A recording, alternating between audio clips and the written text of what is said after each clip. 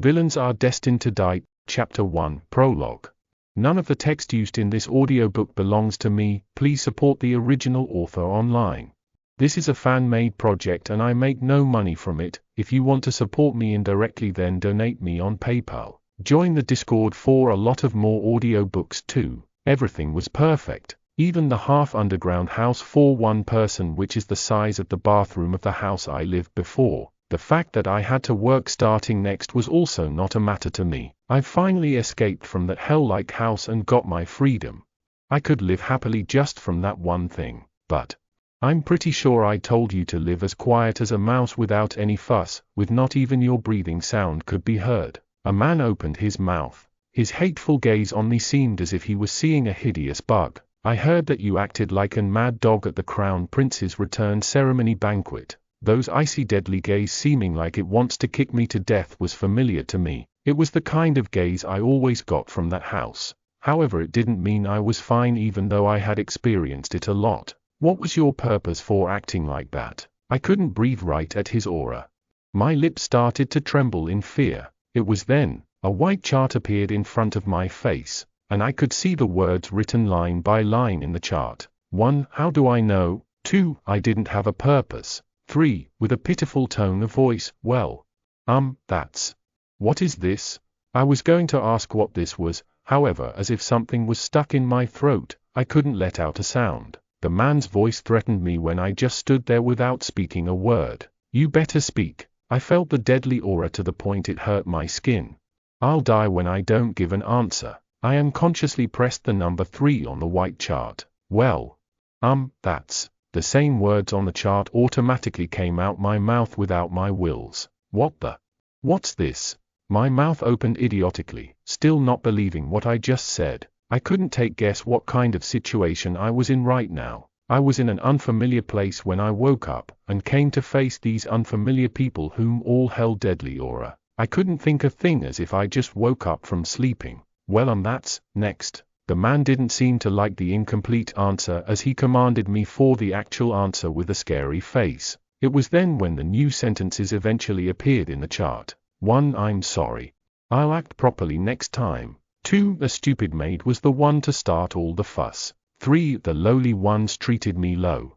The me who is the only daughter of Eckhart. I didn't have time to sit around, thinking of what was going on right now. I hurriedly picked an answer while taking hint of the mood here. Even though I know nothing, I must speak of something in this situation.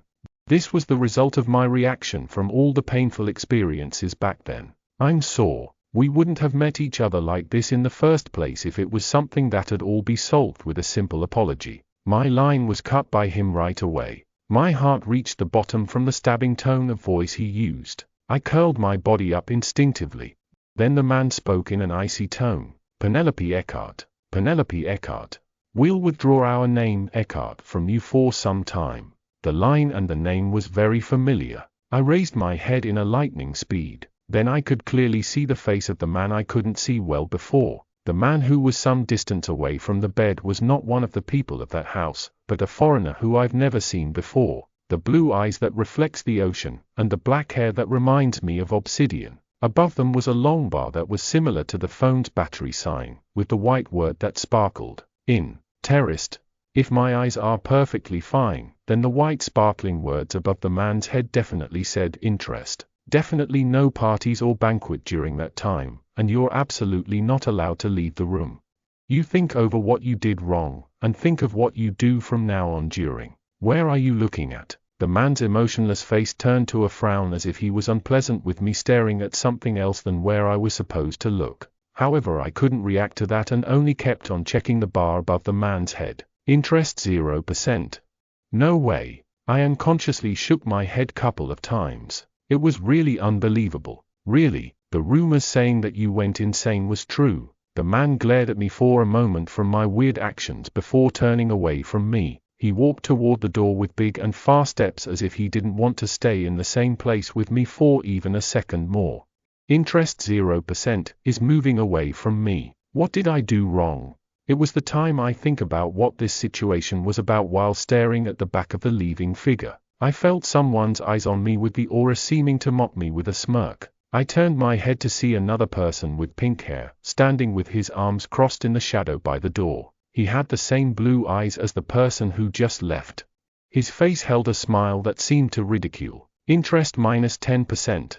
The white word sparkled above the boy's figure. It's even a negative. Fool bitch. Serves you right. Unlike how he has a pretty face, he swore some nasty bad words and left the room following the man who previously left. Thud. The door slammed. I stayed seated with my head blank for a long while in the room where only I existed. My head didn't work well and I still couldn't figure out the situation I was in currently. I thought for a while and realized that the place I was in and the two people I just saw were both somewhat familiar to me. It's a lie, right? I could finally speak what I wished to speak when I was left alone, but I didn't have time to notice that. I couldn't believe this.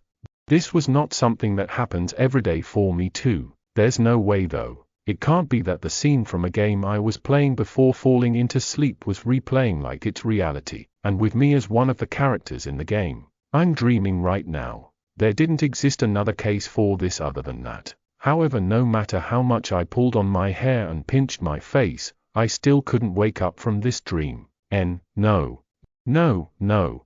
No. I say no. Penelope Eckhart. She was the villainess of the most popular game for girls these days, and the heroine of the difficult mode. Chapter 2.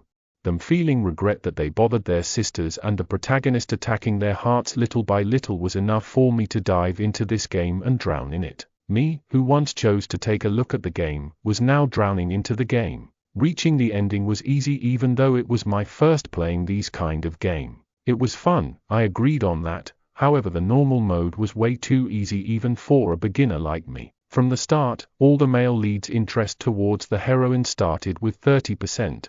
It was to the point it could be called easy mode, and not normal. I saw every character's ending within 3 hours of time. Then a card popped on the screen which said that hidden ending with a drawing of Locke on it. Who? $100? Are they crazy? Why is it so expensive? To see the hidden ending, you needed to either pay a crazy high price for it or finish the hard modes of each character's. Shit. It's already midnight though. I thought about the class I had early in the morning. However, that didn't go for long. Whatever. Let's get it done with. I was insane, being controlled by the game. I wouldn't have done anything like this usually. My fingers excitedly clicked on the hard mode button. The different prologue video played, this time, with a grand BGM. Ooh. The heroine changed to her. It was unexpected that the heroine changed in this mode. She was the villain from the normal mode, the fake mistress of the Duke family. The story was set before the heroine of the normal mode appeared, so it felt like a whole different story from a different game. Maybe this is why this game's so popular. The detailed illustration of the heroine in the hard mode appeared on my screen that woke me up for good. The unique system of this game was not like any other game. This made me be more interested in this app. The villain who was evil to the angel-like heroine was the one who was winning the hearts of the strictly love-barriered male leads now. That gave me the excitement and heart flutters that I couldn't quite explain. I proceeded to the main story of the hard mode.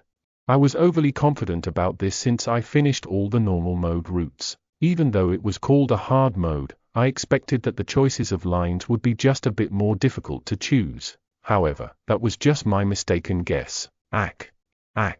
Why did I die again? Hard mode was extremely difficult. The heroine who was the villainess from the first place. It was said that raising the character's interest was freaking hard. It wasn't only that. The interests raised with my hard work all dropped down to game over after just one smallest mistake. Not just a normal game over thing, but very disturbing death of the heroine. Why did this have to be so extreme? The illustration was also so realistic and cruel. I frowned at the illustration of the heroine getting sliced on the neck by the crown prince. This mad game. I died several times due to the hard choices I made sincerely in the game.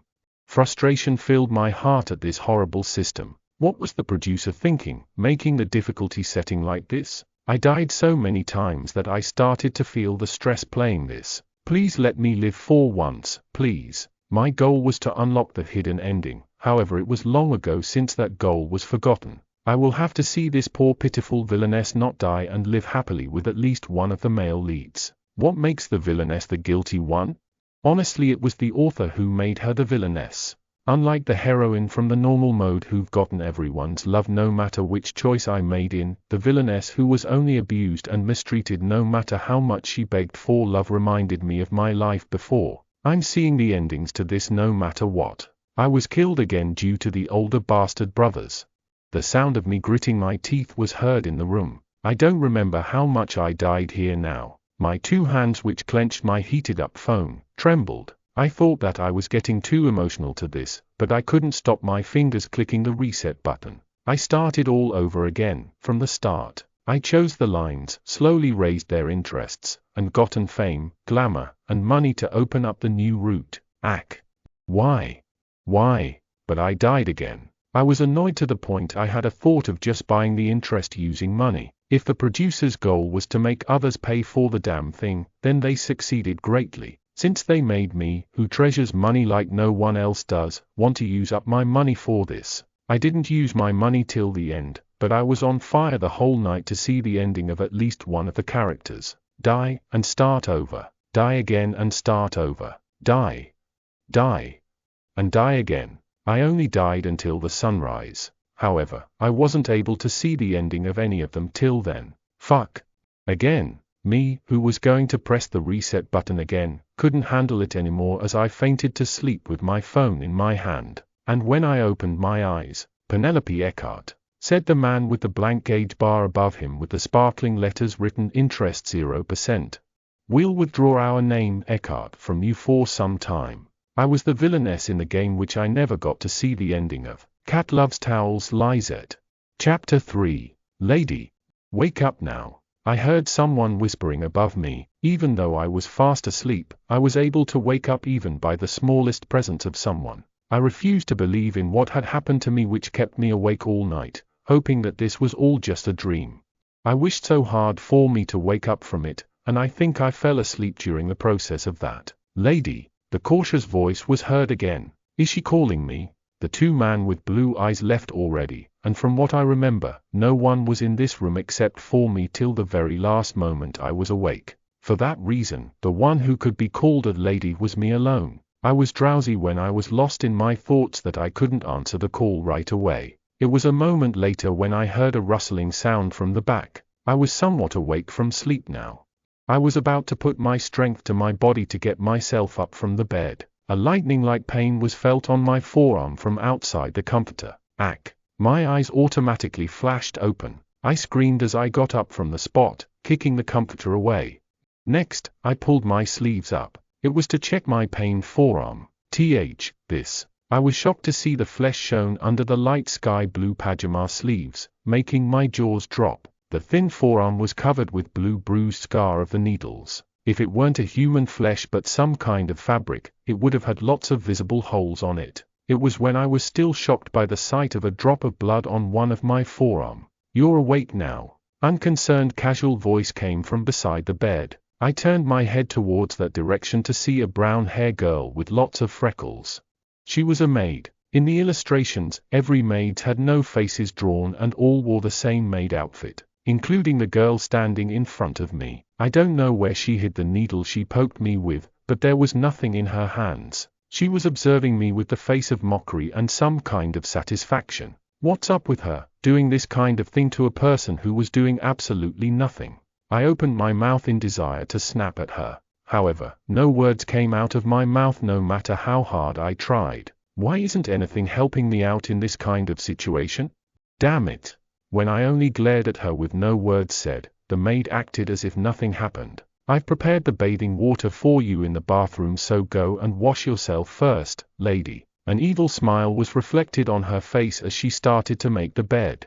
She seemed to be used to doing this to this body. I sat still, biting on my lower lip, but was forced to enter the bathroom due to the maid's push. She told me she prepared the bathing water, but the only thing in the empty bathroom was a bucket filled with cold water. It was freezing cold like ice water that it gave me goosebumps just by dipping my fingertip in. I didn't expect any service in helping me bathe, but this is just too extreme. There were some stories about how the villainess got the worst ever treatment, but nothing explained something this specific. I was once again forced to realize from the overflowing feeling of reality. that I've actually entered the game. I pulled up the sleeve to see the scar with dried blood covering it again, and when I did, I sort of teared up. What's this? Nothing like this was shown in the GA. Suddenly, an image popped up in my head as a reminder. It was an illustration of the villainess with an open-shouldered dress. Unlike the other illustrations that had not the smallest mistakes in it, on the illustration of the villainess had several small dots drawn on the one forearm. Nuts. I thought those were actual birthmarks. If it weren't, then maybe it was something important that would be mentioned in one of the stories I failed to unlock. Who knew those were the traces proving all the abuses? Though this was unbelievable, I was once again surprised of how detailed the story was plotted. Lady, breakfast has been prepared. Are you done yet? The maid urged from the other side of the bathroom door. Says her who isn't a match for me. I felt annoyed, but with no choice, I dipped my hand into the freezing cold water again. To me, who suffered the worst 4 years from my step-brother bastards, this was not even tickling. I was the villainess anyways, so while I was at it, I wanted to make needle marks on that bitch as she did to me, but I had to give it more time for me to investigate everything first, because unfortunately, I was in a state where I couldn't even speak freely of what I wanted to speak. The moment I stepped out the bathroom, drying my face with the towel, I could see the table all set with some food on it like the maid had said. Seemed like I even had to eat my meal in the room. Probably because I was grounded by the first son of the Duke. Take a seat, lady. I was pulled by the maid's hand and sat on the seat by the table. As soon as I did though, I couldn't do anything but to frown. The food prepared as a meal for a human didn't look edible at all. On the plate was a piece of blue moldy bread, and on the bowl was a kind of thick grey soup with undefined solids floating around. Hurry up and eat. I know you're hungry. The maid smiled widely as she urged me to eat. I clenched my teeth and glared at her. A white square screen popped into view right in front of my eyes. Flipping the table. What's this? You crazy? Bring me the chef right now. Right now. Shove the fork in the maid's mouth. You tell me to eat these that not even the dogs would eat? Then how about you do it first? Eat. I've experienced the game over twice at this scene. When I chose one, every one of the workers ran to the Duke, acted pitiful and poor to confess the villainess' troublesome actions. The son who grounded the villainess hears about this and grows so furious that he prohibited anyone offering a single drop of water to me during the grounded days. So I died in hunger. On my next turn, I chose two. Then the son of the Duke, who was just coincidentally passing by, jumped in to get the villainess off of the maid. During the process, the villainess, who was pushed roughly, fell, and the fork which fell on her afterwards stabbed her neck. It was really a ridiculous way to die. In the end, there's only one to choose. This scene is probably the episode which held the story about the relationships between the villainess who became the heroine and the workers here who worked in the mansion for a long time. However, me, who didn't want to see the scene where the heroine is mistreated from the start, just skipped the episode to the next one after dying twice. It was because there were tens of episodes I had to unlock anyways, even if it weren't this one. Right now though, in front of my eyes, there were no return buttons that would take me to the page that enabled me to choose the episodes from. Damn! I sorrowfully glared at the maid standing next to me as I powerlessly clicked the number 3. Once I did, as if someone was controlling my body, I started to move automatically without my wills. My hands held onto the spoon and scooped up a spoonful of rotten soup. My wills of me not wanting to eat this may have affected my movements as my hands with the spoon started to tremble on its way to my mouth. The drops of grey liquid fell on the table. No matter how strong my wills were, I couldn't stop my body from moving on its own.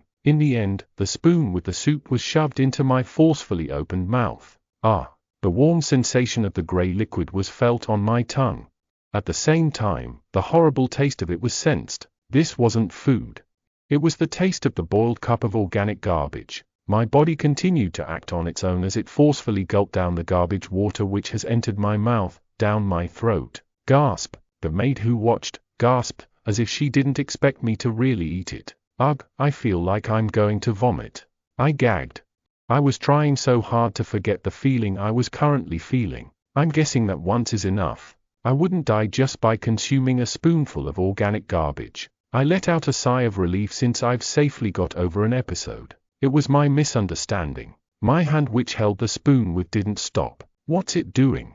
What's Even afterwards, I had to keep on shoving the moldy blue bread and the grey soup in my mouth. It was not due to my wills. The maid's face paled at the sight of me forcefully eat the overdue foods. My body, which repeated those crazy motions, came to a stop when the Duke's son happened to come in. "What are you doing?" "Why, young Master Reynolds." The maid came to panic at the sudden appearance of a figure. Me, on the other hand, didn't have the time to focus on that. I had to cover my mouth with both my hands so fast. I gagged so much. I felt as if everything I've consumed today was going to come flooding out any moment now. Why do I have to experience these things?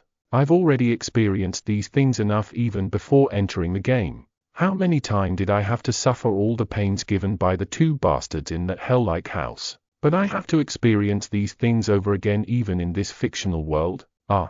A strand of salvia escaped my mouth, out through my palms. I felt myself tearing up due to this unfair situation and the disgust. I groaned like a person who just drank poison. Seeing that, the pink hair approached me with a shocked expression on his face. "Hey, are you okay?" He stopped in his words. He froze still with more shock shown on his face as he looked at what was set on the table. This moldy blue bread, rotten soup. It was a mess. No one would be able to guess that this was served to a lady from the Duke family. Not even the commoners would eat these garbage for breakfast. The sight of the half of those foods gone and his pale younger stepsister covering her mouth, the face of the pink hair who turned his face to look back at the maid, changed to a horrifying frown. "Hey, what did you just feed her?" "Why, young master.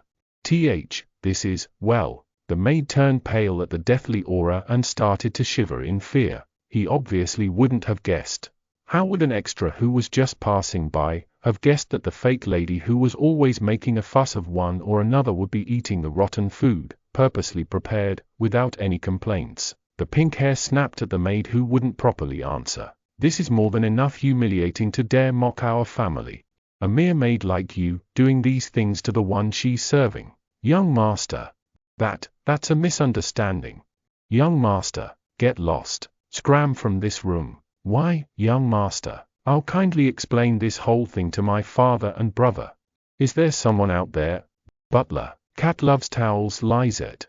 Chapter 4. Thinking that this life was a gift from the God for the pitiful me, however, I succeeded in enduring and finally escaping the dang house. I was accepted into the famous university that everyone in the world knows about. There was a house I could fully relax in even though it was small and dirty. There were nothing left but things that would help me on the way to the brightest future after I left the two bastards. What I'm trying to say is that Penelope's life, which every littlest mistake takes me to my death, isn't any better.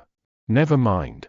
Far worse. It would be a different matter if I at least was the heroine of the normal mode whose every decision lead her to walk the flower path. But why, to me, who've J.U.S.T succeeded in escaping the hell-like house? Just why? Slam, I screamed, slamming on the sink. The girl's beautiful face reflected on the mirror showed a horrifying expression. The sight of her looking more furious than sad certainly made her look like the greatest villain in the game. I sighed deep and ran my hand through my hair to flip it. I thought of things about Penelope Eckhart. A villainess of one game, the heroine of the hard mode. Penelope was actually a commoner with no surname. Penelope, who grew up going from place to place with her poor mother, catches the interest of the Duke, who was desperately searching for his lost-man daughter. When her mother, who suffered an illness, passed away, she was adopted to the Eckhart Duke family. There was only reason she was able to turn into the lady of the Duke family. It was thanks to her appearance that matched the lost daughter of the Duke, the pink hair inherited by the dead Duchess, and the clear blue eyes which symbolized the Eckhart family. I thought of the second son of the Duke whom I just saw not too long ago. His hair was the color of the lovely pink. However, the hair color of the women in the mirror was more towards flame color than pink, and the turquoise-colored eyes that slightly differed from the rest of the family members. He should have continued finding his daughter. Why did he have to take in a random kid? As Penelope grew, she did not look like his daughter anymore. The Duke soon lost his interest for her and locks her out of his sight. All that was left for Penelope, who lost the Duke's interest, was her two step-brothers and the workers abusing. It's so similar to my life to the point it feels unpleasant. Penelope's life and the treatment she got was awfully like mine. It was something I didn't notice when I was playing it as a game. I suddenly started feeling down. Fake lady. Every worker's working in this mansion called Penelope, fake. Penelope herself was breathtakingly beautiful, but to others' eyes, she was only a mere clone that didn't even look like the original. Maybe the story flowed differently if she acted cute towards others, but her personality hit the bottom even though she was only a girl who just coincidentally happened to enter the family. Flashing back to the prologue of the story, it was explained she was always on guard towards everyone like a hedgehog with spikes up, and always caused trouble wherever she went to no matter the place or the situation. I wondered why the choices of lines were all something that would surely cause a fuss. I nodded my head, finally understanding why all the choices I had to choose from were that insane. Penelope was actually a villain who seemed powerful just by her name. Unlike how naive the normal mode heroine looked like, she looked so keen and sharp, but I sort of understood Penelope. Just today. No, just a few hours. I've experienced the treatment she got for only 4 few hours, yet I think it was enough for me to understand how her life must have been, even though she's called a fake. How could they wake her up, poking her with needles? Even so, she's a girl picked up by the Duke himself. Not even one maid would wake the other maids that way. It was when she was 12 when Penelope was adopted to the Duke family. If she was abused from that day and on, there weren't that much things a little kid could do to the adults who wouldn't even listen to her words no matter how hard she shouted. Is this a proof trying to prove she's a meant-to-be villainess? Nothing could change the fact that she was abused all the time even until today. No characters were the least merciful towards Penelope, and the motions that killed Penelope inside were rough and insane. I feel a bit sorry for her. I raised my hand and stroked Penelope's fragile soft cheek. The figure with strong shade of pink hair reflected in the mirror looked sorrowful. However, I got rid of the feeling of pity towards the other. Who's sorry about who? It wasn't the time to think about things in peace. I was Penelope now. It meant that I could die in the male character's hands anytime like that Penelope did in the game. It was fear that I felt when I reminded me of that. Cat loves towels. Lizette happy smiley. Chapter 5. None of the text used in this audiobook belongs to me. Please support the original author online. This is a fan-made project and I make no money from it. If you want to support me indirectly then donate me on PayPal. Join the Discord for a lot of more audiobooks too. I searched for a pen and a piece of paper as soon as I got out of the bathroom. I needed to figure out a way to survive as long as I've become Penelope. In this hard mode, it was hard to raise the interest of one, and a drop to a negative leads to death. It was even worse for the Duke's second son. His interest was already in the negative. It would be death that'll come for me if his interest didn't rise to a positive soon. There was a need for me to organize some information about the game. It was fortunate that the fake lady at least had some things she deserved as a lady. In the large room stood a luxury bookshelf and a desk. I didn't hesitate to go to it and take a seat. I dipped the end of the quill into the ink. Characters first. There were 5 male characters in total in the game. The 2 sons of the Duke and the Crown Prince, the Wizard, the Knight. The hard mode started with their interests at 0% or negative, unlike in the normal mode where it started with 30% of interest in each one. I started to write down everything I remembered, on the blank sheet of paper. First, Derek Eckhart. Korean pronunciations, Derek Eckhart. He was the first son of the Duke, technically the young Duke of the family. Derek was a typical noble man. He was generally uninterested towards Penelope as he was too busy preparing to be the next Duke of this family. However, there was strong and intense contempt and hatred towards her for taking his blood-related sister's place. In the game, Derek killing Penelope himself was rare. However, he didn't forget to punish her whenever she made a fault. Then the player will be given a penalty and their choices of lines to choose from would be restricted. Just like today, I cannot leave the room due to the punishment given yesterday. Anyways, next. The youngest son of the Duke, Reynold Eckhart. Korean pronunciations, Reynold Eckhart. This kid, well, there's really nothing much to explain. A very wacky and active guy with a bad temper, having a critical personality and is always picking a fight with Penelope on every single thing whenever he encounters her. As he's the leader to those who abuse Penelope, him being first to abuse Penelope is not even surprising.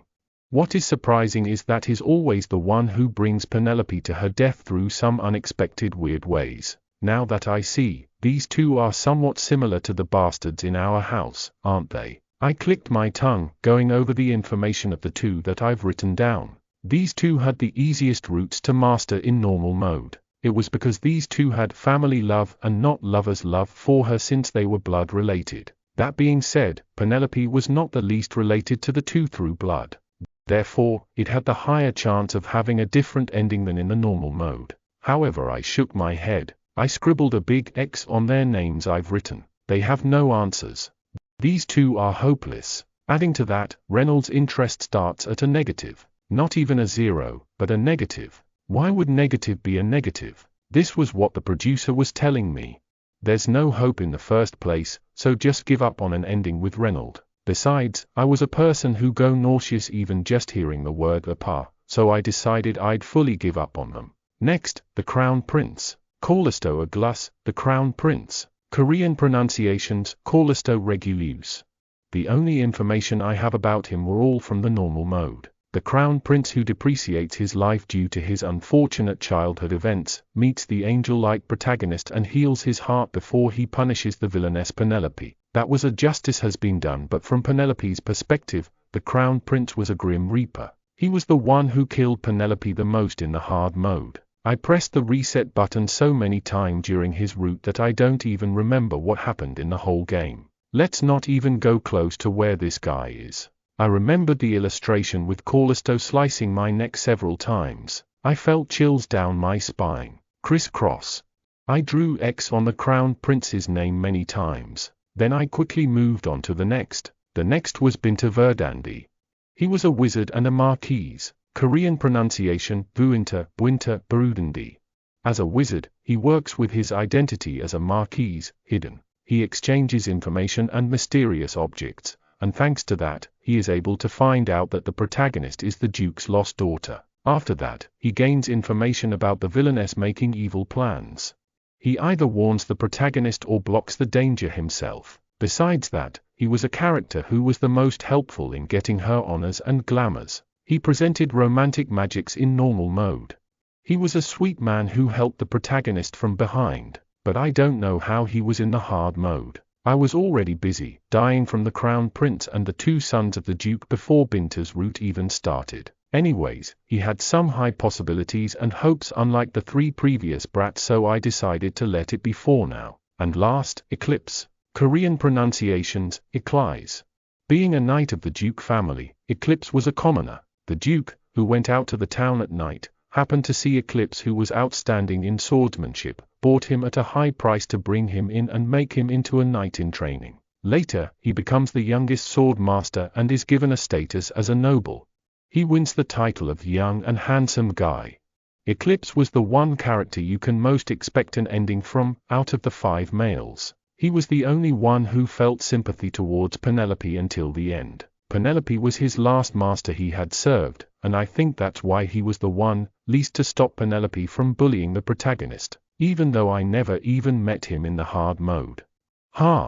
There's nothing much that'd help me at this point. I let out a deep sigh, looking at my finished list. I didn't know much about the hard mode since everything blocked the way in it. Even if I did, I don't know if it'd be useful or not, since I don't know how the system may differ from the game in reality. The one thing I know for sure though, is that I die when the male character's interest reaches negative, and that there's a time limit I have to reach an ending in. Penelope's coming-of-age ceremony. I must finish the route of at least one of the capture characters before that day. That's because it is that day when the protagonist makes her debut in the story. Poor Penelope. She loses everything due to the real daughter of the Duke appearing just when she becomes an adult. That was the start of the normal mode. If I didn't end up with anyone until then I was most likely to die from one of them, even if I don't act like a villainess. Of course, there wasn't a guarantee that I wouldn't die before that even starts. I can't die. I clench my teeth thinking about my sorrowful future.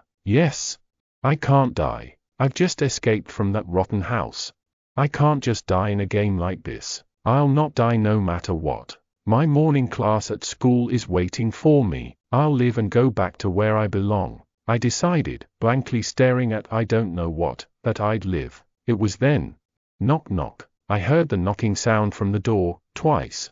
Before I even had the time to hide the papers with the information I've written down, the door opened abruptly. Lady, the person who appeared in front of me was an old white-haired butler. He didn't come in but stood by the door as he spoke. His Grace is commanding for your presence. I knew that the words written on the paper wouldn't show in his eyes, but I felt unpleasant at his rude attitude. There was a manager when I lived at a house. Even though that manager didn't seem to like me, he didn't open the door like the butler did just now. Moreover, this world wasn't based on democracy but classism. Democracy, citizens vote for who gets the power over them. Classism, power is by social class, duke, marquis, commoners, etc.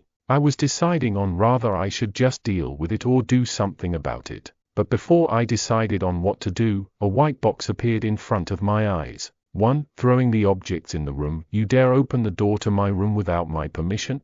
Do you wish for death, oldie? 2. If he has something to say, tell him to come himself. 3. Glares at him for 5 seconds, then gets up. Okay. I forgot about it again. That I'm not in the state where I can get angry over things however I want. However, I also didn't want to act like what any of the 3 choices that are given to me are forcing me to do. I thought while choosing the third one as my option, annoyedly. Interest or whatever, I need to do something about this option chart. Okay. It was fortunate that the Duke was calling me at this time. I hid the papers I wrote on, deep in the drawer before getting up from the spot. Then I followed the butler out my room. I only knew about this mansion through just a few illustrations, so I took this chance to carefully look around the places. The mansion was gigantic in size, just like some buildings you can see in a movie that showed a castle in Europe. Penelope's room was on the 2nd floor. Inside the mansion seemed busy. I met quite a lot of workers while walking through the halls. The gazes of the workers who glanced at me when I walked by didn't seem kind. However, I ignored them without any fuss. These kind of gazes don't even bother me the least, since I've felt these gazes way too much before I even came here.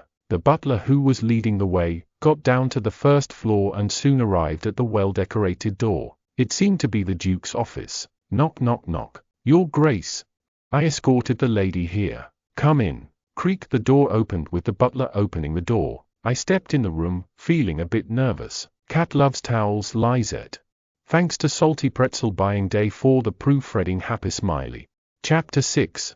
Actually, there wasn't anything to be nervous about. It's only a single scene from a game. Even so, my hands continued to quiver a little. It was due to me subconsciously being reminded of my blood-related dad, remembering the attitude of the Duke towards Penelope in the game. I was fully in the room now, but the Duke didn't even raise his head. I hesitantly approached his desk and stood. I hid my quivering fingers and bowed down for a greeting. There weren't this much details within the game. However, my voice didn't come out, so there was no way I could show my presence through speaking. Also, I felt like this is what I had to do, judging by the aura. You've come. The Duke finally took a glimpse of me by slightly raising his head. He had the same black hair and blue eyes as those that Derek had. His face showed no emotions, just like the high-status nobles shown in the illustrations in the game. At the same time, a white box popped up in my view. 1. Why have you called? 2. I'm busy. Please get straight into the point. 3. Glare without any words said. I pressed on the choice number 1 out of the rest of the insane answers. Why have you called? I heard there was a fuss today morning. As soon as his sentence reached the end, the choices in the box quickly shifted to some new choices. 1. Your Grace has nothing to do with it. 2. You probably want this fuss happening. 3. It wasn't my fault. This was all that stupid maid's doing. I lost control of my mentality reading those choices. These insane choices. Of course, this was something I've experienced once before. When I was playing the game in the other world, I was happy to press on the second one as my choice, my plan being I will make Penelope a sassy chic femme fatale. However, thinking that this came back to me in this reality left me speechless. Even though I still am titled as a villainess, which father on earth would treat his not even blood-related daughter so well? Shit. Tap. When I didn't speak for a while and just stood on the spot, the Duke put down his pen he was holding and lifted his head up to see me. He held a sharp and keen aura within his eyes as he looked at me. I hope this decision does no harm to making a death flag. I chose number 1, trembling inside. I clenched my teeth to try and not say that word out. Your Grace has nothing to do with it. However, I couldn't stop that word in the end, and instead, came out really weird. Penelope. The Duke opened his mouth. His voice was as cold as ice, holding no warmth whatsoever. There was no change of the story flow no matter how much I tried like this. Has it already been 6 years since you came to this house? I went back in my memories, searching for the right information about the game setting. The heroine on both normal and hard modes were at the same age, 18. Penelope had been adopted to the Duke house when she was 12. That meant that, yes, he was correct. I remembered the one thing I've forgotten about the game. The 18th birthday is when the coming-of-age ceremony is held for everyone here. That means that there were not much time left until the day of the coming-of-age ceremony for Penelope, right? Then how long do I have? It was when I was working my brain at the suddenly remembered information. Thankfully, the Duke continued with his words without me having to choose one of the 3 choices. I don't know if you know, but it's not easy to step a foot in this house. Only the ones who've proved that they can be of use to our house can go through the gates of our Eckhart mansion after several strict inspections. I didn't hesitate or save anything to provide you support. I accepted everything, even after seeing you in your luxurious life, doing inexcusable things. However, I can't seem to figure out what good you have brought to our family these past 6 years. True, I would have held a sliver of his interest if I at least looked like his blood-related daughter in appearance. However, Penelope's hair and eye color turned into a color too different from the right shade of pink and the color blue. I wanted to nod while saying that his words were all true. However, my body didn't move an inch after the Duke started speaking. From the system controlling my body, the white box, which had disappeared from my silence, popped up again. 1. So what do you expect me to do? Are you going to kick me out of this house now? 2. I'm not the one at fault. 3. Kneel down. Finally, I was glad to see an actually normal answer I could choose without hesitation. It was an excitement I've never felt since coming to this place. I knew it wouldn't, but just in case they disappeared, I quickly pressed on 3. Thud. My body was automatically moved to kneel down from some kind of force, kicking my backside of the legs hard, and pushing my shoulders downwards. Ack. Why is it so strong? I was expecting this, but it hurt more than expected that my eyes slightly watered. What are you doing? The Duke seemed more shocked from the thud sound than I was. His eyes widened. I never chose this as my decision when I was playing this. I mean, it didn't make sense. Why would a cheap god kneel down? I don't know if the producer was lazy or thought it was a waste of time, but they made the next decision overlap with the choices in normal mode. 1. Is me kneeling down the only way to make you satisfied? 2. Glare with no words. 3. I'm sorry for everything, Father. I hurriedly pressed on 3 like I did before. I'm sorry for everything, Father. The voice that came out of my mouth was loud, probably because I chose 3 as if I was certain and confident 3 was it. What? The Duke asked as if nothing made sense. It was then the white box, which was now familiar to me, popped up. Hidden quest, the lost title of a father. Mission complete. As a reward, the function choices on /off is given. Do you want to off the choices? Yes. /no. With nothing holding me back, I clicked on the yes dot without hesitation. The choices is now off. If you wish to see the choices again, shout choices on. And finally, that annoying white square box disappeared completely from my view. Awesome. I celebrated inwardly while clenching my hands into a fist. The hidden function, choices on /off, had permitted me to call the Duke Father. If I choose off for the choices in the game, the lines are gone and only the number 1, 2, and 3 are the only ones shown on screen. At times, the simple replies or the answers could be typed with the phone keyboard.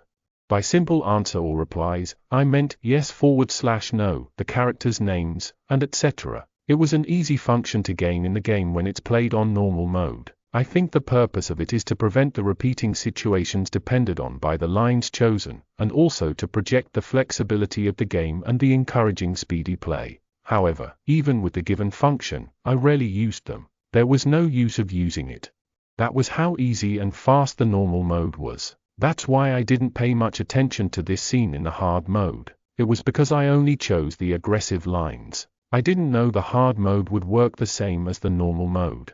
I wasn't able to get the choices on /off function due to me choosing the wrong lines, but it wasn't a needed function to me who was addicted in choosing the right lines for the villainess. I didn't know back then that the addiction would become a poison to me later on, and that later on would be right now. I heaved a sigh at my foolishness back then, as I recited the words by my will, and not from the 3 lines I had to choose from before. F.A.T.H. Hearing the words coming out of my mouth by my will was so touching to me that I could cry. The tears literally lingered in my eyes from that, and the Duke, who never seemed to have heard the word father from Penelope, didn't seem to believe that I had just said that, as his already widened eyes widened even more. I continued with my words, not the least affected by the Duke's reaction. I apologize for making a fuss during my grounded days. I wasn't able to show the manners as superior to the lower ones, and that caused this scandal to occur. I will deeply reflect on my actions for the remaining time I'm grounded for. There won't be a fuss like this happening next time, so please forgive me this once, Father, I begged, kneeling on the ground. When you think of it, the fuss made in the morning wasn't my fault. A maid bullied me.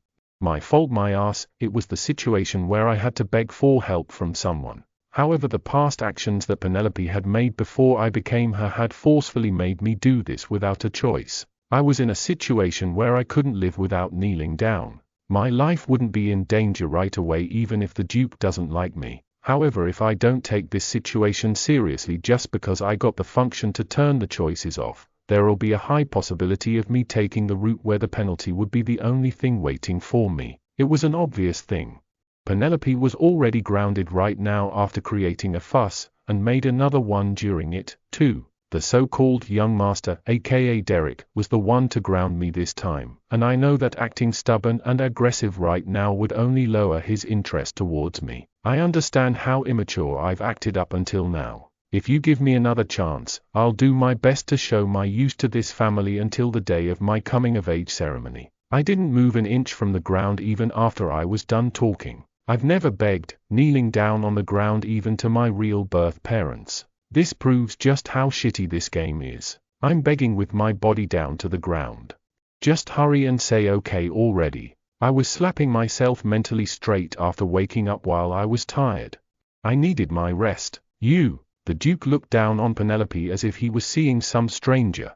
He wasn't able to easily let out words. His jaws moved but didn't mumble out a sound for a while before he managed to let out a sentence. I get what you're saying. Get up from the floor now. Yes, I got up without hesitation. My legs were too tired to the point that I couldn't keep my position any longer. The words spoken by Eckhart family are heavy, Penelope. The Duke spoke in a low tone, still looking at me. Those words had a lot of meaning to it. Thank you. I won't let you regret forgiving me today, Father. You should leave now. I hurriedly moved my body at the same time his words ended. It was due to me worrying what if the route changes because I acted slowly. Cat loves towels. Lizette. Chapter 7. Creak. I felt a sharp gaze behind me from when I turned the doorknob and until when I got out to the hall. I felt a refreshing emotion realizing that he gave a different reaction than when I entered the room earlier.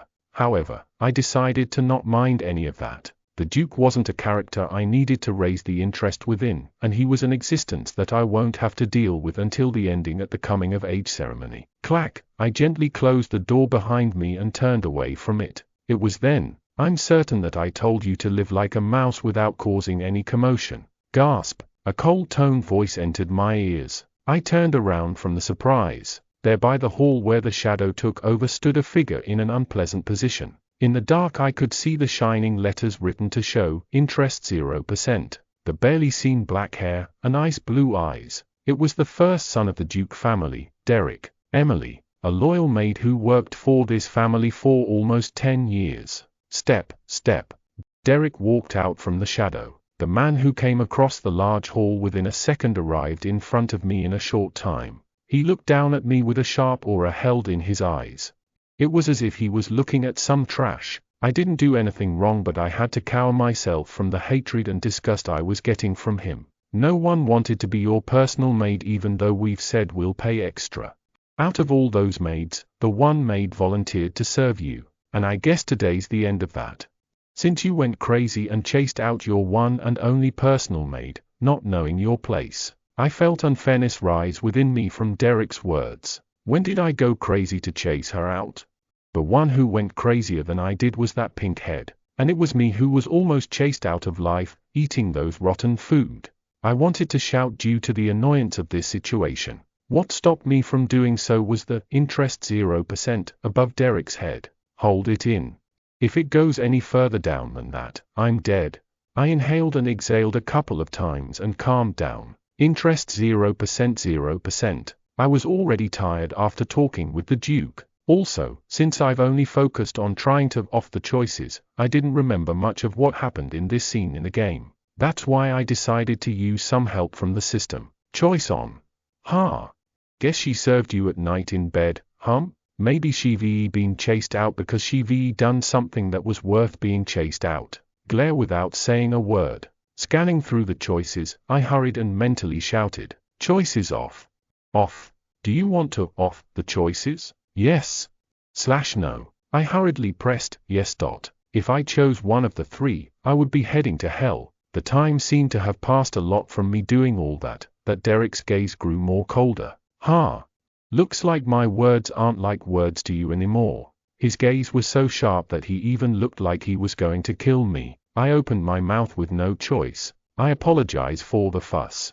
How many times would I have to beg like this even though I did nothing wrong? I was also a person that I had a thing called pride, so I felt disgusted and bad to bow my head down like a slave. However, this was nothing if the purpose of it was to live. Besides, these people aren't real but just some fake characters from the game. That bitch scratched me and left a scar here, father. Brother. Of course, a mouse-like bitch acts like one like a beggar. I begged for forgiveness countless of times before I went out to live on my own in my previous life. This was the same situation of that time. In my previous life, it wasn't that my life would have been in danger if I didn't beg for apologies like in this game. However, I was pretty young that time that every situation seemed killing to me. That's why I lived begging on the ground to the point my hands seemed to become feet. Comparing that to this wasn't something that I could find unfair of. Penelope did create major fuss unlike I did. I don't know if it's due to my experience in my past life that apologizing all my life to live seemed really easy to me. This is annoyingly similar. I opened my mouth, thinking about the time in my past life. Just like you said, I didn't know my place up until now. What? It is my fault that I wasn't able to handle my situation well in the first place, so you don't need to fire her. I was just on my way back to my room after apologizing to father. Hearing my words, Derek's expression changed to a weird one. His slightly wider blue eyes was refreshing to see. It was the similar reaction to that of the Duke's. I opened my mouth. Repeating these dialogues weren't that hard since I've already said these lines multiples of times. I will live my life so quiet from now on that you won't even notice to mind anything. So please forgive me this once. I bowed my head. Was I too lifeless while talking? I came to realize just how insincere my tone was that it started to worry me now. But he wouldn't slice his sister's neck out of nowhere even though it's in a cruel game. I waited for an answer with a light mind, trusting my thoughts that this wasn't a situation with the cruel psychopathic crown prince involved. I wanted this to end quick and go back to the room. Even standing was a torture now. Now that I think about it, my body's not in the best condition due to the incident in the morning with the maid, and I didn't eat anything after that. Derek spoke after more than 5 minutes, unlike my desire for this situation to end quickly. This once. I'll forgive you just this once. Without giving me a chance to thank him, he added. However, keep in mind that this will be the last time I'll be forgiving you behaving that way. It was a more unpleasant reply than the Duke's reply. I felt relieved that it wasn't an answer related to death like how I expected, but no words of thanks came from my mouth no matter how I tried to force it out. Yes. This is only for my safety. I bent my back forward and bowed with a disgusting feeling like how I did to the first bastard in my last life. After that, I immediately turned to head back to my room. It was then, my head started to hurt as I felt dizzy and nauseous. My sight was blurry. I don't know if it was this sudden relief that came to me from the fact that I didn't die, but all strength left my legs. I soon lost my balance and stumbled. I'm falling. I was getting closer to the floor. Tack. Someone roughly grabbed onto my one shoulder. Hey! I felt the force pulling me back up. I turned my head and saw flaming blue pupils right before my eyes. Derek had caught me from me falling. I've heard that you eaten rotten food. I felt my mentality swishing back to me as I heard his emotionless voice. He asked when I just stared at him in surprise. Don't you need a doctor? My complicated mind settled down in an instant. He knew. He knew that it wasn't Penelope's fault. He knew, but he still tried to push all the responsibility to me, and even the maid's wrongdoings. If I didn't ask for forgiveness, he'd probably jump to kill me with no hesitation. I felt like I've just been dumped with iced water. No, young master. Tack, I snatched my hand out of his.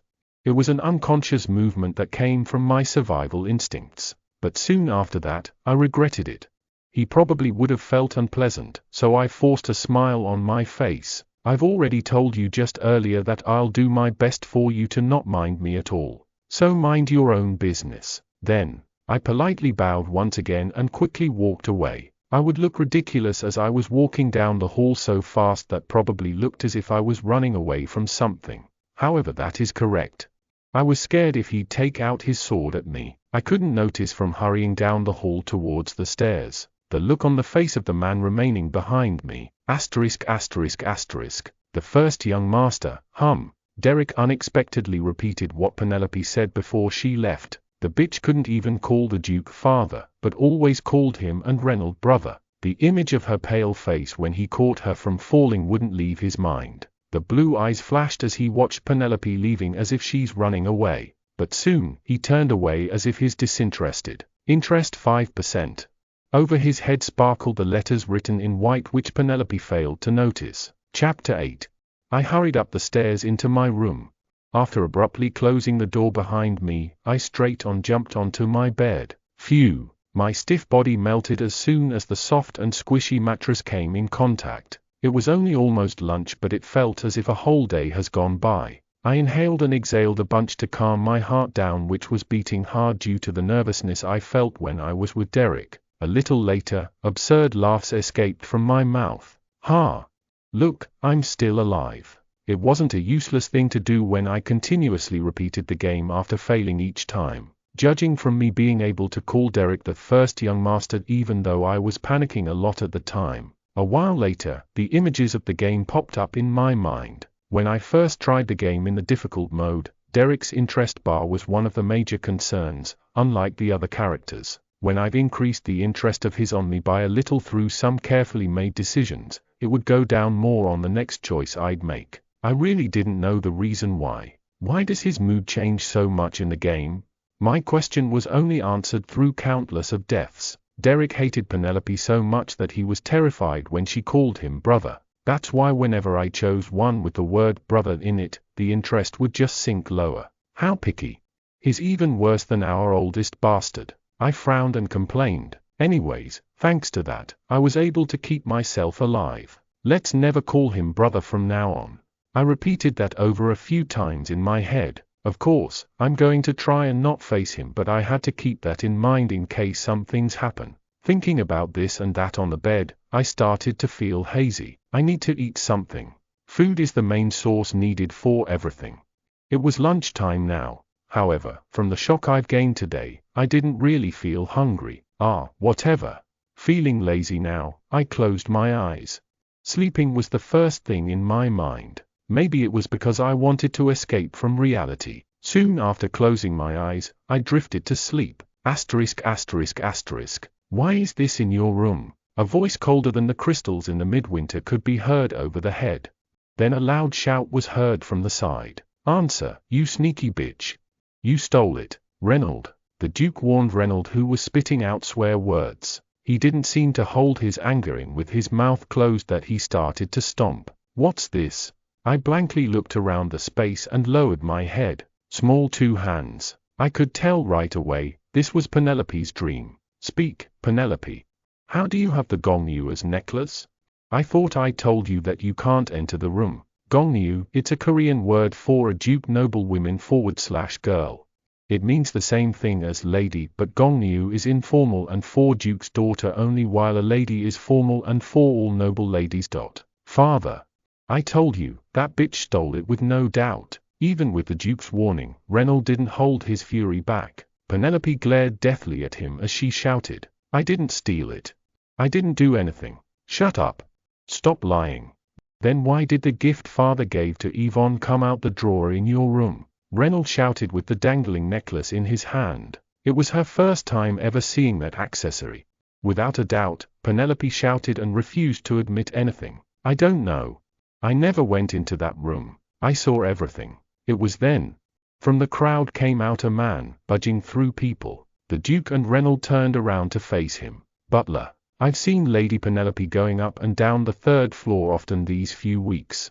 I've checked just in case, but Lady Yvonne's room door wasn't locked." Everyone's gaze, including the Duke's, turned to the little girl. Even Penelope couldn't ignore all these gazes, treating them as it's nothing. It wasn't me." She stepped backward. It was true she went up the 3rd floor often. It was the floor where the least amount of people walked around, and it was also because it was the floor that connected to the pathway to the attic. She only went up there because she didn't want to be with her abusive maid, but not with the intention to steal anything. Even more so if it was something that belonged to the real lady of the Duke family. "I really didn't, father.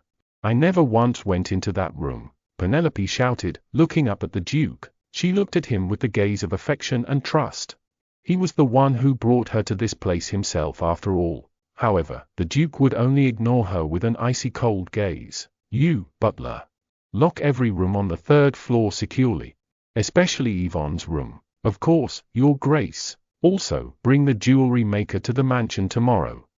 Father. Penelope froze in place, her face pale as a white sheet of paper. The Duke didn't say a word to her as he left the place. "You should have left the mansion when we told you so, stupid idiot," Reynolds whispered after making sure the Duke left. Then he pushed Penelope roughly and followed after the Duke. "Trash," Derek coldly muttered, watching Penelope roll on the ground like trashed garbage. The scene changed. After that, Penelope visited many stores and bought a monstrous amount of jewelry and accessories. She spent so much of the money that Derek and Reynolds would go crazy saying the bitch who doesn't know her place. And after that, she never called the Duke father any longer. Knock knock. The small sound was enough to bring me conscious. I sleepily opened my eyes. Knock knock knock. Another set of knocks came after getting no reply from me. The knocking seemed to be rushed, which made me realize the anger and impatience of the person knocking. I slowly sat up and opened my mouth. "Who?" Click. Before I even finished my sentence, the door burst open. "Lady." "It's me." A bright light came shining in the room from where the door was opened. It was dark in the room, and judging from that, it looked like the sun has already set. My eyes burned due to the sudden light shining in the room and frowned as I turned my gaze to the person who opened the door. "Butler, I came here because there was something urgent I had to do." There weren't many times when the butler came to find me in such a hurry. Then I thought I felt my heart drop. Even more so from the dream I just had. What urgent thing? Did those brats blame me again? What am I guilty of now? My voice came out shaking very much when I asked the question. The butler explained why he came bursting into my room. "I thought it would be best to pick Lady's new personal maid before dinner, so..." My mind went blank from the words that came out so casually from the mouth of one man. "Wait." I raised my hand and stopped him. The butler paused. However, he seemed to be displeased with me stopping him because he faintly furrowed his eyebrow. "Is that all?" The first thing I felt when I heard what the butler said was ridiculously relief. Soon, however, rage started to take over the feeling of relief. The reason why he opened and entered through the door to my room without my permission was just to pick a new maid. I was left dumbfounded at the reason the butler has stated. "Butler." I called him with a deep, low voice. "Yes, lady. What's your name?" Pardon?" he asked as if it was an unexpected question. I decided to be big-hearted and repeated my words for him. "What is your name?" "It's Pennell, lady." "Then what is my name, lady?" "Why are you asking these questions all of a sudden?" He seemed to dislike me asking questions totally not relating to the topic here. His crease between his eyebrows dug deeper. "Answer what you're asked." "What is my name?" "You're Penelope Eckhart," he answered, having no other choice. "Yes." "Penelope Eckhart, a noble." I nodded and applied force when I spoke my name out. Then I continued with my words. "I've never heard of any mannered rules that allow others without a last name to just burst in the noble's room without permission." "Have you?" /n. If you don't have the last name, they are likely to be commoners, but if they do, they are usually nobles. Stupid Penelope. If she was angry with these ignorances and hatred, then she shouldn't have screamed and made a fuss, but use her title and rank as a noble to show the lower ones their place instead, so that they don't see you easy to mistreat you again. Formerly adopted noble by the Duke family, and a Gongnu at that. What a good title to use in these sorts of cases. It was better than one rich family's unknown whoreson. Adding to that, a story of a man bursting into a young noble girl's room however they want seems like one case that would happen to commoners. Aren't I right? I smiled innocently after finishing my words. Of course, as expected, the effect was great. Lady, the butler shouted in panic, hearing my words which cannot possibly be heard by anyone else. Thank you very much for visiting our website. We have added comment section, feel free to share your thoughts. Chapter 9. The gaze that once looked down on her trembled, and that was one satisfying sight to see. I erased the smile I've put on my face and spoke with a low voice with a serious face. Do I need to point out every single thing? You know my throat hurts. This was an expression mostly used by the high-class nobles who have no higher-class nobles to look up to. For an example, the sword of the Empire Duke Eckhart who doesn't have to look up upon anyone excluding the royals. I apologize, lady. The butler seemed to have understood the meaning of this as well. He kneeled to the ground immediately, as if him standing stiff and confidentially in front of me just now has never even happened. That, I have made a mistake from the urgency in my mind. Please forgive me. Watching this scene made me feel refreshed. The feeling I had since the morning till before I went to sleep was now covered with the refreshing feeling. For a brief second I had a thought maybe this was too much to treat a person this older than I am, but I still didn't tell him to get up. That was because Penelope must have looked up to this person who's been ignoring her the past 6 years. I think I'll be displeased if I had to face you for a little while from now, I said, coldly looking down on the butler. Of course I don't think it's only me who feels that way. I could only let the words I actually wanted to speak when I turned around so my back faces him. So if you have anything you wish to accomplish that involves me, send someone else instead of coming yourself. But lady, the idea of picking the new maid wasn't my yes or no. I coldly cut through his line. All I want to hear from you are either the 2 words, yes.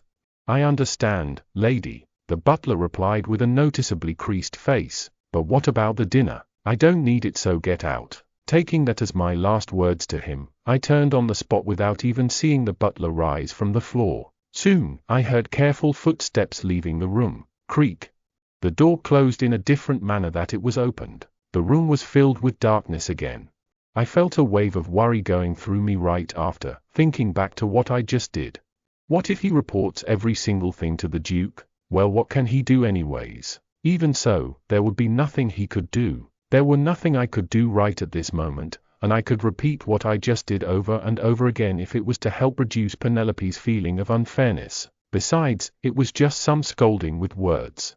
I didn't make a fuss and throw anything and scream. You could raise your fame while playing the game by improving the relationship with the people around you. That later on helped you to unlock all 5 characters' endings. However, I had no intention on doing it like how you would in the actual game. Since I didn't need to see all the endings, it would be a waste if you waste your emotions on the people that had nothing to do with any of me. Fame, my ass.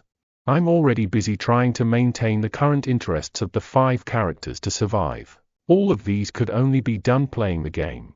It's too much work when it's reality. I closed my eyes once again, setting all my thoughts aside. It was time to regain my sleeping time that has been interrupted by the butler and Penelope in my dreams. ****.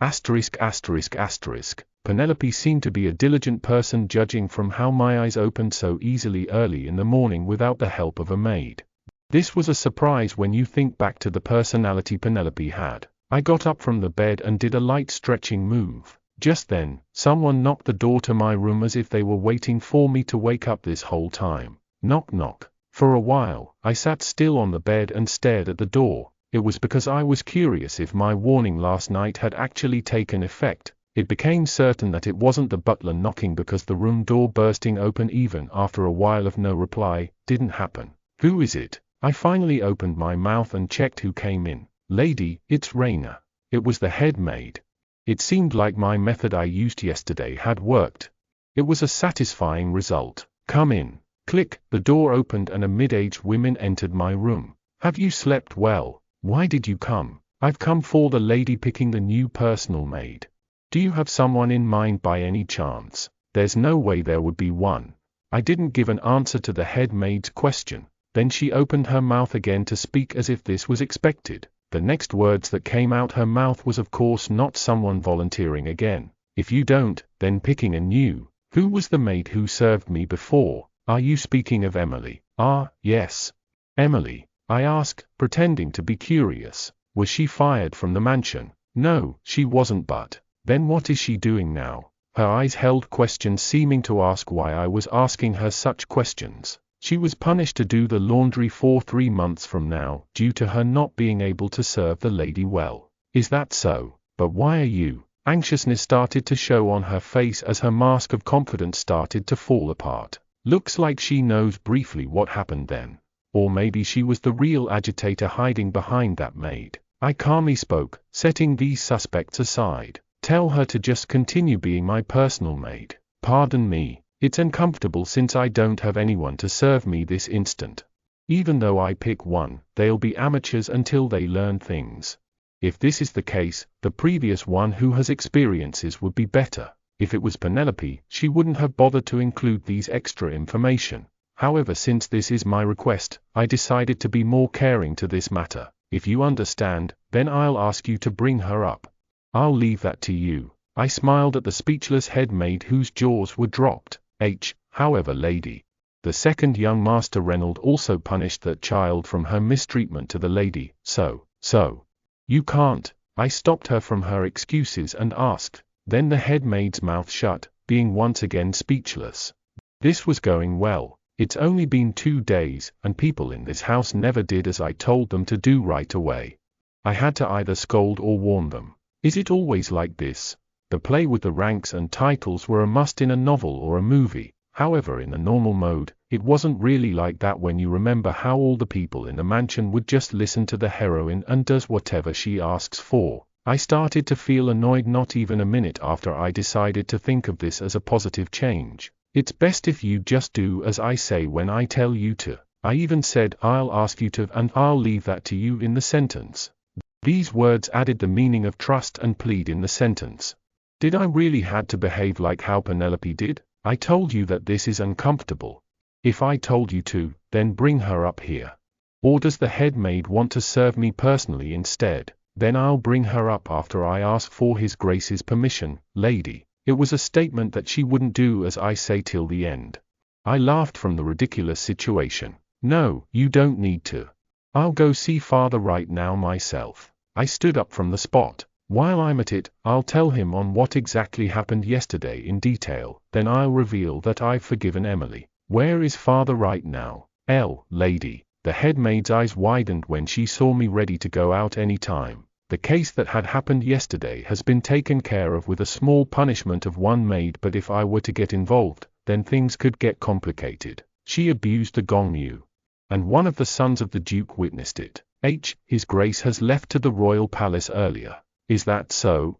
"Then later when he comes back, I'll bring Emily right away." The head maid spoke in a panicked voice, worried if I'd go find Father. I wasn't able to understand Lady's mercy right away, being so old. "I apologize." Watching the bowing head maid didn't make me feel refreshed but rather bitter. I wasn't going to raise my fame points by getting closer to people around me, but I felt like the fame I had right at this moment was reaching the negative. "Should I bring Emily right now, lady?" the head maid suggested, panicked but carefully. "I hope this kind of thing doesn't happen again, Raina." I spoke to her, thinking about how my day's already ruined. "Leave. ****. Emily came into my room with breakfast in hand. She must have heard something intense from the head maid because she came up so soon after Raina left. Lady. I'll prepare the breakfast." Emily's hands that was setting the food in front of me shook badly. She seemed to have suffered a lot mentally from what happened yesterday. It seemed like my crazy action of eating the rotten food last time was worth it because the food on the plates looked okay today. Fresh salad and juicy steak. Looks okay on the outside. I didn't feel like eating it though, probably because of the shock my body felt eating the rotten food. I slowly brought the food to my mouth, staring at Emily who was standing stiffly beside me. Her eyes couldn't meet my eyes. Is she feeling any guilt though? She probably is dying to know why I chose her to be my personal maid again. Without even finishing half of the food given to me, I called for Emily. Emily. Why, yes, lady. She, who was deep in her thoughts, jumped in surprise as she answered in a loud voice. I reached one hand out to her. Hand me the needle. What? The needle you used to poke me with every morning. Gasp. Emily reacted a second later. She figured what I was talking about. She would inhale sharply, then kneel down with a pale face. Lady. I'm sorry. Forgive me. Thud, thud. She apologized while smashing her head on the ground. Really? Why did she do such thing if she was going to apologize like this? I felt ridiculed and at the same time, disgusted that I wasn't the person she should be apologizing to right now. I felt my mindset of trying to treat her better being cast off, and when it did, a dangerously sharp voice came out my mouth. Didn't you hear from the head maid? I hate speaking of something twice. Lady. Hand me the needle. Chapter 10. None of the text used in this audiobook belongs to me. Please support the original author online. This is a fan-made project and I make no money from it. If you want to support me indirectly, then donate me on PayPal. Join the Discord for a lot of more audiobooks too. Emily, who was trembling so hard, looked as if she'd collapse any minute. However, she started to go through her hair, which was tied up. Soon, a giant needle was seen in her hand which came out of her hair. Oh ho, nicely hidden now, was it? Of course Penelope was always the victim. They were this intense. She would have wanted to scream at the maid who'd always abuse her but couldn't due to her having no evidence. Here. Emily handed me the needle with her trembling hands. I stared down at the object that had continuously hurt Penelope up until now. It was a mere metal piece that wasn't even that big. However, yesterday I realized how painful this thin and little needle could provide a person. How painful would it have been for her? No one would have noticed, even though your arms go weak with bloody scar marks due to the pain you'd feel every morning when you wake up. Raise your head. I clenched my teeth and commanded. Emily hesitantly raised her head. Despair could be seen in her wavering eyes as she was probably thinking about things she would experience now from the violent Gonu. Watch this closely, Emily. I reached my hand without the needle out in front of Emily. It was one fragile-looking milky white hand without a scar. It was flipped so the back of the hand was facing the ceiling. Then I planted the needle on it with the needle Emily handed me without hesitation. Lady, it was me who was poked deep with the needle, but it was Emily who screamed as if she was the one who got poked instead. Then I plucked out the needle that was planted halfway in my hand. Blood drops started to form on the piercing. I've prepared myself for this, but it really hurt. It was to the point I would get teary-eyed, but I didn't show it on the face as I smashed the needle back into my hand, close to where I poked myself a moment ago. This time, I couldn't endure the pain as I let out a sound. Lady. Emily breathed hard as if she was having a panic attack. Emily, not knowing what to do, let out tears at my reckless actions. It was a scene quite funny to watch. What's she so scared about when she did things far worse than this before? Lady, Lady, why are you doing this? No need to cry like that, Emily. Since this is the scars you made on me, I replied in a gentle tone. Then her face expression went blank. It may be 2 at this moment, but it could always become 3, 4, and 5. Maybe even more. Emily stopped breathing at my words. Her trembling stopped as well. I'm going to accept whatever you'll do to me without having a single doubt on you from now on. The bathe water you'll be preparing, clothes, food, everything. Lady, the more you do, more the scars that'll appear on this hand. It'll be totally visible someday. If then, wouldn't a day come when someone notices it? There would be people wondering who could be the abuser who doesn't know their place to ignore the member of the Eckhart family. To give an example, just like Brother Reynold. I verbally attacked Emily while smiling like a blooming flower. I'm only saying that all these depends on your attitude. My personal maid didn't give an answer to my threatening words. Her face was so pale to the point even I thought she was choked by someone just now. Get up now. You must do your job now that your master has finished her food. I took back the arm that I reached for her. I then turned my gaze to the big window by the table. Emily stood up from the spot abruptly after a while more of kneeling down. Then she started cleaning the table with the robotic speed and skills. She's fast to learn, it seems. It was fortunate.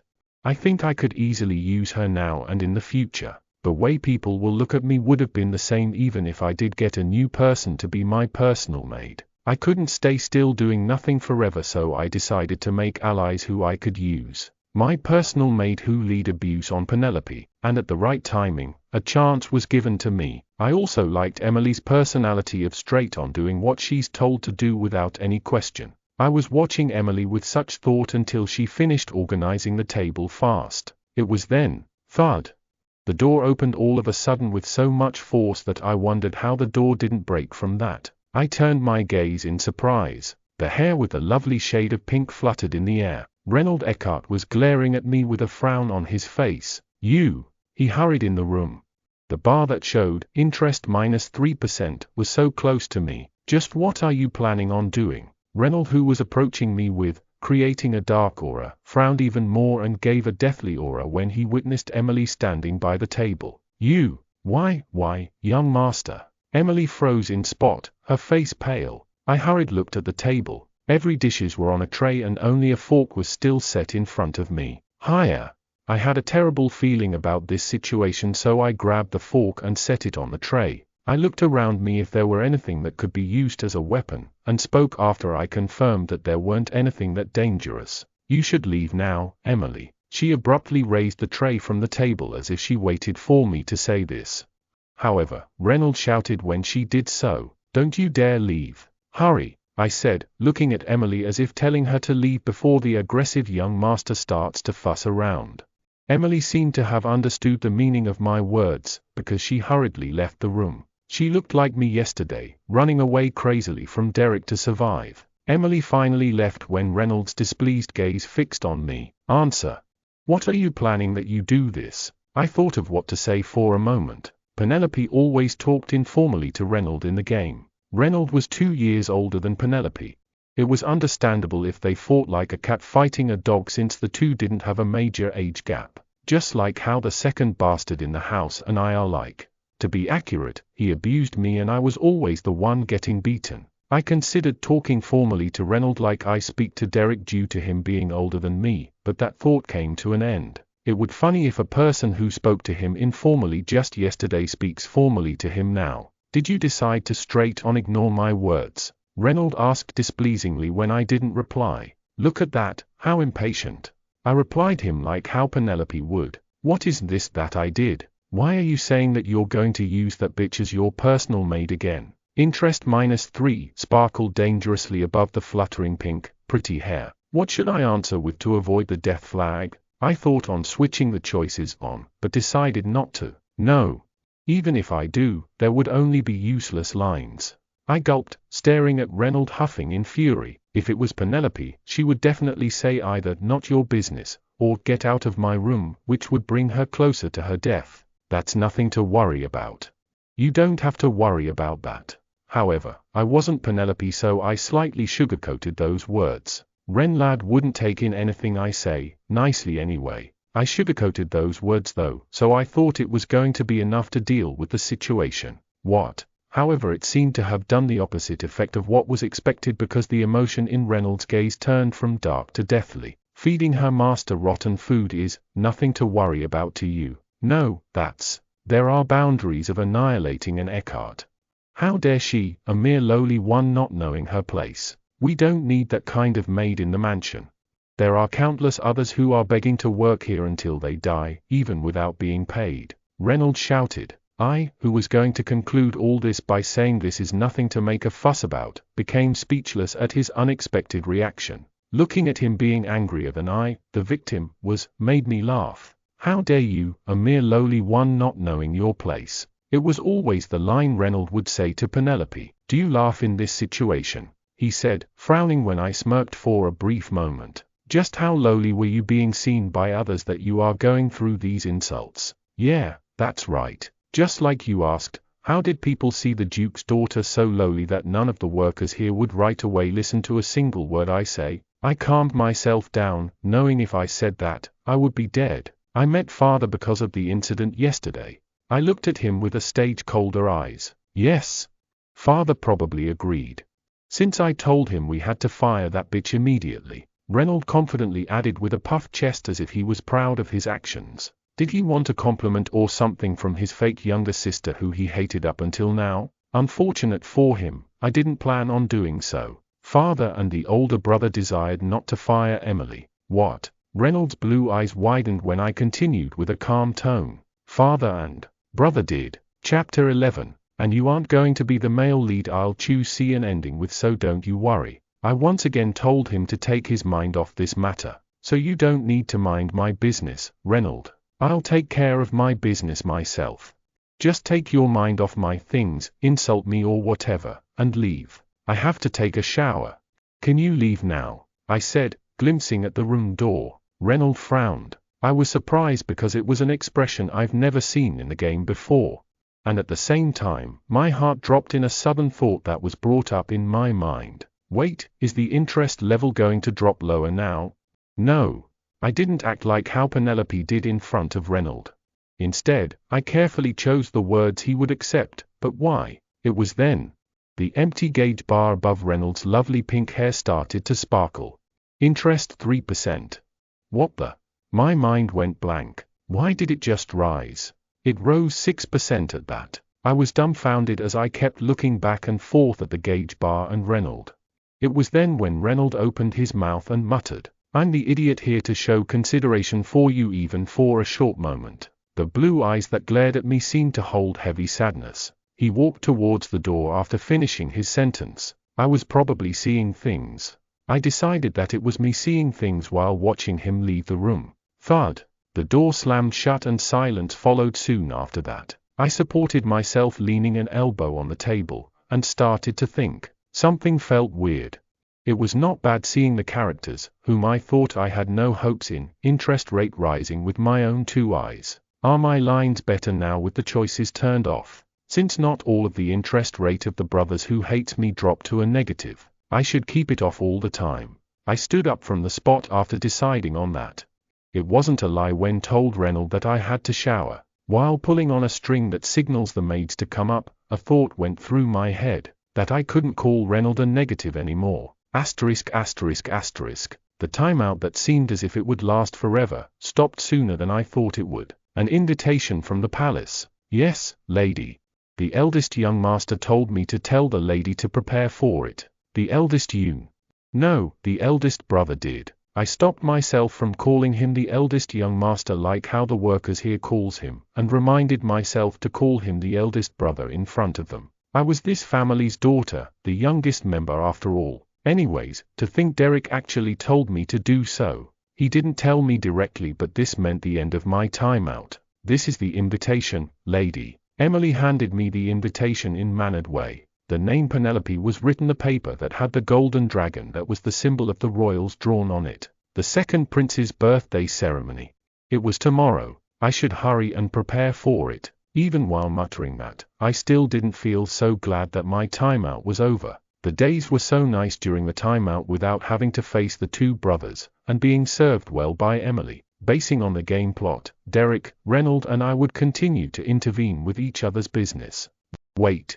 I was thinking about the events that will occur in the future when a sudden thought interrupted. If I'm going to the palace, then I might see the crown prince. No, not even might, it's certain. There wasn't a scene that showed Penelope going to the palace, but I was sure about the fact that I'll be meeting the crown prince because it was the first episode of the crown prince route. I subconsciously screamed as I remembered the illustration where the crown prince sliced Penelope's neck multiple times. No, lady. Emily looked back at me in surprise. I mustn't go. Should I just say that I'm sick so I can't go? That was the only choice left if I were to avoid that crazy brat. I panicked as I asked Emily, who looked down, probably thinking if she did anything wrong. Emily. Is father also attending the ceremony tomorrow? His Grace is busy with work tomorrow, so the first young master is escorting the lady there. Shoot. Chapter 12. I felt depressed. If I didn't want to go to the ceremony, then I'll have to talk to not the Duke but Derek. But if I do, then there's a risk of his interest rate decreasing. I would have tried gambling if it was Reynolds instead. I let out a sigh, thinking back to Reynolds' interest rate that just rose from a negative. I was busy enough already even trying to keep it at 0%. I shouldn't even think to take risk by gambling against Derek. Lady. Are you okay? You've turned pale, Emily cautiously asked, glimpsing at my serious facial expression. Leave the room. I have something to think about. I gestured with my hand, sounding annoyed. I let out a sigh as soon as she left the room. I'll die when I don't go, and I'll die when I do go. How insane is this game? I started to miss my heavenly days during my timeout. It'll be fine if I avoid him the best I can, right? I thought back to how the story flowed. But there were nothing much to remember. Meet the crown prince at the maze in the palace garden, then die before a proper conversation starts. Again and again. I'm not exaggerating when I say I had to press the reset button every 5 seconds. I think just not attending saying I'm sick would be the best chapter. It was then when a smart idea popped up in my mind. Should I try dying? It isn't a bad idea when you think about it. I mean, no one knows. I might be able to go back to my world if I die in this world. What is the system going to do about it when the player reached the game over? Giving up fast would be better than trying to reach the ending of the game with one of the characters who I have no hopes in. Also, this game has the reset button. It even sounds angelic. Re.set.but.ton. Of course, there aren't back button or other icons visible even though it did on the phone screen when playing the game. The only thing I could see at the moment is the square chart with the choices. But wouldn't a reset button exist when the choices on /off system exists? Why didn't I think of this before? As long as there's a reset button, it's best if I take everything face to face. Awesome. Let's see the crown prince and die. *****. I was half dead from waking up earlier than usual and getting all the treatments. I took a bath in a tub of water mixed with milk and fragrance extract, then got some massages, and did both a face and body mask. These boring steps were repeated multiple times. I was half dead when I got out the bathroom and was sitting at the makeup table. However, that wasn't all. Lady, how is this dress? This was bought last time and weren't worn once, so it's new. How about this earring? This should go well with the dress. I think tying half of your hair would be better than tying them all up. What do you think? How do you want your makeup? They kept on asking, holding me down. Do they actually hate Penelope? They were more excited than I was. I raised my head and looked in the mirror. It seemed like all the treatments I got this morning did their work because my face was glowing even more than usual. Well, it surely would be fun to decorate a face like this. I nodded, understanding why they react this way, and spoke. Take that dress back and bring the one that covers all my neck. I'll wear the least amount of accessories I should wear and take it easy on all the others too. The maids jumped in shock from my words, then added, but lady, it's a party.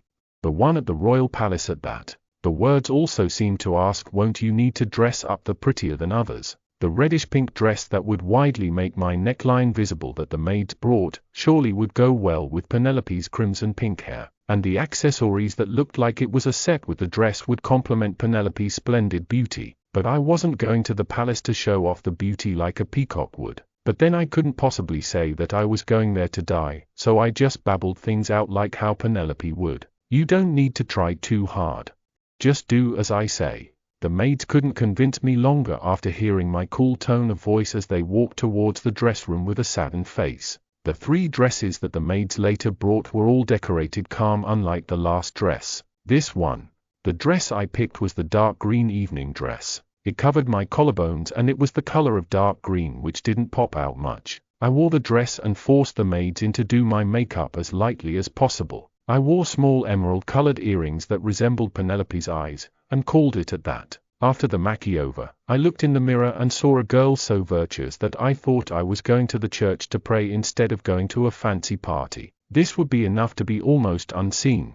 Unlike me, whose face was bright with satisfaction, the maids' expressions were all dark. Only Emily stay and the rest can leave now. I ordered them to leave, then I asked for one more thing from my personal maid. Emily, could you prepare the gloves that are the same color of the dress? Lady, you're going to wear the gloves as well. If I do, then it'd be perfect. Emily fidgeted as if she wanted to stop me from that also. Then what? I can't go showing this to everyone, I said, showing the needle marks on my hand.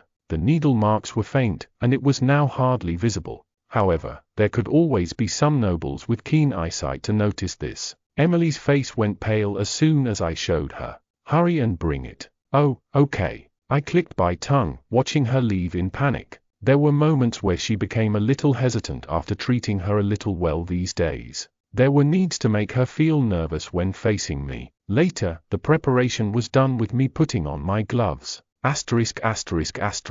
Derek scanned me from my head to my toe, and made a face seeming to say, "This is rare. It seems like you've turned more human-like these past days of your time out." It was our first meeting each other's in days, but his attitude on Penelope still stayed the same. However, I didn't have time to get upset about it. It was because of the shining gauge bar over his head. Interest 5%. What the? When did it go up? His interest on me has risen without me even knowing it. 5% at that. I was a little dumbfounded. If his interest towards me rises when he didn't see me, just how much does he hate Penelope? If I knew about this earlier, then I would have spoken to him about not going from being sick. I started to regret my decision, but it was too late. The fancy carriage with the symbol of Eckhart on it was standing in front of the main entrance. I bowed slightly as a greeting, then reached my hand out to the bodyguard standing nearby. It was because the carriage was higher than I thought. I couldn't see what Derek was doing since I was busy with lifting my dress up to get on the carriage. It was when I successfully got up the carriage and turned around to look at Derek. He had his hand stretched forward, looking at me with a stiff face. What's up with him? I tilted my head in confusion of what he was doing. But we needed to hurry up and start going if we want to be at the ceremony on time. There was no way he'd ride the same carriage as the carriage I was on, so I waited for the carriage door to close. But then, Derek, who was frozen in place, got in the carriage. What's happening? Why is he climbing up in here? I searched through my memories to see if I've done anything wrong. However, nothing came up into my mind. It was obvious because we met today just now and only just said hello. While I was doing that, Derek sat down on the seat on the opposite side of where I was sitting. Why, you're riding with me? His brows creased from my questioning. You have a problem with that? No. It's not that. What's wrong with you? You've never done anything like this before. I shook my head, making sure I didn't say that out loud. But even though I said that, his crease didn't leave his face. If you have a problem, you ride the other carriage, he said with a cold tone. I glimpsed out the carriage window, actually considering to do as he suggested. However, he already closed the carriage door while he was coming in, so it would look funny if I opened it again and left. I don't dislike it. I looked back at Derek and forced the half-hearted words out of me. I'd like it. And then I carefully glimpsed at Derek to see his reaction. He, who glared at me for a moment, turned his head to the side. I mean, if you dislike this that much, why are you making it awkward and uncomfortable for both of us? Is this a new way to annoy Penelope? I was dumbfounded at his figure letting out all the cold aura. But that soon changed when I took a look above his head. Interest 6%. It went up by 1%. I was staring at it wide-eyed when the carriage started moving. Yeah. What could possibly happen in the carriage? I had the whole 6% interest with me. There wouldn't possibly be a case that will make this 6% drop in such a short time in the carriage. Remembering the words, "If you can't avoid it, enjoy it," I decided to take it in as a good thing. However, soon after departing, I regretted riding the same carriage with Derek. It's suffocating. Save me. Asterisk. It seemed like eternity until we finally arrived at the palace. It was only a moment of time where I could just watch the cold, handsome man sitting with his arms and legs crossed. In the silent carriage existed only silence, which made me super self-conscious to even breathe properly. I decided to try opening the window when I couldn't take it anymore, but Derek stared at me as soon as I started to move, so I couldn't do a thing. When I flinched even just a little after that, he would open his closed eyes abruptly and glare at me. Why are you looking at me like that?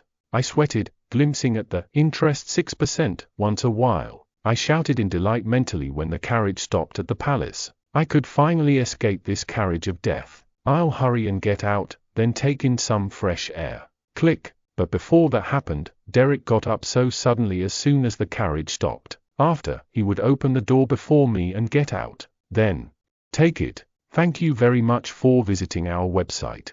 We have added comment section, feel free to share your thoughts. Chapter 13. Derek reached one hand out to me who got up with my dress held up with my hands. Did you eat something weird? I blankly stared at Derek, who was trying to escort me, with wide eyes. After a while, he frowned. What are you doing?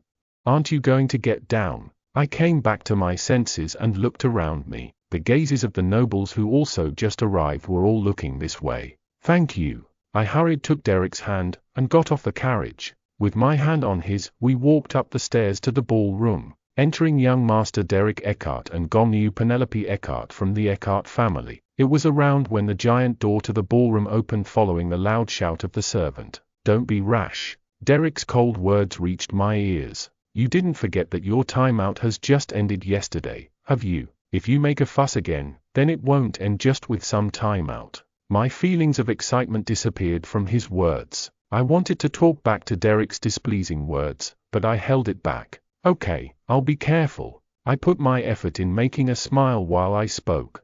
After my reply, Derek turned his face away from me. Ugh. I pouted at the time he wasn't looking. The party held at the palace went by really smooth.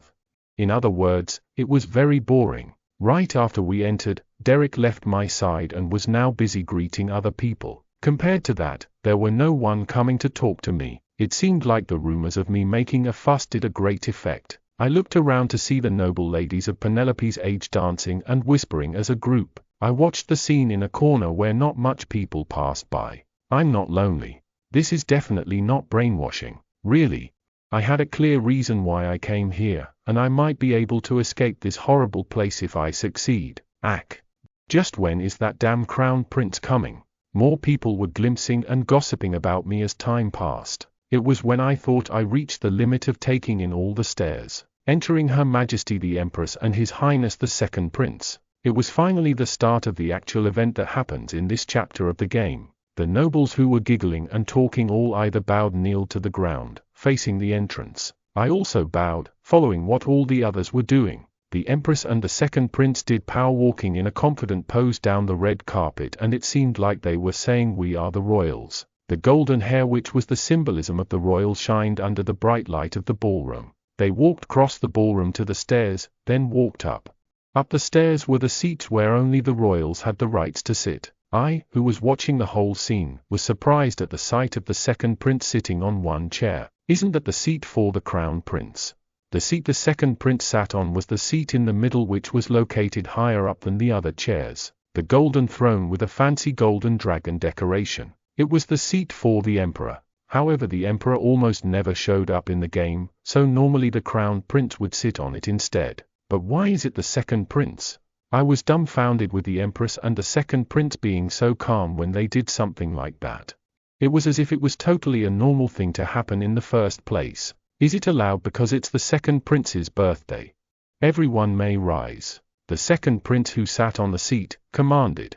The people rose up as commanded. I thank you all for attending to my birthday ceremony even when I'm sure everyone must be busy. There's not much prepared for today, but I hope everyone to have a great time. With the Second Prince's speech finished, the party officially began. No, it was going to be, until, thud. A loud noise came from the entrance all of a sudden. What the? What's happening? The nobles all turned to face where the noise came from and started to chatter. A figure walked through the crowd, into the ballroom. Step, step. The sound of the footsteps could be heard. At the same time, the sound of something being dragged was also heard. It's the Crown Prince, someone shouted. I hurriedly turned to look at that shout. Elegant blonde hair that seemed like it was made with real gold, swayed in the air. The shining golden hair of the Empress and the Second Prince now seemed to be a joke. The blonde, golden-haired man with a red cape fluttering behind was the one who really was shining to the eyes. Isn't that a person? Gasp. That's. People who stood close to the Crown Prince started to scream. Drag. I didn't realize from being distracted by the Crown Prince's appearance that something he dragged in here with him was a person with absolutely no movements. Happy birthday, Dear brother, the crown prince who reached the stairs, tossed the person in his hand. B. Brother. C. Crown prince. The empress got up from the spot and pointed at the crown prince. W. What disgraceful thing are you doing? How is a big brother attending his little brother's birthday ceremony a disgraceful thing to do, mother? You're a crown prince and yet you do this horrible thing at a place where you're not even invited. The empress' face ignited bright red and trembled, not allowing herself speak about a person who was dragged in here. What do you mean I wasn't invited? Those words are saddening. Who are you to come to a place like this? It's because I was invited that I set aside all my duties to come running here. The crown prince shrugged sarcastically. He didn't look sad at all judging his face. I couldn't understand the situation of the two. Is the empress not the crown prince's birth mother? While I was thinking that, the crown prince added. But the servant who brought the invitation was too immature. The crown prince then bent down low, and got up as he forcefully pulled the dragged body by the hair so that he was halfway standing. His face wasn't shown due to the black mask. However, seeming from the dark and fitting clothes he was wearing, he seemed like a murderer. He'd not give me the invitation I told him to give but do other things instead, so I taught him a little lesson. Why didn't you pick more proper servant, little brother? It was then, Srr. The crown prince used his free hand to slide his sword out, the right away sliced the neck of the murderer. Splatter. Blood started to spurt out like a water fountain. I'll replace my gift to you with this. The crown prince tossed the head to the second prince's foot. Arark. The ballroom was filled with the loud scream of the empress. The head of a person's what was rolling like a ball on the floor. The second prince's face was pale as if he was going to faint any moment and couldn't speak a word. Send the servant like him again with the invitation if you want a gift from me again. The ballroom filled with shocked people.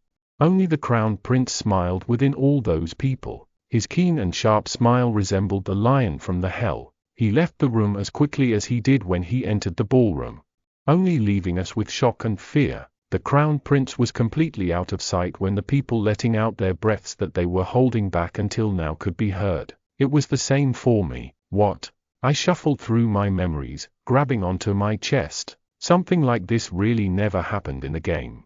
No matter how much I thought back about the game, this kind of huge incident never once happened. It was too huge for it to be not mentioned in the game, like about the needle marks on Penelope. The crown prince, who was not in a great relationship with his brother the second prince, leaves the ballroom, displeased with the small incident. This was all that was mentioned. How is this a small incident, you crazy game?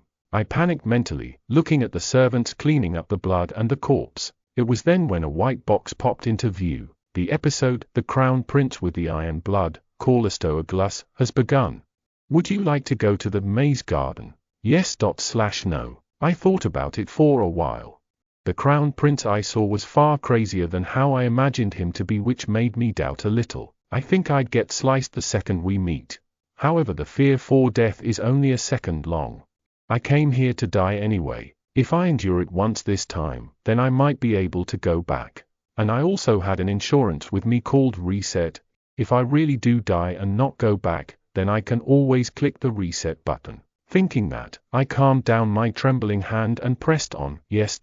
Then everywhere around me turned white. The moment I opened my eyes again, I was standing at the entrance of the maze garden. This is useful. I was actually quite worried because I tend to get lost often, but I didn't know it had the teleporting system just like the game. Now, let's march to death. I stepped in the maze garden, already prepared. Thankfully I didn't get lost at all in the maze. Maybe it's the system being mannered because the lights only lit up on the path I should be taking. I walked through the big maze for a while, following the lights. How much longer? I've walked for quite a long time, but the lights didn't seem like it was going to turn off somewhere. About when my foot was starting to hurt from wearing the high heels, a light on the far distance from me that was sparkling more than the other lights were, could be seen. It was finally the end. I reached that end, then took a turn. The place was very spacious with a small water fountain with a bench you could sit and rest on. What the? Where is he? Looking around me, I could see no other lights that were on. I was pretty sure that this was the end of the maze. However, no matter how much I looked around me, there were no hints of the crown prince. I tilted my head, then hesitantly walked towards the water fountain. Then, Srr. I felt something cold and heavy by my neck. Gasp! I wondered what mouse it was that was wandering places. The Crown Prince walked towards me, his sword circling my neck. Sting! With the sensation of my flesh being sliced, something hot dripped down, but I wasn't able to realize that I'd been cut. Isn't this the Eckhart's crazy fuss-maker dog? Brilliant golden hair with the moonlight reflecting on it, and the crimson red eyes that seemed to be soaked in blood. The Crown Prince, who was staring at me in interest, smiled with a ghostly expression. However, that only lasted a moment. To think you'd come and follow after witnessing the scene at the ballroom. Seems like you have a death wish. I felt goosebumps from the Crown Prince's expression suddenly turning emotionless. Speak. Why did you follow me like a sneaky mouse would? The sword dug deeper into my skin. But what felt more stinging was the deathly aura directed at me. Then I realized that the Crown Prince is going to kill me right now. Reset button.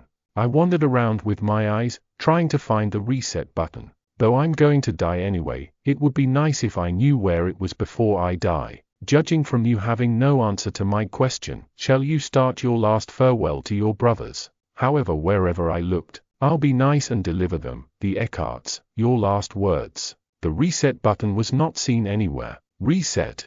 Where's the reset? Reset. Chapter 14. There's no reset button. I felt like I was about to faint. The reset button wasn't at anywhere I looked. Meanwhile, the Crown Prince seemed like he was actually planning to kill me because he raised his sword up. Wait. Wait, I shouted in panic. Then the Crown Prince spoke, tilting his head. Looks like now you have the mindset to speak. That's right. I'll tell. I will tell you. I nodded my head crazily. The sword he has lifted up was now once again set by my neck. Go on. Well, I did say that I would tell him because I was panicking, but my mind went blank now that I was going to tell him. I mean, what do I say really? I cannot say I followed because I intended to die, and I shouldn't die as long as I knew that the reset button didn't exist. Should I turn on the choices? However, it wasn't guaranteed that I could live even if I do turn it on. It was actually because it was not on that I survived until now. I can hear your brain rolling to come up with something from here. It was then when the Crown Prince smirked coldly, not being able to wait a moment of me crazily trying to come up with something. I'm very excited of what you'll say. The interest gauge but shined dangerously over the top of his head. It'll have to be a reasonable excuse, Gonu. I really dislike someone blocking my way in the middle of anything, he muttered, bringing the sword to my skin with a little more pressure than before. Warm blood streamed down my neck. Fear of death and pain, that took control of my brain. I like you. Therefore, without thinking anything anymore, I spit out the words that even I found was stupid. What? His crimson eyes widened. I shut my eyes closed tight, and shouted. My mouth was already out of my control. I've been liking you the whole time. I thought I could comfort you from the previous incident because I thought you would be hurt by it. This was a totally idiotic dialogue that didn't appear in either the hard or the normal mode. It was true that in the normal mode, the heroine faces the Crown Prince and comforts him, but that was only possible because the heroine didn't witness the scene where he sliced the murderer's neck off. Shit. Even though I didn't know what to say, why did I have to say that I liked this insane brat? But if you think about it, there could only be one reason why a noble lady would follow a man into this kind of creepy maze. Is what you could say if it's a talk between a normal man and a woman. Bye, you crazy game. I'm possibly going back home because I'm going to die now. It'll be a 1-star review with me curing it. I closed my eyes and trembled, prepared to feel the pain that'll come down on me soon. But no matter how much I've waited, the sound of a sword slicing through the air couldn't be heard. A Duke family's crazy dog in love with the royal family's wretch. The night breeze tickled my nose bridge. I carefully opened my eyes, listening to the low mutter of a Crown Prince. That is, such an unexpected excuse. The blood-like red eyes was right in front of my eyes. I was not breathing since I didn't know when. He stared at me with his face filled with interest. You probably didn't see me that lot though. You probably just took a glimpse at me for the first time at my safe return ceremony. Actually, I didn't see him then either. I only saw him today for the first time in my life. It was obvious since it was after that ceremony that I reincarnated into this body. I replied, my body tense. I fell in love at first sight that day. What part of me do you like? Well, I was speechless for good this time. What could I say? No, how could I? I remember drawing X several times by his name when I reorganized the novel last time. I glimpsed at him and forced a reason out my brain before he loses his cool. Your facials make you very attractive. To think my only charm is my face, this is making me sad. Why, you are very brave, and is very skilled with your sword. Your reasons are just things that could come out inside any box. Do you not have more original and interesting reasons? That's... Well, I was now about to faint from all the replies and questions I was getting. To be honest, I was barely able to stand up right now with my shaky legs. The cold and keen sensation on my neck scared me very much. The Crown Prince's smirk grew bigger and bigger each time I tried harder to hold back my tears. I was crazy for a moment there. It was crazy for me to try and die from this kind of horrible creep. It was right when I was about to faint backwards. All right. Though I'm not so satisfied, I'll let you free for today.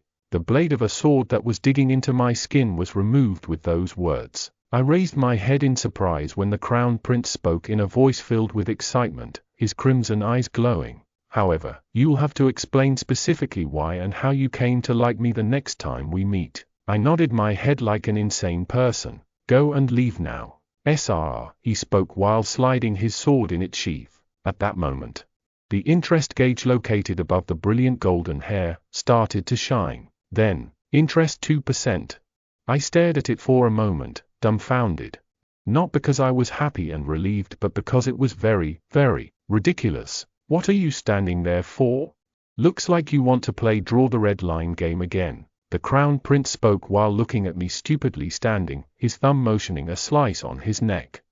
Not at all. I jumped on the spot, then drew back. I turned around completely and started fast walking just when it seemed like I've arrived at the entrance of the maze by backstepping. At that moment, I couldn't think of giving a proper farewell greeting to a royal like how I should. Walking fast and not running when I could feel the Crown Prince's gaze on my back was the best manner I could provide. I started to run like crazy just when I turned to a corner. The cold air grazed past me, stinging my cut neck, but I was too busy in my head to even feel the pain. There's no reset button. It was that fact that scared me the most just before the Crown Prince was going to slice my neck. The fact that my insurance I've trusted up until now doesn't exist. Note, the reset button seems to appear a few moments before she dies so that she could tell if it exists or not when she is about to die. It meant that I cannot die like how I wanted to. What if it's really the end when I die? What if I don't go back to where I came from, but really just die? I was just a normal female student. I didn't have the biggest guts to deal with these kind of dangers. The only choice left for me now was to reach the ending with one of the characters. But how? Just how could I endure and reach an ending with one of the characters who tries to kill me the moment I make even the smallest mistake? The fact that all the male characters' interest went up wasn't important to me. That kind of thing, even though you try hard to raise them up, they'll always drop in one go like a sand castle would. What if I work my butt off trying to raise their interest on me, but it all just drops in a go like it did in the game? Then it's death. But I didn't want to die. Why should I? When I survived, risking my life trying to escape from my blood-related brothers, why do I have to die that ridiculously in a crazy universe like this when all I do is curry favor with the bastards I don't even know? millimeter. Tears fell from my eyes and the sound came along with the huffing, but it was all out of my control. Thanks to me running all the way back by following the lights, I found myself back at the entrance of the maze garden faster than I reached the center of the maze. I was only a few steps away from actually exiting the garden for good. Bump. I bumped into a person in front of me who I couldn't see from the dark. Me who wasn't mentally stable at all, felt immense fear rushing over me from the thought that the Crown Prince may have chased my back. I was going to start running again when my wrist was grabbed. Let go, I screamed, scared for life. Let go of this, lady. Why do I have to die? I don't want to. I don't want to die. Lady. I, who was shaking the hand I was caught, came back to my senses at the sensation of someone grabbing tightly onto my shoulders. Are you okay? The ultramarine blue eyes that were wide with surprise came into view. Then I saw the silver hair shining under the faint light. Then I came to see the shining, interest 0% above it all. Sure, calm down. I am not going to hurt you. I gasped from crying when the guy spoke with a pleasing voice, making me stiff. Is it one of the main character again? I felt despair when I realized who it was that I bumped into. Binta Verdandi. He was a sorcerer and a marquise. I'm fine now. I calmed down quickly just from the fact that it wasn't the crown prince. I raised my hand up shakily up to my eyes and wiped the tears down. I wanted to go back home. I didn't want to be here at this place even for a second longer. Adding to that, I didn't have any mentality left in me to face Binta either. I've caused a trouble to a person I've never met before. Please forget what happened right now. Then, I spat the words out after roughly wiping my face. I bowed as a greeting, then tried to walk past him, but then I was stopped again. You're bleeding a lot, he said, pointing at my neck. You're also so pale. I'll take you to the doctor here. It's fine. I need to hurry back somewhere, then at least take this. Unlike me who didn't want to deal with this right now any longer, Binta didn't let me go but took something out his breast pocket and handed it to me instead. Lay this over your wound and press on it. It will stop the bleeding. It was a white handkerchief. I stared at it for a moment before accepting it. I couldn't walk back into the ballroom when I was bleeding like this anyway. I bowed once again, and opened my mouth to speak. Thank you. I will be sure to return the favor. There is no need for that. He rejected as he reached his hand out towards me. Then, instead, I wish for the sadness to be gone in these beautiful eyes the next time we meet. The warm hands were so close to touching the areas around my eyes that I could faintly feel the heat. Interest 9%. I was all too focused on the letters shining above his head that I couldn't check to see how he was looking at me. Chapter 15. None of the text used in this audiobook belongs to me. Please support the original author online. This is a fan-made project and I make no money from it. If you want to support me indirectly, then donate me on PayPal. Join the Discord for a lot of more audiobooks too. I've actually stopped bleeding by the time I arrived at the door to the ballroom with the handkerchief pressed against my neck. No one knew if Binta secretly casted magic on it, knowing that he was a sorcerer. I flinched to a stop when I was about to enter the ballroom to check on myself. I didn't know wearing a dress with such dull color would be this much of a help today. The blood stain on the dress I was wearing were hardly visible due to its dark color. Thanks to that, I only had to give my hair a little touch before I went in. Finding Derek was very easy. Our Mr. Capture target with cold aura was shining alone out of all the people surrounding him. He told me to just stay quiet and not make a fuss. He'd be mad if he saw my neck cut.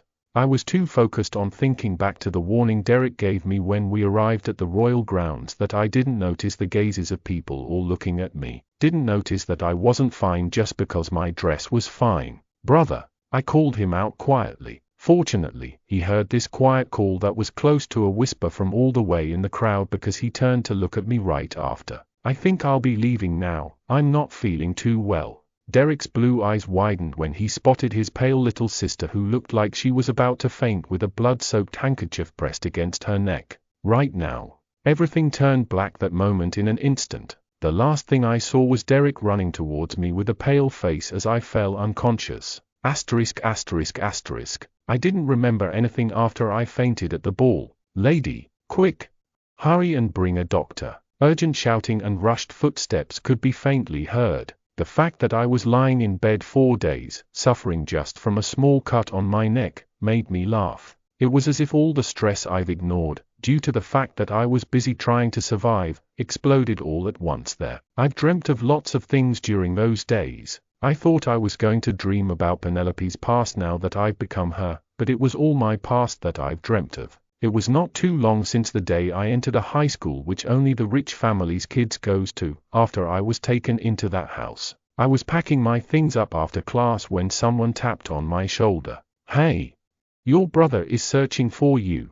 He told you to come to the gym storage room. He was one of the kids who favored the second bastard who basically had the central power and controlled the school. I headed to the storage room without thinking much about it. I did notice that the second bastard was sort of involved with bullying in school, but it wasn't that serious to be thinking about. Brother, I carefully stepped into the storage room, quietly opening the door. I couldn't see anything from the dark. Then something was abruptly put over my head when I was wandering in the place. It seemed like a plastic bag. What? Ack. Me, whose face was covered, was thrown deeper into the storage room, then was beaten up badly. Tens of foots kicking and stepping on me. I didn't have a second to recover consciousness. All I could do at the moment was screaming from all the abuses coming at me while cowering. Wow, now this is refreshing. Where did this beggar thing even come from? She's not in the level to be attending the same school we go to. Hey! But aren't we in big trouble if her brothers know? Nonsense. Her brother hates her to death. I followed my father to a meeting and she was brought up in their conversation. Their brothers just shivered in disgust. They grinned and said those trashy words while watching me trying to get back to my senses with the energy I have left. Those words hurt more than their actions on me just a moment ago. Hey! From now on, make sure you don't come into our view, and don't say a word about today. With that said, I heard the footsteps of people leaving out the storage room. I was lying there, on the floor, completely still for at least 1 hour after that. It was because I was in so much pain that I couldn't even move. It was long after that when I could barely stand up again. I took the plastic bag off my head and saw both my bag and my uniform ruined. I headed to the washroom and started wiping all the footprints on my uniform until I realized that it wasn't the uniform I should be worrying about. In the mirror, I saw blue on my eyes. From that, I could know that I was kicked, not only my body, but my face as well. A laugh escaped my mouth at the sight of me seeming to say I've been beaten. I didn't remember the feeling of when I was being kicked at, because I was out my senses and because my mind was blank then. I trudged my way to that hell-like house.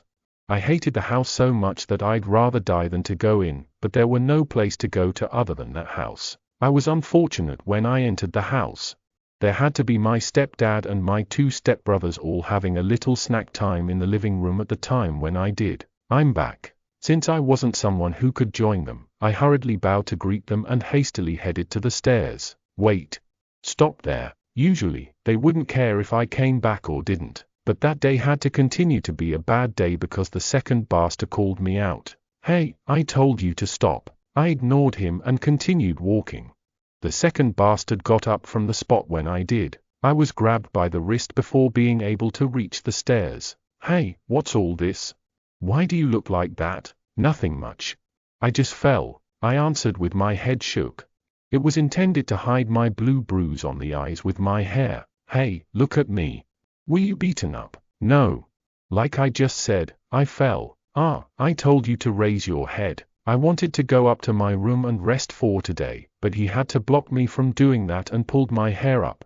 What's up with that bruise? Which bastard did this? Who in hell? My messed up face was revealed by the brat's hand. It's nothing. Oh, this is nothing?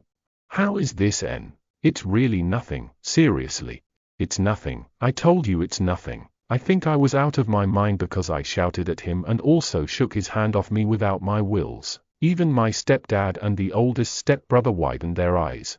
It was probably because they've never seen me angry for me to act like so. That moment, I thought I couldn't get more miserable than this. The fact that they were having a nice time eating fruits while I was being beaten up in the gym storage room. Since when did you care for me? That view of the 3 having a family time in the living room when I walked in through the door made me envious. Jealous. And me who couldn't join them was, please just leave me alone. Did I ever ask for you to do something for me before? I didn't even do anything, but why? Why are you guys keep? Silence filled the living room that could make one have goosebumps. I always thought that crying meant loss and failure, but I couldn't stop myself that moment. All the tears I held back up until now flooded out my eyes like a waterfall. I cried like a little kid, not knowing what kind of face they made while watching me. A few days later, by the time the bruise on my eyes disappeared, the second bastard came to me and spoke. I caught them all and beat them up until they are half dead. Those were the words he spoke without even saying hi. I already sort of knew from the rumors saying that some of the troublesome kids were hospitalized all at once. Just how much did those bastards look down on you to do that? He muttered, looking at me who shook my head. Anyways, those things wouldn't happen again, just so you know. Even though I wasn't thankful to the second bastard at all, I became even more isolated in school.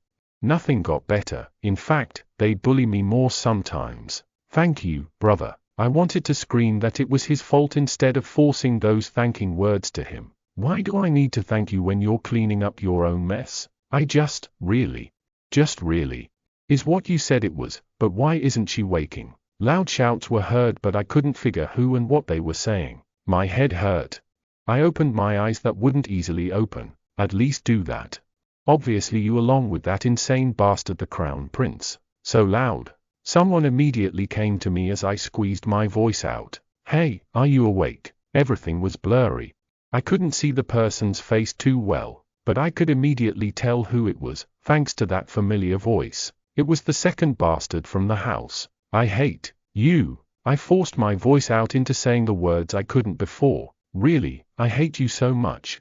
I hate you 100, 1,000 times more than you hate me. I hate you more than anyone in the world. I closed my eyes, finishing my words, feeling a little refreshed, and I wasn't able to see because I was falling back asleep, the blue eyes trembling like it would during an earthquake, and the pink-haired person as stiff as one can be. /N, just in case you guys are confused, he is Reynold, but Penelope mistook him as her second older brother from the house, before she fell back asleep. Chapter 16.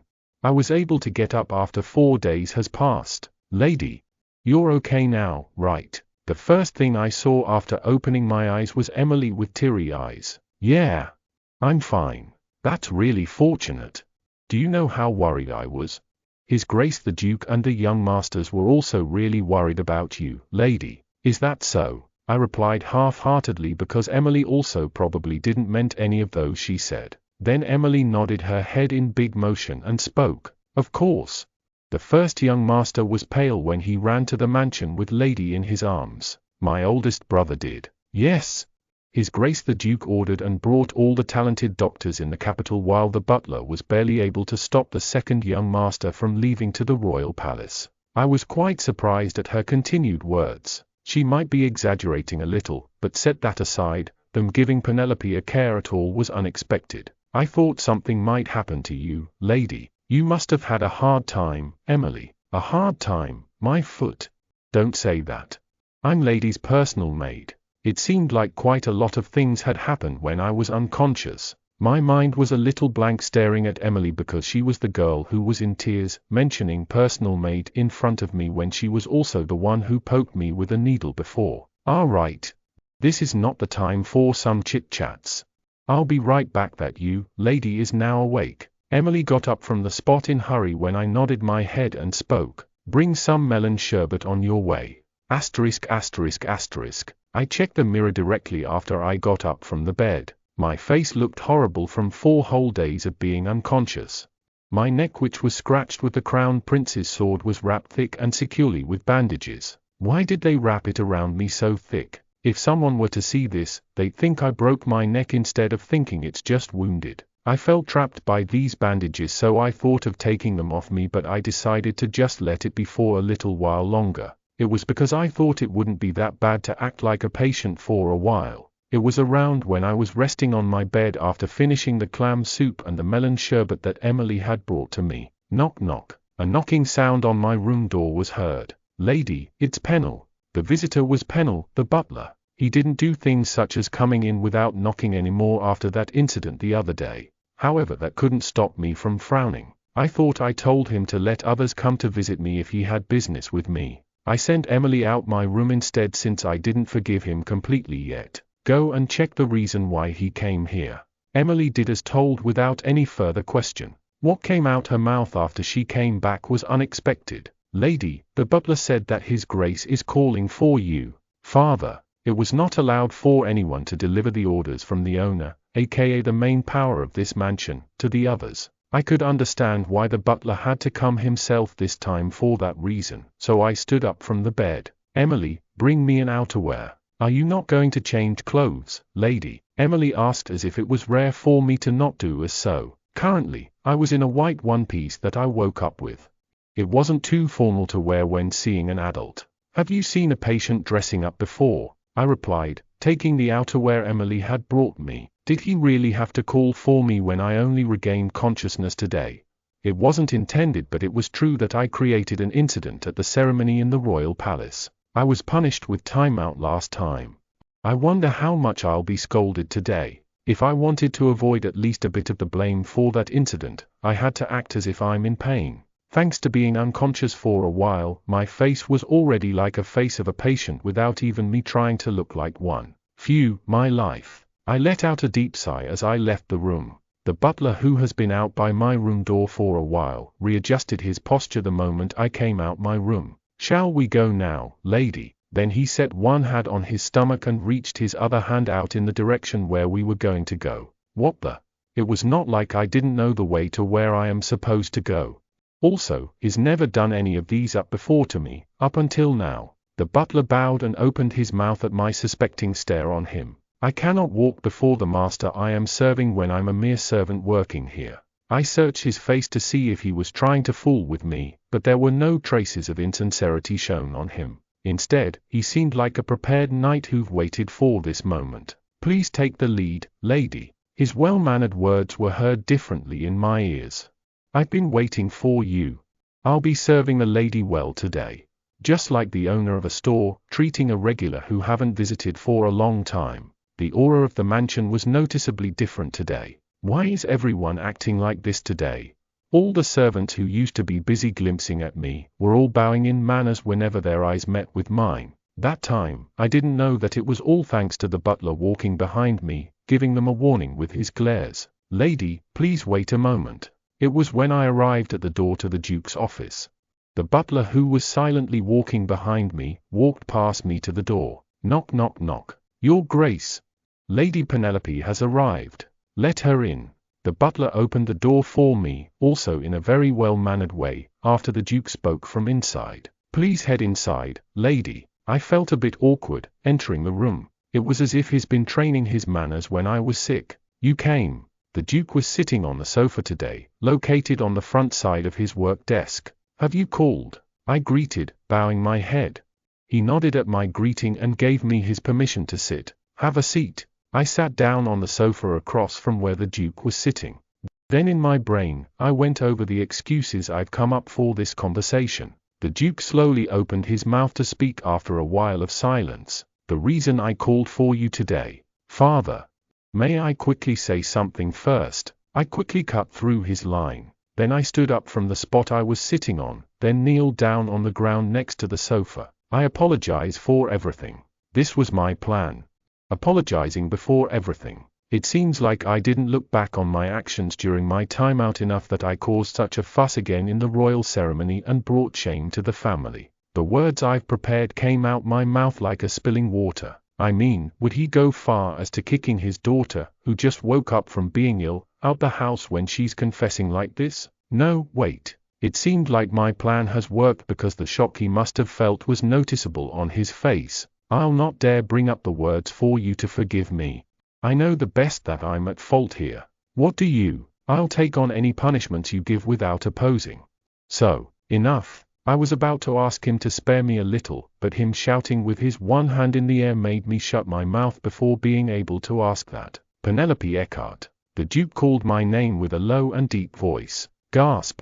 Does this not work anymore after I used this strategy once already? I started to feel worried.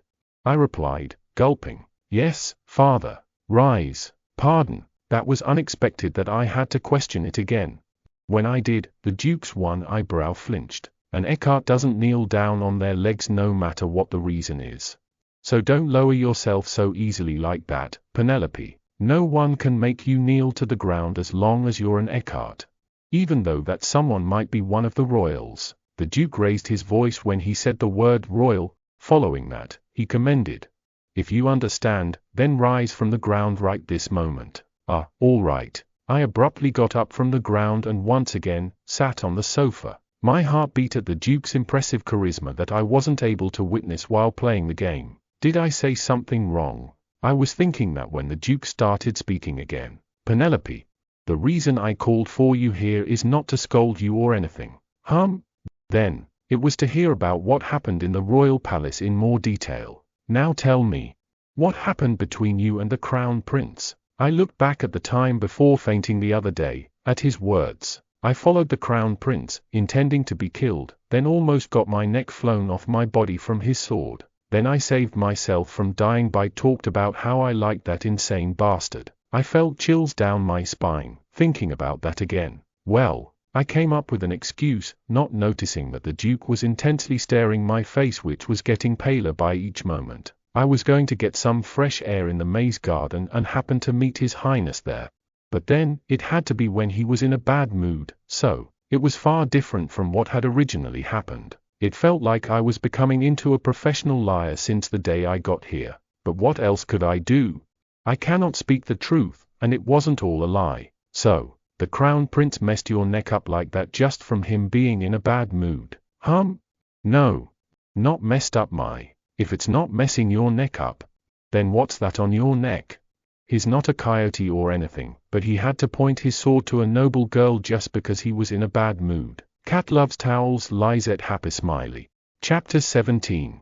The Duke shouted in anger for some reason. I thought I could hear the Crown Prince saying things such as "how noisy" somewhere. I quickly responded, It was me who got into his nerves in the first place. Good job. Pardon. We could demand the Crown Prince for a favor, using how he was a harm to you, as a threat. You've become a great member of an Eckhart, Penelope. I was about to go crazy at the Duke's unexpected reply. Each time he spoke, we needed to take down a peg or two of his someday anyway. He became way too prideful after gaining the title as a hero of the war.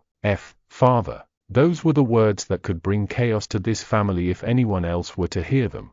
Those were an insult to the royals. The Duke continued with his speech as if nothing happened, unlike me who was flustered inside. Penelope, you should know that us Eckharts aren't on anyone's side.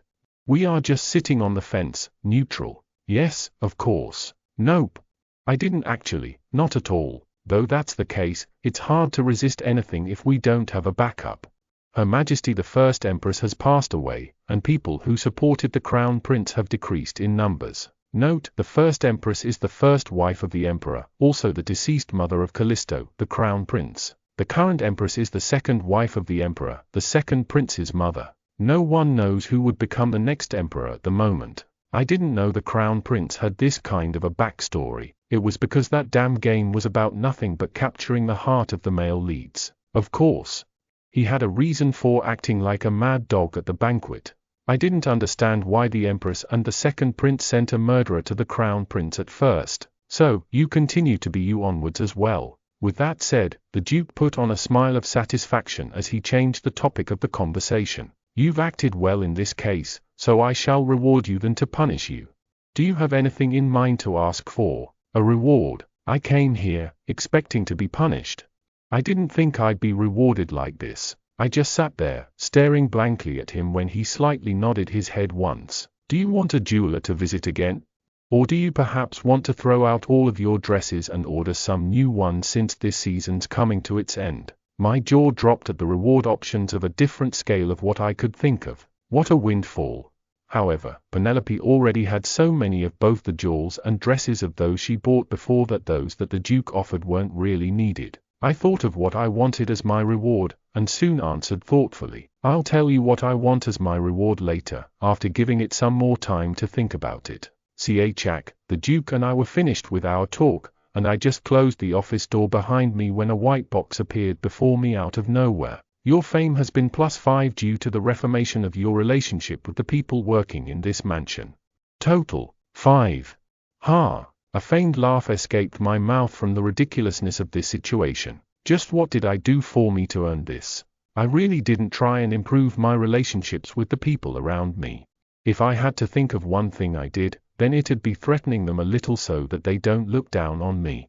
Was me being wounded a little by the Crown Prince really that of a big deal? I was fascinated by many things flowing in an unexpected way, including the way the Duke acted. While at it, I also somewhat felt a little proud of myself in a way, since, be it interest or fame, plus, always meant something good here. Great. Let's continue with this flow of things onwards as well. ****. Lady, you're back. Emily welcomed me who just stepped into my room. I nodded my head half-heartedly as I hurried to my desk and sat on the chair. It was because I had a lot to think about besides thinking of what I want as my reward as well. Lady. This. Emily followed along and handed something to me, the thing you held against your neck on the day you fell unconscious. The first young master told me to just throw it away, but I washed and kept it just in case. Ah. I stared at what Emily handed to me, a white handkerchief. It was the one Binta Verdandi lent me. I totally forgot about it. Thanks, Emily. I complimented Emily who've done thanks worth thing. Her expression brightened when I did. The handkerchief that was once soaked in blood was clean white now. I thought of what to do with it as I looked at it. I do need to return the courtesy somehow. It was unwanted care, but I still needed to be polite about it. Besides, there was a need to meet him at least once more since he was also one of the capture targets. Emily, can you tell the butler right now to bring in a jeweler tomorrow? A jeweler? Emily tilted her head from my request that came out from the blue, then clapped once. Ah. Are you planning to buy some new accessories for the upcoming festival? Festival? Emily answered me immediately when I asked in confusion. The festival celebrating for the birth of this country is held next week. I heard that the festival will be held on a much bigger scale due to His Highness the Crown Prince's return. Don't mention the Crown Prince. Emily gasped, her mouth shut from my tone of voice that suddenly turned cold. I was sick of even thinking of the Crown Prince. I motioned my hand, annoyed, towards Emily who started to study my face. Go to the butler now. Okay. I'll be right back. Emily left and the silence greeted me in my room. I tapped on the desk with my one finger and got lost in deep thought. So next week's the festival, In the game, the episodes specified for meeting with each of the capture targets are unlocked in an order. For instance, I had to get through with some of the episodes in Reynold and Derek's route for the Crown Prince's route to be unlocked. That's why it was sort of unexpected that I met Binta right away after I met with the Crown Prince. But he was a character I'd meet in the banquet that day anyway, so nothing much changed within the story as it flowed the same up until right now. All that's left now was the last capture target, Eclise the Knight, who appears after the meeting with Binta. It was around when the festival took place when the last capture target was brought into the mansion. What did Penelope did during the festival again? In the hard mode of the game, I was only notified that the Duke brought in the new capture target and was never able to see him. I was too busy dying while playing the episode Festival Day together with either Reynold or Derek. I feel my blood boiling thinking about that again. In the end, the result was I was never able to have even just one single peaceful date at the festival with anyone. I hurriedly opened a drawer and took out a piece of paper I hid before. I went through my writing at a fast speed and muttered, I need to get him before the Duke does. I decided on something after almost being killed by the Crown Prince. To finish one route as soon as possible and get out of this damn place, since I can't try and die anymore. To do that, I need to focus on raising the interest of the most manageable capture target, Eclise. My eyes sparked, looking at his name written on the paper. I choose you. I was busy exploring the mansion lately. I wouldn't be exaggerating even if I said that the Eckhart mansion was the size of a town. The training area for the knights and their dorms along with a small forest could be seen when you pass the beautifully decorated garden and a wide field of grass. There must be an escape hole somewhere. I was doing this in order to find a secret way out of the mansion grounds before the day of the festival. Though, it wasn't easy since this place was so big. I walked back to the gardens with droopy steps after failing to find an escape hole again today. Then I requested Emily for a little snack and tea set up and read a book under a big tree afterward. It was around when the story was reaching its climax. I heard a little rustle behind me. Emily, can you hand me a bookmark? I was close to finishing the chapter that I kept my eyes on the book while I reached my hand towards where Emily should be at. No reply came back though, even until I finished the last page of the chapter. Emily, I closed the book and turned my head. Are you okay now? Beside me stood a person holding a tray with some snacks. It wasn't Emily, but someone I didn't expect to see here. Interest 8%. I let out an idiotic sound seeing the interest gauge bar above Derek, who I haven't seen in days. It was at 6% the last time I saw him. I didn't know what caused it to rise. Whoosh. A cool breeze held the faint scent of flowers as it whooshed between me and Derek. My sight was momentarily blocked by my hair fluttering before me, and thanks to that, I was able to get back to my senses. I realized that I was idiotically staring up at him and stood up. Derek stopped me when I did. No. You don't need to get up. It's fine. I was going to go back in now anyways. Then do you not want the desserts? Ah. I creased my brows, moving my gaze onto the tray he was holding. It had to be him who brought this out of all the others. Did Emily requested you to do such a thing? No. I told her that I'd bring this to you since I had something I need to talk to you about. With me, what does he, who hates Penelope to his death, have to say to me? But that curiosity didn't last long as I figured out what he'd meant. It's about what happened the other day, right? Though the Duke let it be and even gave me a reward, Derek would surely not let go of this matter. Ha! Let's just think of this as the continuing of an apology of what I was going to do in front of the Duke. I held back a sigh as I carefully chose my words.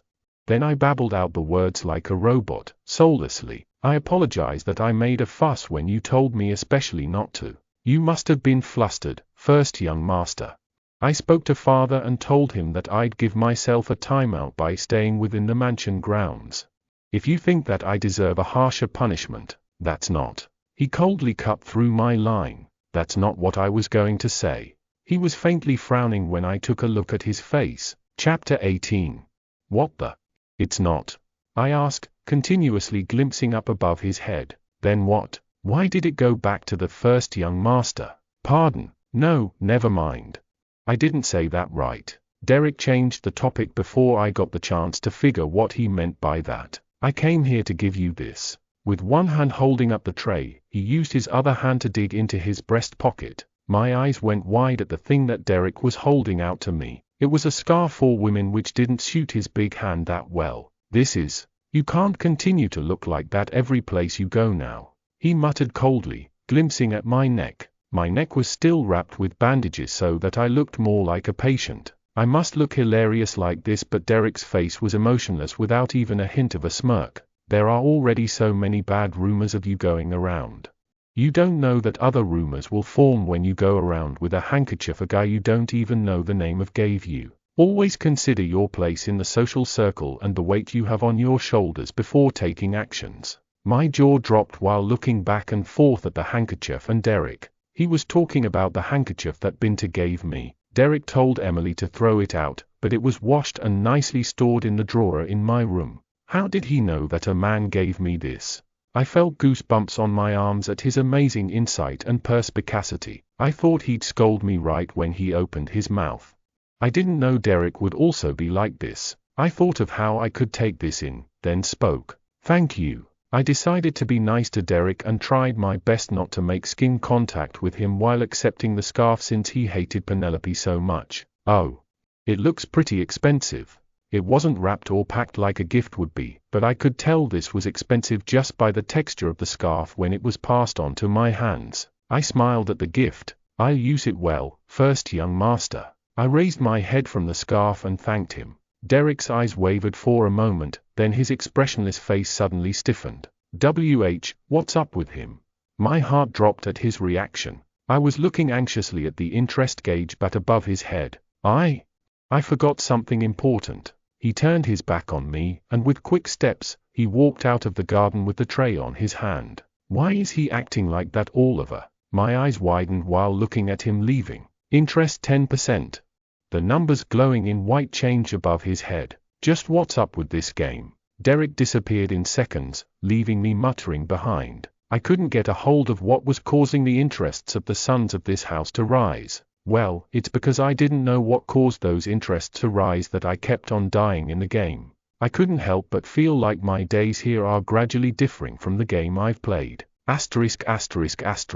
Found it. I was finally able to find a secret way out as a result of searching 4 days. The wall that surrounded the whole mansion was almost like an iron barrier. Therefore, it was fortunate that I was able to find an escape hole by the knights' training areas, which I think was used when the knights were skipping their training. It was well hidden with the bushes that there would have been no way I could have found it if not for me tripping on a small rock and falling on top of it. Why won't this damn game provide me of any of these things and infos? I shook the dust off my clothes, then kicked the rock I tripped on. Afterward, I readjusted the scarf around my neck. I moved on from the bandages to the scarf that Derek had given me. Phew. It's fortunate that I found one before tomorrow. Tomorrow was the day the festival begins. I was really anxious up until now. Of course, I would be easily able to leave the mansion for tomorrow if I simply got the permission from either the Duke or Derek, but there's no way that they'd allow Gomnu to go alone on the streets where it'll be crowded with people from all over the Empire. Even more so when I say that I'll be going to the slave market that secretly opens at night time. I'm going through all these to save you, so you better meet my expectations, Eclise, I muttered, staring at the escape hole that I just found. Then I fixed the bush into its original form, which was ruined by me falling on top of it. It was when I got up from the spot, finished with fixing the bush. Hey, what are you doing over there? The voice came from behind. I jumped in surprise and turned around. I suspected my eyes after witnessing what was written above the head of a figure. Interest 7%. I haven't seen Reynold in a week, yet his interest has risen 4%. Do these bastards have to not see Penelope at all for their interests to rise? I felt somewhat upset. I didn't know this while playing the game since I had to unlock the episodes. To think you could raise their interests this easily. The time I've spent resetting the game was wasted. What are you blankly staring at? I asked you what you were doing. I got to my senses at Reynolds' urging words. I moved my gaze off the interest gauge bar and spoke. You know, just taking a walk. Just taking a walk. Reynolds narrowed his eyes at my reply. You had to be taking a walk at where the escape hole is located at. What a coincidence. I was barely able to control myself from gasping out loud. Goosebumps rose on the back of my neck. Just how did that brat realize? I covered it well again. I glimpsed at the bush again. There was no difference to how it looked before and after it was messed up. I tried my best to calm myself down as I changed the subject as if nothing had happened. What about you? Why are you here? I was just heading back since I've finished today's training. Now that I see, Reynolds' pink hair was damp with his sweats. I could sort of see his body through the thin and white training clothing he was wearing. Ooh. He has some nice body. Unlike his pretty-looking face, his body was hard with muscles which made him look weirdly sexy. Yeah.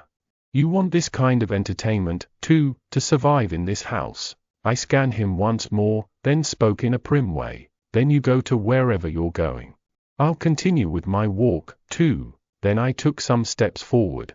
I was going to continue to walk away until, hey, really know your limits. I heard a voice behind me. I wanted to ignore him, but I had no choice to turn around for his interests. For what? Have you already forgotten that 4 years ago you broke your leg, trying to go over the wall like that one knight who was going to skip his training, which caused the walls to be extended higher? It would make over 10 books if you were to write down all the words those knights said to defame you. I knew that the wall surrounding the mansion was taller than I expected. Those things really happened. This kid's really, if it was 4 years ago, it was when Penelope was 14. She would have mastered all the manners by then, even though she started learning manners later than the others have. I started to get annoyed at Reynolds' words that revealed an extreme part of Penelope's past which wasn't mentioned in the game. I'm not doing anything like that. Those words I spoke weren't at all faithful even for me. Reynolds heard what I said as he spoke with a scary tone of voice. Just get permission from father and leave the mansion confidentially. Don't repeat what you did in the past and get defamed at again. I told you, it's nothing like that. He didn't say anything further after my words. Instead, he stared at me in disbelief for a moment longer before he left the spot. I was watching the interest 7% getting further away from me. Quest. Would you like to proceed the quest, date at the festival, with Reynolds, reward. Reynolds interest plus 3% and others. Accept/reject. As expected, a quest appeared in front of me. I have to do this thing again with that brat. And the reward is only 3% of his interest. I snorted, thinking back to how annoying he was a minute ago. While playing the game, I really wanted that 3% that I accepted the quest. Followed by, I had to press the reset button infinite amount of times. What was more upsetting was that I still wasn't able to complete the quest. I'm not doing it, no way. I pressed on refuse multiple times without having to think about it longer. How can I have a successful date at the festival with a guy who growls whenever he sees me? I didn't feel that 3% was wasted. I had 10% and 7% with me already. Besides, I wasn't working my butt off like this to simply have a date at the festival. I glared at the spot where Reynolds was standing before and thought, annoying. Hate him. If he said that in such a tone in front of the real Penelope, she would definitely. Chapter 19. Definitely want to give it a try. Huff, huff. I threw down the bed cover that I tied into a rope down my room window, muttering the words that I couldn't say in front of Reynolds yesterday. Then I pushed myself up on the window frame using all my strength. That was all I needed to do for me to be out of breath. It was the first day of the festival. I patiently waited until Emily was done with serving me for the day yesterday, then immediately took all the bed sheets I had and tied them together into a rope. It was the most classic way of escaping. Now, let's do this. I got up from the window frame after my breathing became steady again. I already prepared for today's day out. I was wearing a thick robe that covered my face and my hair. I also had with me a few gold coins and a check that I got from the Duke as my reward for the incident that happened on the other day. What was left now was to successfully get down from my room, which was located on the second floor of the mansion. Why do I have to go through all this? I complained, looking down from the window, and started taking action. I held onto the rope and slid down it with fast speed. It was only on the second floor. I've concluded that it was possible to safely climb down from my room after wandering around within the mansion grounds a couple of times. I'm sure it was possible. Shoot. The bedsheet I've tied into a rope was shorter than I thought. I couldn't check before as I couldn't see well how long it reached down from my room. I thought it would be fine because the rope was pretty long. I could wake someone up if I were to jump down from this height, and it was possible that I could get injured if I were to make a wrong move. Just realizing that eyeballed length was different from the actual length had made me panic. I looked up to see that the distance from where I was at to my room window was pretty lengthy. I didn't have enough power to climb back up. I was barely holding onto the bedsheet, which was the best I could do. What do I do? I sniffled at the situation where I couldn't help myself either way. It was then, hey! You, what are you doing right now? A voice came from below me. I glimpsed down below me and met eyes with someone. A sound of that person feigned laughing followed after those words. Reynolds. His pink hair reflected the moonlight. Reynolds was looking up at me from below with the eyes seeming to be looking at a senseless thing. Why do you come out from there? Are you kidding? The room below your room is my room. I closed my mouth shut. How was I supposed to know that his room was the room below Penelope's? Are you? This is so ridiculous that I can't find the right words to say. Are you trying to escape right now? What do you mean, escaping? I was startled at his question. I was just going to go out for a walk. To walk? Seems like it's a trend nowadays for the girls your age to climb a wall when you're going out for a walk. I couldn't find the right words to reply with, so I stared far into the mountains instead. However, there was one thing that I'd forgotten from panicking. It was that my arms reached its limits to hold on for any longer. All the strength left me at that moment as I slid down the rope. I shouted, grabbed onto the end of the rope just before completely falling down to the ground. I was now clinging onto the end of the rope, swinging side to side, like a spider climbing its one strand of the web. Hey! Then, Reynolds shouted as he climbed up his window frame at a fast speed. His face when he jumped out from his window looked a little pale. Let go, Reynolds, who was now standing on the ground outside, said as he opened his arms. What? Let go and jump down to where I'm standing. I'll catch you. That moment, I was barely able to keep myself from saying, how am I supposed to trust you? If you don't want to, then you can just continue to cling on to that. My hesitation didn't last long at his next words. I had no other choice. Please don't miss me. Catch me well, I ordered. He wouldn't purposely let me die, though I'm his hated little sister, right? I was finally able to let go of the grip after thinking that over and over again to convince myself that I'd be fine. I felt the immense wind blow past my cheeks. Just when I started to feel butterflies in my stomach like when you ride a roller coaster. Flop. Caught you. I opened my eyes to see Reynolds smirking like a devil would. Put me down. I realized that my face was really close with his and hurried down from his arms. Reynolds asked while I was fixing the robe I was wearing, "Where are you planning to go?" "Just for a. If you say that you're going out for a walk again, then I'm heading for father right away." I glared hatefully at the brat who cut through my line. Why did I have to get caught by him out of all the other people here? Nah. It's still better than having to be caught by Derek. Chapter 20. I heard that the best time to be enjoying the festival was when it's dark out, and that seemed to be right because the streets were already crowded with people. The busy street was decorated with fancy lanterns and various stands, food stands, gaming stands, toy stands, etc. I've seen lots of these sorts of festivals before coming to this world, so I was quick to walk past everything, disinterested. "Hey, are you sure that you came to enjoy the festival?" Reynolds asked, finding this rather weird for something that Penelope would do. I glimpsed over at him once before answering him half-heartedly. "I am enjoying it. You're not even asking to buy anything for you. You usually go mad when you see accessories," he commented, pointing at the stands selling kinds of stuff for girls. "Then did you actually think I came out here just to have fun at the festival with you?" I stared at him for a moment, then speechlessly turned back. Honestly speaking, nothing came into view, be it the whole festival or whatever. I was way too conflicted because I didn't know where to start looking for replies. "Hey, come here for a minute." Just then, Reynolds caught me by my hand and dragged me somewhere. Derek wordlessly followed behind the two of us. "Look. They sell some fine things here." The place Reynolds led me to was one stand that sold some jewels. My, welcome. Take a look, dear customers. A lot of new things have arrived for today from the East. I stared blankly at the man as I was confused about what I was doing right now. When I did, Reynolds shouted at me in frustration.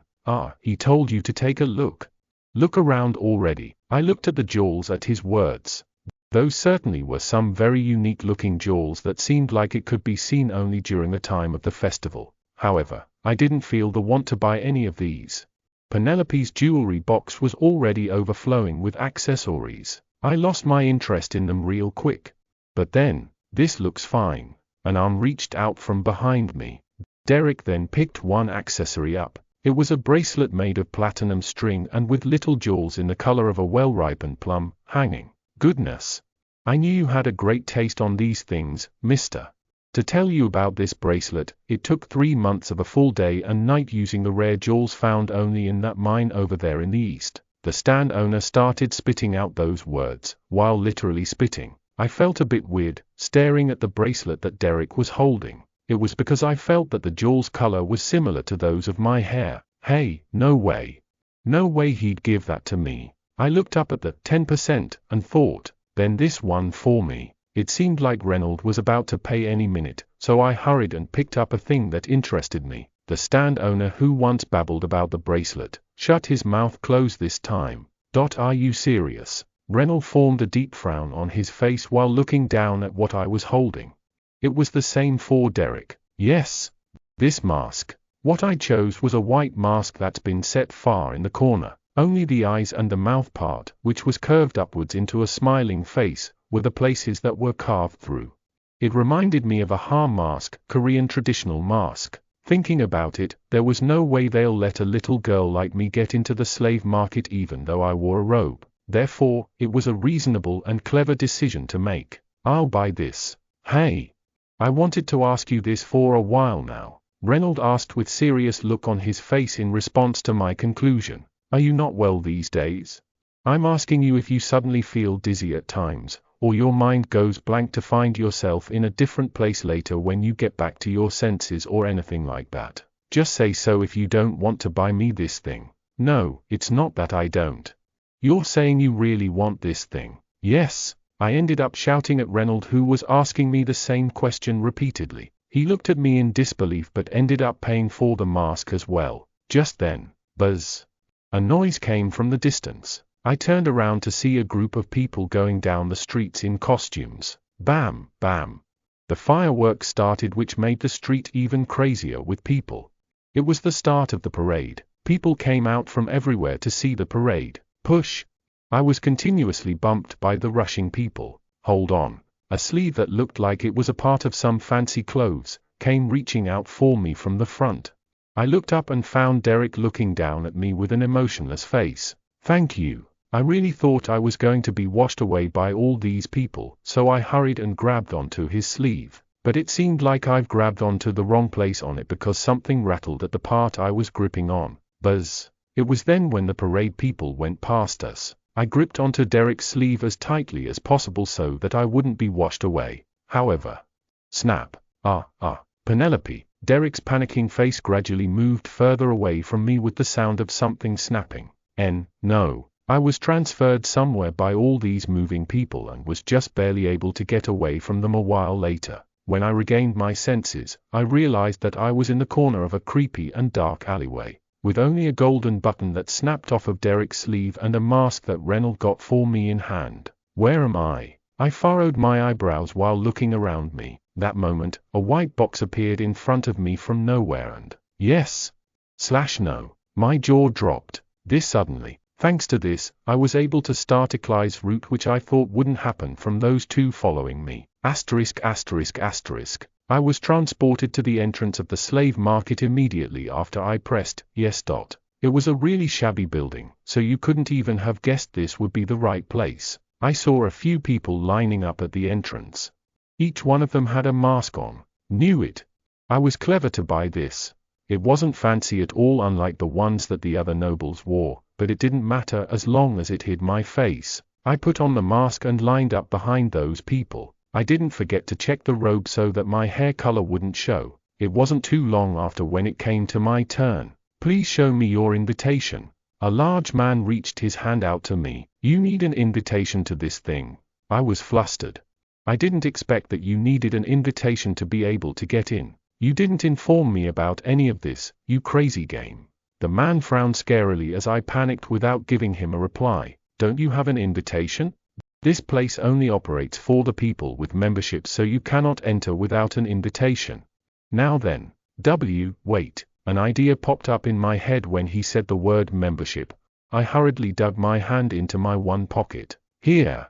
What I handed to the big dude was the button from Derek's sleeve. The symbol of the Eckhart family was carved clearly on the button. The man's eyes widened when he saw the button in my hand. "If it's about my invitation, I forgot it at home. This will do." "No, I didn't notice such a high and noble person." Welcome in." He rushed and made a way for me to enter. I walked in ever so casually, but I was surprised inside. This is how powerful the Duke family is, or maybe even more so. Of course, you never knew if this trick worked from the Duke being the VIP guest who comes sometimes to get some useful slaves. This whole slave thing was bitter to think about for me. "I'll escort you to the auction." A server in charge of escorting people in came to greet me by the entrance and led me in. I followed him down the small stairs from behind. How long has passed since then? The stairs came to its end when an area with a dim light coming from it could be seen. Soon, I've arrived at a vast and luxurious space that I wouldn't believe that I was in that shabby building I saw earlier. This vast place was hidden here all along. The large hall was decorated like a coliseum so that you could look down at the stage from the grand seats. "Have a seat here. And take this." The servant took me to the very front seat where you can see the stage the best, then left after handing me a picket. The picket was for the auction. I sat in my seat, looking down at the stage. "Ladies and gentlemen, the auction is finally starting." The auction started not long after. The chained slaves walked up the stage after the auctioneer's loud announcement. 10 gold. 10 gold, is there anyone else? Sold with 10 gold. The slaves all wore a gloomy face as they were sold to the nobles. Each slave's worth got better than the one sold before them, as some of them started to do some fascinating tricks and some of them had an incredible appearance. 100 gold. 100 gold, is there anyone else? 102 gold. It soon became a battlefield in here with all the people reading others' face and the atmosphere. And finally, everyone, now's the time you've all been waiting for. Coming up the stage right now is today's last slave. I, who was stared at the stage in disinterest up until now, straightened my body up at the last slave going up the stage. A barbarian from a defeated country. I introduced the slave, Eclise. Grayish-brown hair. He was handcuffed and his mouth was also covered shut. yet his eyes shined sharply at the audiences. It was Eclise. Everyone here must have heard the rumors about this slave, right? The auctioneer smiled and said, I didn't hear any rumors about Eclise. However, all the others seemed to know as they nodded their head. But there's always a large difference from what the rumors say and when you see for yourself. That's why we hosted a special event for our audiences. Have a look. One servant threw something at Eclise with a hand motion of the auctioneer. It was a small wooden sword that kids used when they learned swordsmanship for the first time. What are they up to? I tilted my head in curiosity. When I did, the sound of a cage sliding open was heard from one corner. Crrrr. Hyenas jumped up the stage. 5 of them at that. Chapter 21. What is that? What are they? I was shocked at the sight. The hyenas walked around Eclise, who was standing still in the spot, and drooled as if they've starved 4 days. Both his arms and legs were cuffed. Large movements were restricted from it. A small wooden sword was all that was given to him. Adding to that, all he was wearing was a piece of clothing that covered his lower body. No protection at all. That's just too much. My heart dropped. It was as if their intention was for Eclise to be eaten by those starved beasts. What should I do? I started to think if I should shout out that I'd buy him before anything happens. Crrrr. Just then, the largest hyena jumped for Eclise. At the same time, Eclise lowered and rolled his body over to the wooden sword and stabbed it in that hyena's one eye at a lightning speed. He finished off by giving the hyena a good kick. Yelp! The hyena cried and fell to the floor.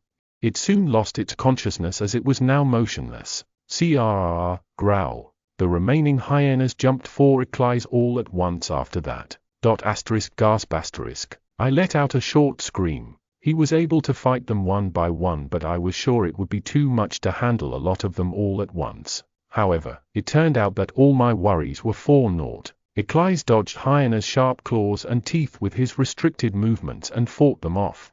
With just a wooden sword, 2 more hyenas were down in seconds. Only 2 were remaining. One hyena aimed for Eclise's back when he was busy fighting the one in front of him. Eclise twisted the neck of the hyena he was fighting and quickly turned around to face the other one. Yelp! Then he stabbed the hyena in its stomach. With that wooden sword that's not sharp at all. Flop! The last hyena dropped to the floor, bleeding, leading to the end of the fight. Ha, ha. Blood dripped down the hands of Eclise, whose shoulders were heaving. Silence filled the space. Then one by one, people started to give their applause. Thank you. The auctioneer announced the end of the show. Ugh. Eclise went hyper after seeing blood and kept on swinging his sword though the fight ended. He swung his sword dangerously at the people approaching him to restrain him, but he flinched as he fell unconscious before he was able to strike them. Then, he was dragged off the stage. It seemed like they attached something to him, probably to prevent the slaves from acting out. Ha ha, he's quite an energetic one. It's hard to control him in a normal way. The auctioneer laughed and calmed the startled audience down. Now then. Shall we go nice and easy and start the bid with 50,000 golds? 50,000. The auction for Eclise officially started. The starting budget for him was already on a different scale. I got nervous as I focused on the auction. 60,000, 90,000, 100,000. I see 100,000. The price of Eclise increased rapidly. At this rate, I expected the price to easily reach 10 million, 200,000. I see 400,000 over there. Thankfully, people willing to get Eclise started decreasing in numbers as time went by. There weren't too many people willing to buy a slave who came from a defeated country with over 500,000 golds. Especially when he was too wild to be used as a night partner. Note, please don't search that word up if you don't know what it means. Unless there are people insane enough that'd do that. 500,000. 600,000. I see 600,000. You could afford a small house with that many golds. Now there were only 2 people still betting. I couldn't see their face because of their mask, but I could tell that one was an old woman with wrinkles all over her neck while the other was a fat man. Their keenly half-closed eyes sparked in greed. I could tell the reason why they wanted Eclise from that. 900,000. The old women raised 300,000 more to the precious price, which made the price now 900,000 golds. 10 million. It's now 10 million. However, the fat man didn't back down. The auctioneer's jaw dropped as he moved his gaze to the old woman. The woman seemed like she gave up though, because she threw the picket to the floor in anger. 10 million. Is there anyone else? 5. 4. The countdown started. I cautiously looked around me. It was to check if there were anyone else who looked like they were going to challenge the fat man. 3. 2. I finally raised my picket in the air when I realized that there wasn't going to be anyone who would bet higher than that. 100 million. 100 million. Dead silence. If there existed a sound for people turning to look at me, then I'm sure it was going to be really noisy. 1. The auctioneer's jaw dropped again.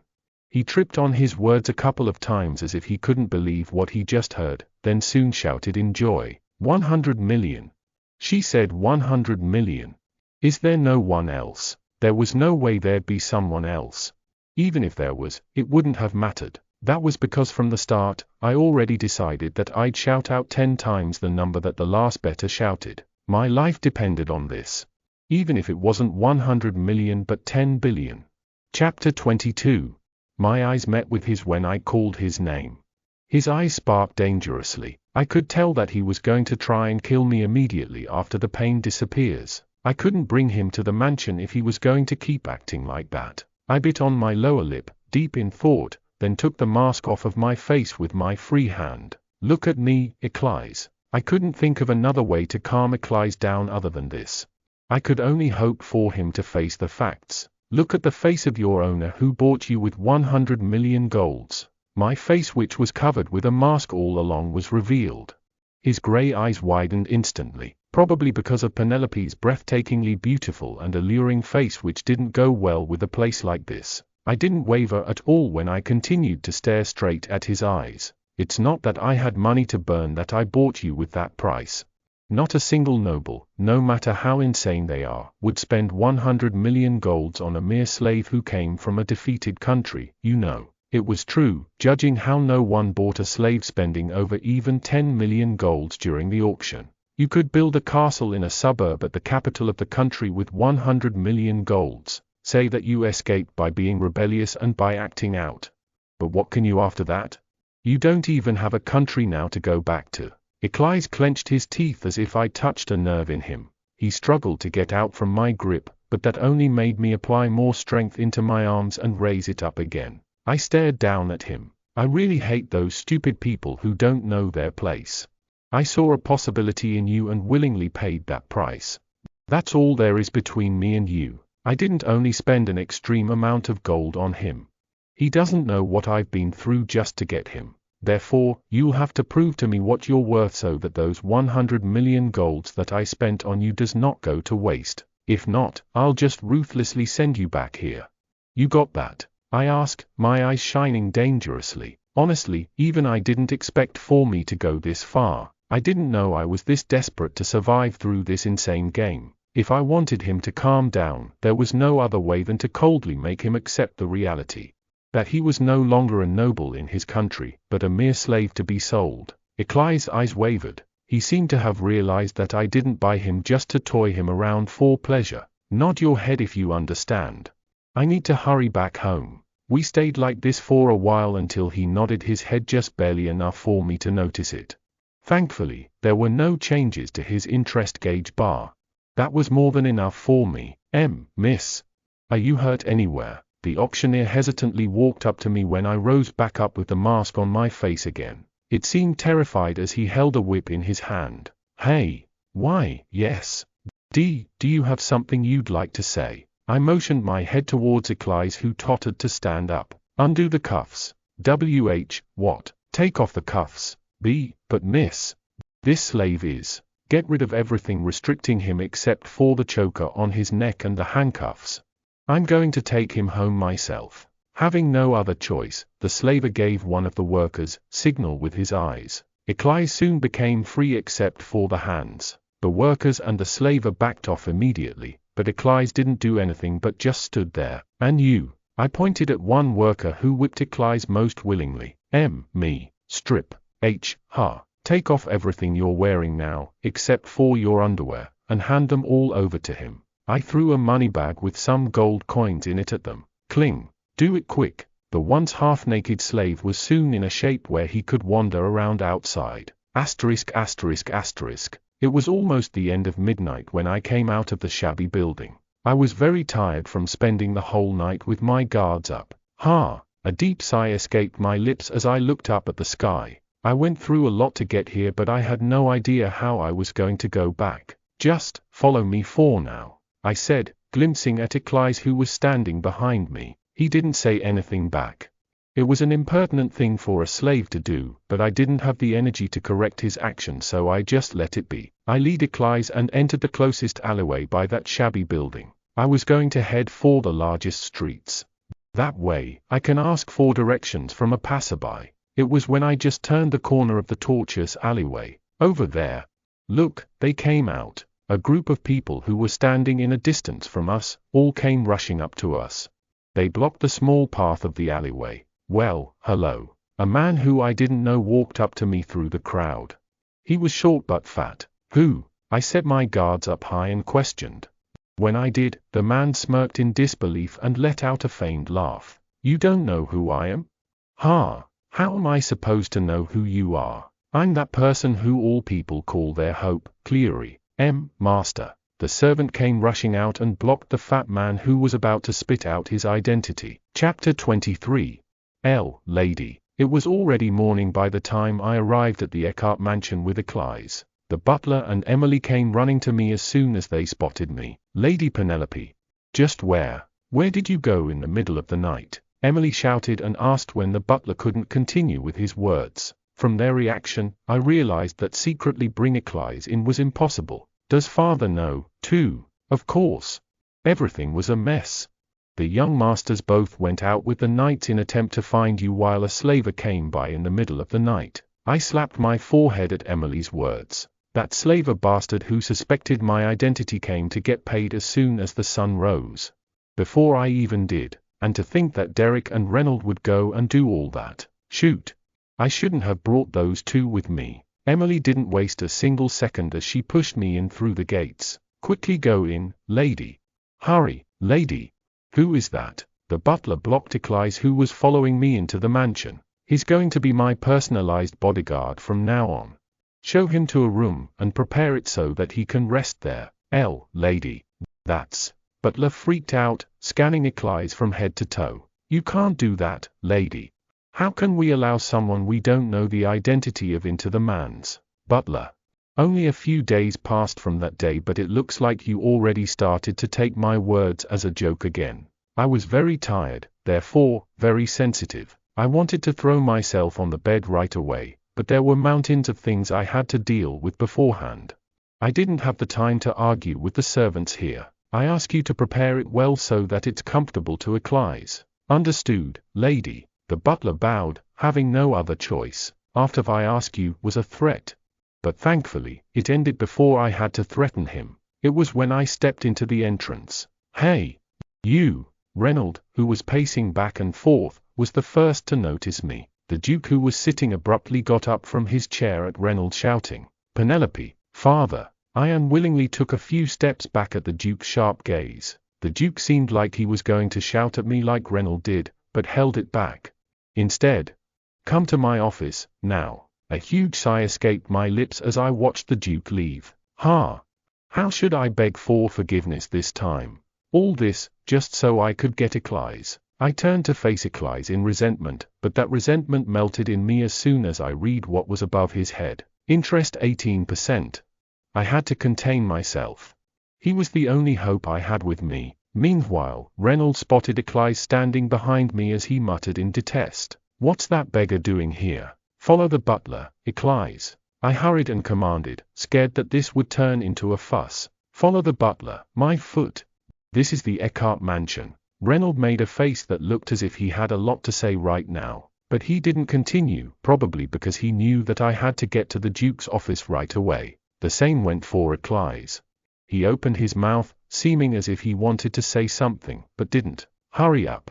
Be a good boy. I ignored that he wanted to say something. I didn't have time for that right now. I handed the mask I held in my hand over to Emily, then followed after the Duke, who left a little while ago. Click, a cold and sharp voice pierced my ears as soon as I stepped into the office. Penelope Eckhart. Yes, father. I politely stood in front of him. The Duke was sitting, his back facing the desk, start explaining everything from the very beginning to the end. The Duke's heavy tone of voice was as cold as ice. I couldn't see his face from here, so I became less confident if I can get away with this successfully. I didn't care if my fame dropped from it as long as it didn't affect the interests of the two brothers. Thinking hard for a while, I decided to try the method I've used up until now. I apologize for going outside without even telling you, father. Those are the words I hear the most from you these days. It worked for the first and the second time, but not for the third. I was lost for words. You always apologized like this, but it seems like you didn't really look back to it.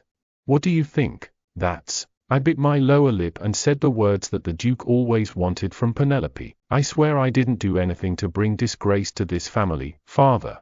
I didn't stay up all night, waiting for you just to hear those kinds of words. Thud. The Duke slammed his fist on the table as soon as I finished my words. Hick. I gasped in the air in surprise. He was always ignorant towards Penelope, so this was the first time ever seeing the Duke get angry like this. I got scared at this unexpected reaction. What am I supposed to do? My mind went blank. I already expect that just apologizing wouldn't work this time. Chapter 24.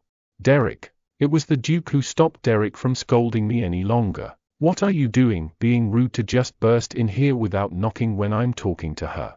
Derek's eyes wavered for a split second. He let go of my shoulders and backed up a step.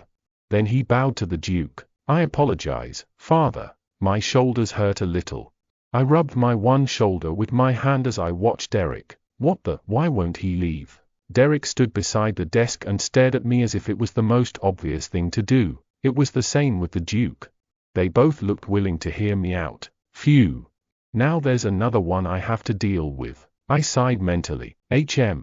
All right. I get what you tried to do, the Duke said after clearing his throat once. It was fortunate that the excuse I've thought up beforehand seemed reasonable enough to him. But his questioning didn't end there. But if that was the case, you could have just set him free after you bought him. Why did you bring him here? Eclise is very skilled at martial arts, father. That's one reason why I bought him with such a price. I started spitting out all the words of excuses that I've prepared to say. I wish for you to accept Eclise as a knight in training. He seemed quite useful. As our family's knight. Yes. I believe it'll be more beneficial to officially train him rather than to make him a servant here where he cannot show off his. I can't stand hearing more of this. Derek cut through my line. There's an overflowing number of people who are grateful just being able to work in this mansion as a servant. But right now, you're suggesting that we train someone who's not even a commoner, but a slave. Besides, what are you going to use him for if he's been trained? The Duke also seemed to be agreeing with Derek.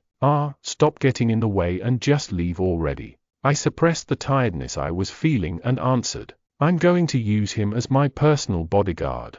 Your personal bodyguard? I can't forever wander around having not a single bodyguard to guard me. The Duke's eyes widened a little. What do you mean by you don't have anyone guarding you? There are over 20,000 knights working in the Eckhart grounds. Yes, but I also know that I have a bad reputation among the knights, father. Isn't that why you didn't make any of them as my bodyguard? The two both closed their mouths shut. Every noble lady had at least 5 to 6 bodyguards with them. The number of bodyguards for a noble lady increased from there depending on her family's noble rank. When I asked Emily about it, she answered that Penelope didn't have a single bodyguard. If she had to go out somewhere, a knight who had nothing to do would come with her, but that was all. Just how bad did people think of her? I was just guessing when both of them went speechless. That made me go speechless, too, for a moment. I don't want to entrust my safety to those people who are not willing to protect me. It's not guaranteed that what happened to me today won't happen again after leaving this place. Leaving? They both shouted almost at the same time. What do you mean by that? Leaving, I mean, the Duke asked in an urgent voice. It's just as what I said. I'm an adult now. My eyes widened again at their reaction, then shrugged. Please allow me to choose my bodyguard myself, for my safety. I beg you, father, brother. I shook my head. The two didn't say anything to refuse. More like couldn't than didn't. What happened today wasn't entirely my fault. It was a big problem if there weren't a single knight worried enough to willingly follow their master going somewhere alone, especially when that master's a member of this powerful duke family that can affect the country. To be honest, I wasn't doing this just to get a knight to guard me. I only needed an excuse for Eccles to stay at the mansion. First, fortunately, my plan worked. All right. You must have had a tiring night today. Go up and get some rest now. I'll tell a doctor to come to check on you after you get some sleep. Thank you, Father. I didn't need a doctor to check on me since I wasn't hurt anywhere, but I didn't argue any longer. Then I bowed once and walked to the door. And Derek, you stay, the Duke added just when I stepped out of the office. I glimpsed behind me to see Derek by the door as if he was following me out. Just what's up with this dude? I hurriedly closed the door to the office. What else did he want to scold me for that he'd want to follow me? The door I closed didn't open back. I was finally able to let out a sigh of relief. But then, a white box appeared before me. Date at the festival, with Derek, quest failed. Try again, reward, Derek's interest plus 3% and others. Accept/reject. What? No, never. There were still many days left until the festival ended. However, I clicked on reject as there was absolutely no way I'd go to see the festival with him again. I continued to stare at the disappearing white box, feeling unfair. Chapter 25. None of the text used in this audiobook belongs to me. Please support the original author online. This is a fan-made project and I make no money from it. If you want to support me indirectly, then donate me on PayPal. Join the Discord for a lot of more audiobooks too. Of course, that wasn't what actually happened. One of the worst things can happen when a feeble noble lady goes in an alleyway without a single guard. Do you get it? The reason why I'm going to use Eccles as my bodyguard. Sorry for worrying you, brother. With that said, I walked past Reynold, who was stiff on the spot, to the stairs. Eccles was emotionless and Emily was looking at the ground when they followed my back. Another term for hatred could be onlooking. The people working here who only watched Penelope from afar when she could be in danger anytime.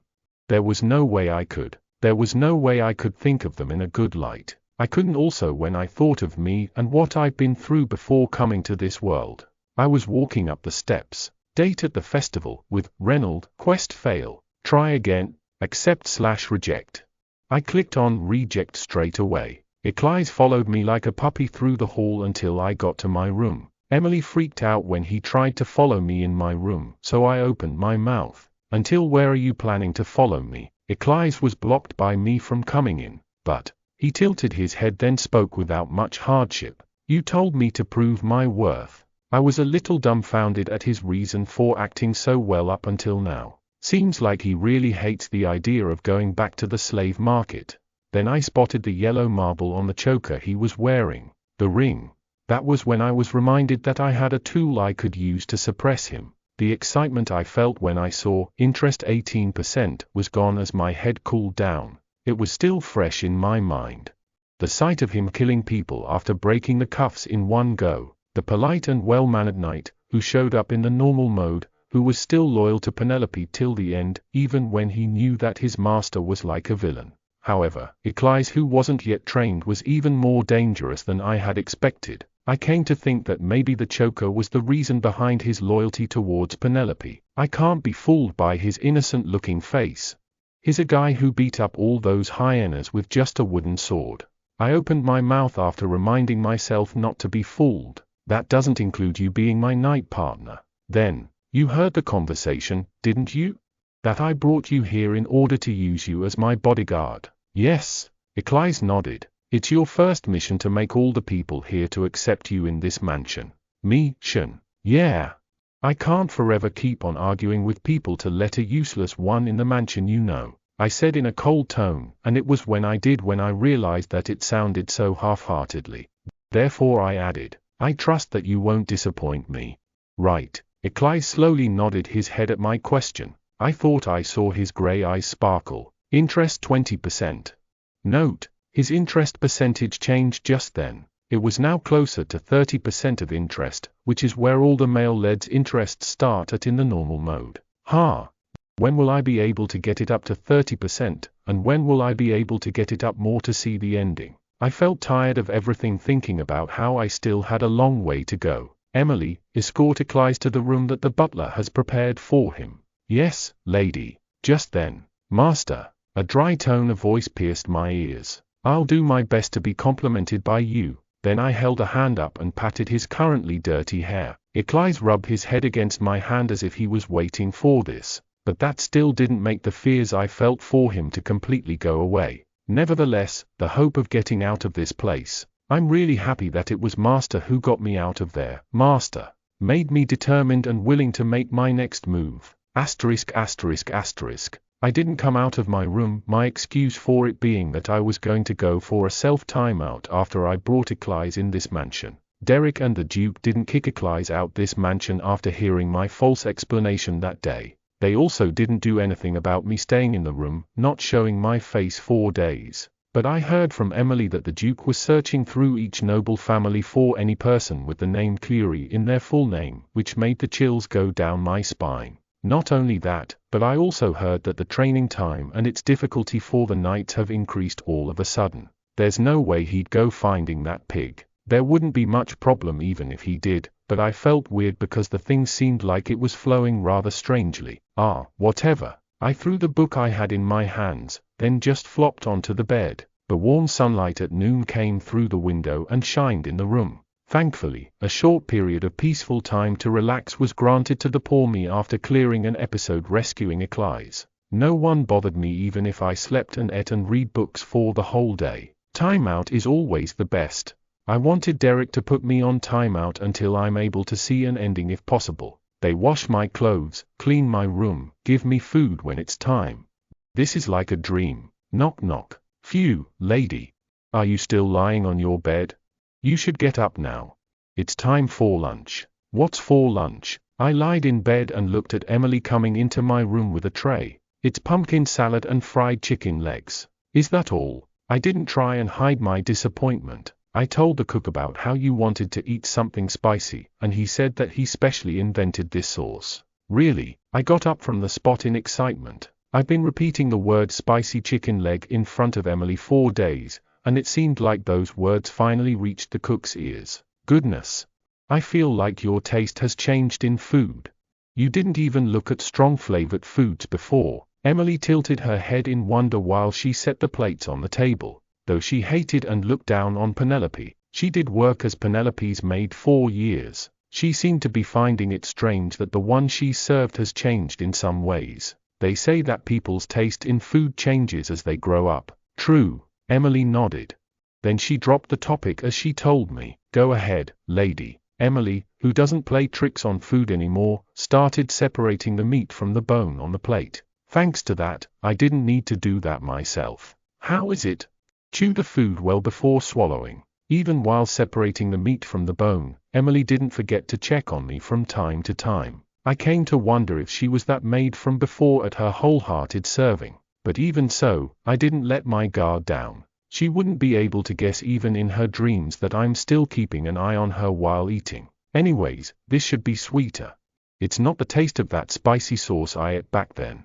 I was able to relax completely on eating after I was certain that nothing was wrong with this food. What I wanted was the spicy chicken I ate with my friends sometimes. The cooked spicy chicken was really just fried spicy chicken. I should start saying sweet salty now, in front of Emily. It wasn't the desired flavor but still ate it as I liked the spiciness that I haven't eaten for a long time. I'm full now. I set down the fork when Emily immediately took the plate away and set the dessert down. The festival's coming to an end now, lady. Emily said to me who was eating the melon sherbet. Is it? Yes. You'd always go out on the festival days and brought in some new unique jewels each time. Were there none of them that caught your eyes this time? I don't know. I was too focused on a certain something that time that I didn't even get to see what was there at the festival. Now that I think of it, I remember Reynolds saying something like that, too. Seemed like Penelope really did go mad when it came to jewels. What a diligent customer she was to a lot of stores. I already felt tired just by imagining her visiting from stores to stores, buying jewels. Right. The butler said that the thing you ordered from a jeweler through the butler has arrived. Orders? What? Do you remember when you called for a jeweler before the festival started? Ah, now I remember. I totally forgot about it until now. Should I bring them right now? Emily asked, seeing that my face was getting serious as each moment passed. I lightly nodded my head. Yeah, right away. Cat loves towels, Lizette. Chapter 26. Emily came back soon after she left with a box in her hand. The pretty velvet-colored box looked luxurious. I took the box and opened it right away. Wow! The color's so pretty, Emily said in fascination when the circular ultramarine blue gem was revealed from the box. Lapis lazuli usually had a hint of gold and white parts to it. It was more valuable when the color got deeper into blue and when lesser of those gold and white colors were included in it. I checked it out by spinning the box in my hand, but not a single white or gold parts were spotted in a deep blue gem. I like it. I put on a satisfied smile as I set the box down on the table. It was worth the money after all. Are you going to give this as a gift to His Grace, lady? Emily asked, still looking at the cuff button with a circular lapis lazuli planted in it. There's no way I'd give it to the Duke. I answered her question no and requested, can you bring any one of the jewelry boxes I own? A jewelry box? Of course, lady. Emily seemed curious about what I was going to do but did as requested without further question. Tack. A moment later, Emily set down a big and heavy-looking wooden box on the desk. I stared down at it for a little while, making it look like I was thinking of something, before speaking at the right timing. I have something I'd like to ask someone to do something for me. What is it? Do you by any chance know anything about the informant at the upper portion of the streets? An informant? Emily muttered, then spoke. I don't know much about it, but my roommate probably does. She worked at the upper portion of the streets before she came to work here. Is that so? I paused for a moment before continuing. What's her name? Her name's Renna. Where is she right now? But I can do this better than Renna can, lady, Emily added. Sure, she knows a lot, but she also has a big mouth, she said as she studied my face. She seemed scared of being pushed away if I called that other maid over. Emily, this job needs to be secretly and sincerely done. The person will also need to act depending on each situation.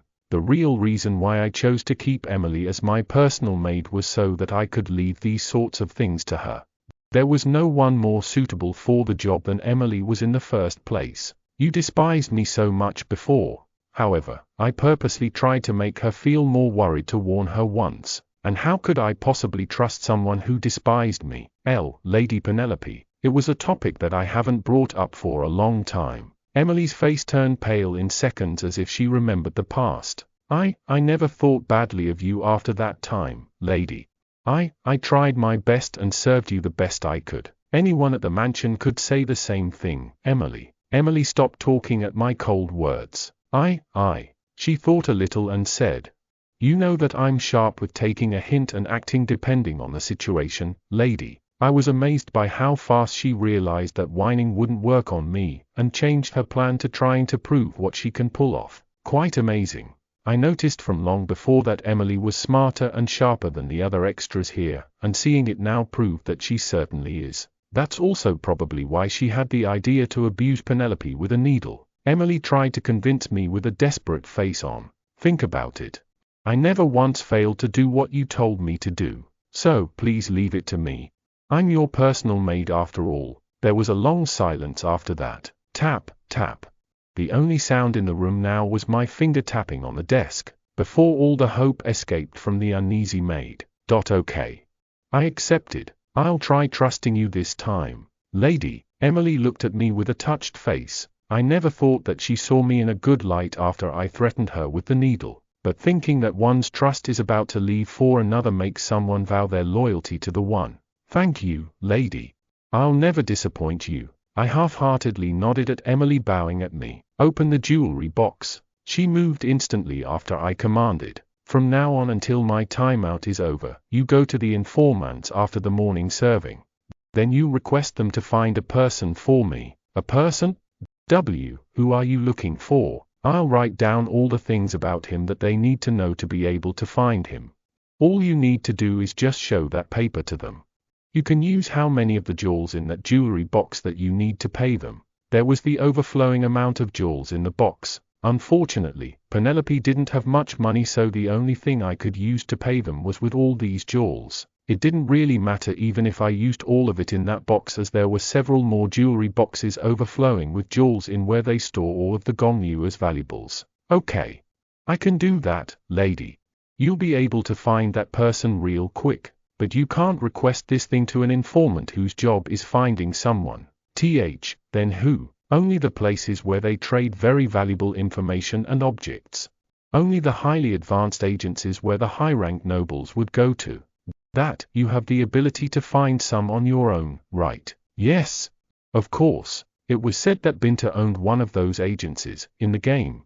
The base of the agency that he operated was said to be the most well-known and the biggest, so she'll be able to find it easily. I already knew that he was a marquis, a sorcerer, and that he secretly operated an agency. If I wanted to meet him, then I'd just have to go to the parties that he might consider going. But Binta was one of the main male characters, and he also had the most possibility after Eclise. I decided to make use of what happened in an episode from the normal mode to have a more dramatic meeting with him. After coming back to the mansion, the heroine goes searching for her lifesaver who helped her find her real family. All she knew about him was that he was a sorcerer with a rabbit mask on. However, when she encounters Binta in a party to debut as the real Gongyu, realizes right away that he was the one who helped her by just his eye color.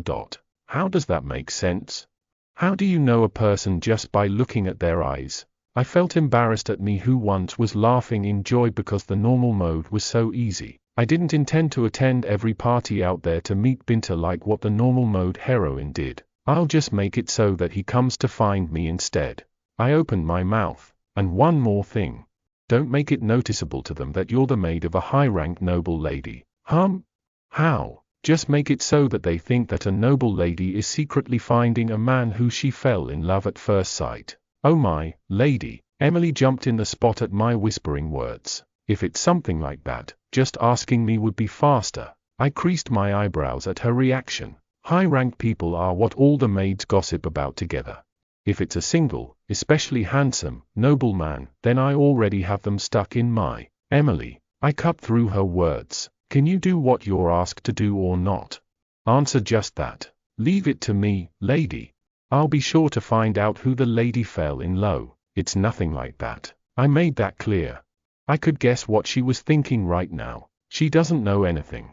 But Emily didn't seem to believe my words as her eyes continued to shine. Looks like spring's finally approaching, our lady. I had no choice but to roll up my sleeves to bring her back to reality. Act wisely. The existence of your needle will depend on how you do on this job. Gasp. This is a chance given to you, Emily.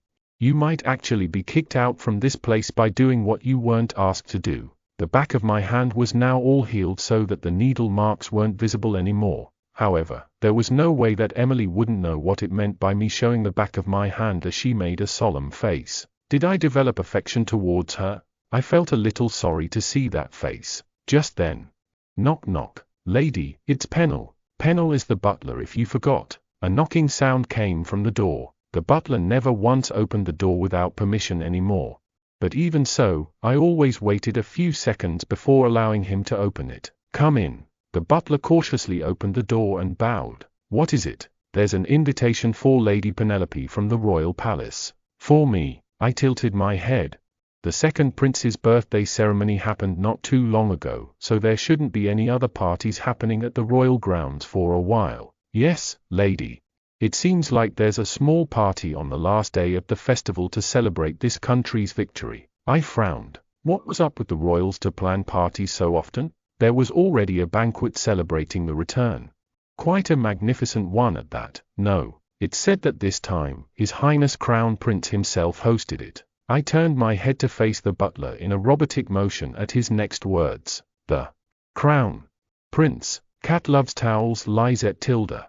I'm really sorry. I finished this and the yesterday but forgot to upload it. But that makes today the day of 2+ updates. Tilda.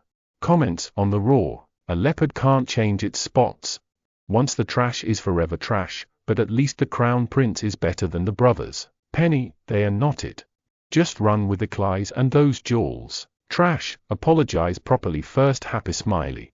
If Penny encounters him, she has to tell him the reason why she. Blair. All the people who commented these about the Crown Prince will come back and regret it after reading the future chapters. Thank you very much for visiting our website. We have added comment section, feel free to share your thoughts. Chapter 27. Silence. The word Crown Prince was almost like a prohibited word to say within the mansion grounds, those red eyes seeming to kill me right away. My neck was healed, but it started to hurt again just by thinking of him. I couldn't refuse the invitations from the royals without having a good reason why. My hands formed a fist as it continued to tremble. What did father say about this? That's. The butler hesitated. It only came to you, Lady Penelope. The invitation didn't come to anyone else here but you. Therefore, His Grace doesn't know yet. Shoot. Thud. I couldn't pretend like it didn't bother me anymore as I slammed on the desk and got up. Lady. Both Emily and the butler looked my way in terror from the invitation, but I couldn't mind their stare at the moment. He's totally out of his mind, that bastard. He's far more insane than the game showed me. That bastard didn't forget about me. Forget my foot, is probably doing this on purpose for that. Probably to end my life. You'll have to explain specifically why and how you came to like me the next time we meet. I trembled in fear as I remembered what he last said to me back then. This wasn't a part of an episode, you insane game. I panicked as I remembered the storyline of the game, but no matter how much I searched through my memories. Right, I never came out of the maze garden alive in the game now have I? What should I do with the invitation, lady? The butler cautiously asked. What do you mean by what to do? I let out a huge sigh as I ran my hand over my hair. I'm sick. I sat back down on the chair and leaned back for support. I actually felt like I was melting from an illness that I didn't have a moment ago. I have a very high fever, butler. I spoke with half-closed eyes. He looked flustered for a moment, but really only for a moment. It's really unfortunate for our lady to be sick like this. Is it because of the cold? The butler was a professional from working for tens of years in this mansion, to immediately ask for the reason. Note, the butler is asking this because he knows that Penelope isn't really sick but is telling him the excuse to use for her to not attend the party. It would be better to say that I still have the after effect from that incident. Understood, lady. The butler bowed politely and left the room. I pressed my forehead when my head started to hurt. That was when Emily asked with a worried face. Lady, are you okay? Should I tell His Grace about it to bring in a doctor? No. There's no need. I was going to refuse but then changed my mind. Actually, yes. Yeah, call a doctor. I should intensify their worries on me so that they allow me to stay in for longer while I'm at it. I'm not coming out from under my comforter for a while. At least not until the Crown Prince forgets about me. Emily started to carry out what I told her to do for the next few days. It was fortunate that the cuff button was made in time. No one suspected Emily from going outside often since the festival didn't end yet. They were all so disinterested until I brought out the jewelry box. Their attitude changed instantly. Emily informed me about what happened during the 2 days when she went out to seek for the informers. Everything she told me went in one ear and out the other until she said a strange base with no one other than the man wearing a white rabbit mask there. Great. He took the bait. What she said matched with how the game showed it. I stopped Emily from explaining any further by raising a hand. You worked hard, Emily, even though it was raining. You can go back now and rest. Okay. I'll come back when it's time for dinner. Emily was energetic till the end even when she was soaked from head to toe. Thankfully it didn't seem like she caught a cold or anything. Clack, the door closed and the silence filled the room. I turned around and looked out the window. The world seemed to have lost its colors as everything was in the shades of gray. Why does it rain for the whole day? The weather made me feel even more down than I already was. I hated rainy days. It was because it was raining on the day I felt the most miserable. I envied my friends who always had their mother come and get them with an umbrella. I couldn't have felt more embarrassed and miserable in my life than when the kids asked me without any bad intentions, "Don't you have a mom?" when I was walking across the school field in the rain. Those emotions I felt never changed even though time passed and when I grew up. People sticking to one of their friends who have umbrellas at the end of the school. And, young master. Hurry, the hell, the weather forecast didn't inform that it was going to rain today. Now I'm all wet, how annoying. Secretary Kim, hurry home. Then what about Lady? Who cares? She'll come back herself somehow. Hurry and start the car. Vroom, the car getting further away from me. I was left alone at the school gates just in seconds as I then had to. Just my luck. I frowned deep at a piece of memory that popped up in my head. I shook my head a couple of times and tried to get rid of the feeling of sadness. As if I have the time to be sitting around, watching it rain while feeling down. I stood up from the spot. I needed to do something. Anything. So that I can get out of this damn place even a second faster. I left the room with an umbrella in my hand. It was very quiet everywhere. It was as if no one was outside because of the rain, though there were a few people. I slowly walked through the garden. I came out here thinking that I really should be doing something, but I couldn't think of anything to do now that I was out here. I was walking to where there will be lesser people. More like a place where I wouldn't bump into the two brothers. Splash, splash. For how long did I walk? I was heading to where my legs were taking me and realized that I was at a very familiar place. It was the forest that leads you to the training grounds. Thanks to my suffering to find an escape hole before, I could realize right away where I was. It's a place where I could bump into Reynold. I already encountered him once here when he was finished with his training and was going back. Not only Reynold. I could also bump into Derek here. Nope, I came out way too far. I turned around without any hesitation. I did come out thinking that I should be doing something, but that didn't include meeting with the two whose interests rises when they don't see me. It was when I was about to take a step forward back to the mansion. Whoosh, swing. The sound of the wind blowing was heard from somewhere. To be specific, it was the sound of one swinging his sword. They train when it's raining, too. I heard that the training time and its difficulty increased for the nights. I felt a bit absurd. Everyone would be able to guess if they are not stupid. That it was all because of me who took in a slave with no identity as my personal bodyguard. I started walking towards where the sound came from. I was actually curious about the knight's reaction. Would they be talking bad about me? It really didn't matter though. It wasn't the real me who was getting badmered on. I should check if Eclise is also there while I'm at it. But no one was there in the training grounds. Except for one person in the corner, swinging his wooden sword. I couldn't see who it was at first.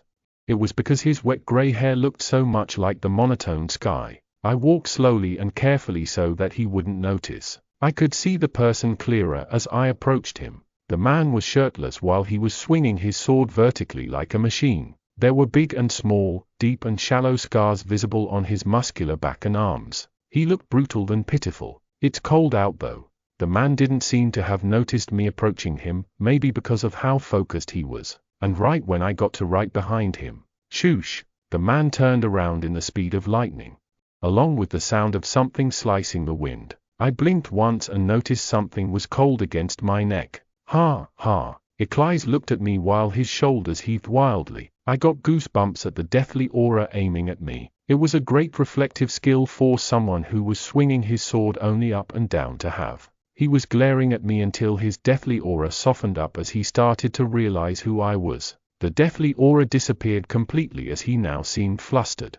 Eclise frowned after noticing that it was me. Mars, Ter. He seemed flustered to the point that his voice trembled. It was then when I realized that I wasn't breathing at all. My lips trembled a little before I started to speak. The cold wooden sword was still on my neck, but I forced the words out in a friendly manner as if nothing had happened, and also as if I wasn't surprised or scared. It's raining, Eclise. His grey eyes that were looking at me wavered once again. Followed by that, the interest gauge bar sparkled. Interest 23%. Cat loves towels, Lizette happy smiley. Comments on the raw. What's up with everyone about her neck? Leave her poor neck alone. Our cute little 10 million. Just go with Eclise already sis. Almost 30%. Note, I was going through all the comments and I don't know if this is a spoiler or not, but scroll down if you want to know one thing about Eclise. His not M. Chapter 28. 3% of his interest rose instantly, but I wasn't in a situation where I could be happy about it. Why are you? First, can you get this away from me? I asked, glimpsing at the wooden sword by my neck. It's cold. Ah! With a sound of realization, he raised his hand with the sword up in the air. Whoosh! That moment, a shadow of a long object was shown on me. I instinctively closed my eyes. I knew he wouldn't slash me with it, but it was like I said, instinctive. Crack! I opened my eyes again when I heard something breaking. I looked down at the ground to find a broken wooden sword that has been thrown really hard. What the? When I raised my head, Iclais dropped down to the sloppy wet mud on his knees. Master, I'm sorry, he apologized, kneeling on the ground. How dare I, to Master? The frown on his face resembles a child on the verge of crying. Punish me. Shah! It started to rain harder than before. Raindrops dropped on and back down from his nose and his chin continuously. He looked pitiful, but then I noticed where he was looking at right away. The crimson ruby ring I had on the index finger of my left hand. A thin sigh escaped my mouth. I looked at Iclais and at the broken wooden sword. Who knows that he might come at me when I move my finger on him, even though he told me to punish him. The wooden sword was now half buried under the mud. The sharp end of the wooden sword was still poking out from the mud. If I were to fall on top of it, then it might actually. I trembled at the terrible thought. Out of the blue, I was reminded of the line choices that I've turned off for a while. If I was playing the game, then I would have died in such a stupid way in this scene. If then, I would have clicked on reset and continued to play this episode until I lived through it. I wasn't certain of it though, since I never got to this episode playing the hard mode. But I could guess, now that I stayed in this world for a while now, that there would have been choices right now at this scene if it were a game. What does Penelope have to say right now if she wants to live? I coldly looked down at Iclais, who was kneeling down before me. He did sad puppy eyes as he looked down at the floor, but I wonder what he's thinking inside. A slave who lost his country in a day and fell from being a noble to being a slave. He must feel terrible about his state right now, where he was sold with money that now he has to kill his true desire and act well to a haughty noble girl who he probably hates. It wasn't hard guessing what he is probably feeling. The sight of him swinging his sword even though no one was there, and with that breathtaking deathly aura at that. From that, I could realize just how much anger and fury he was holding all in. There was only one answer to this. Just smile kindly like the heroine of the normal mode, as if you don't even know what a deathly aura is, and tell him that it's fine and that it isn't that of a big deal. But no matter how much I tried to force myself to say those words, it wouldn't come out. Just how can you say something like that?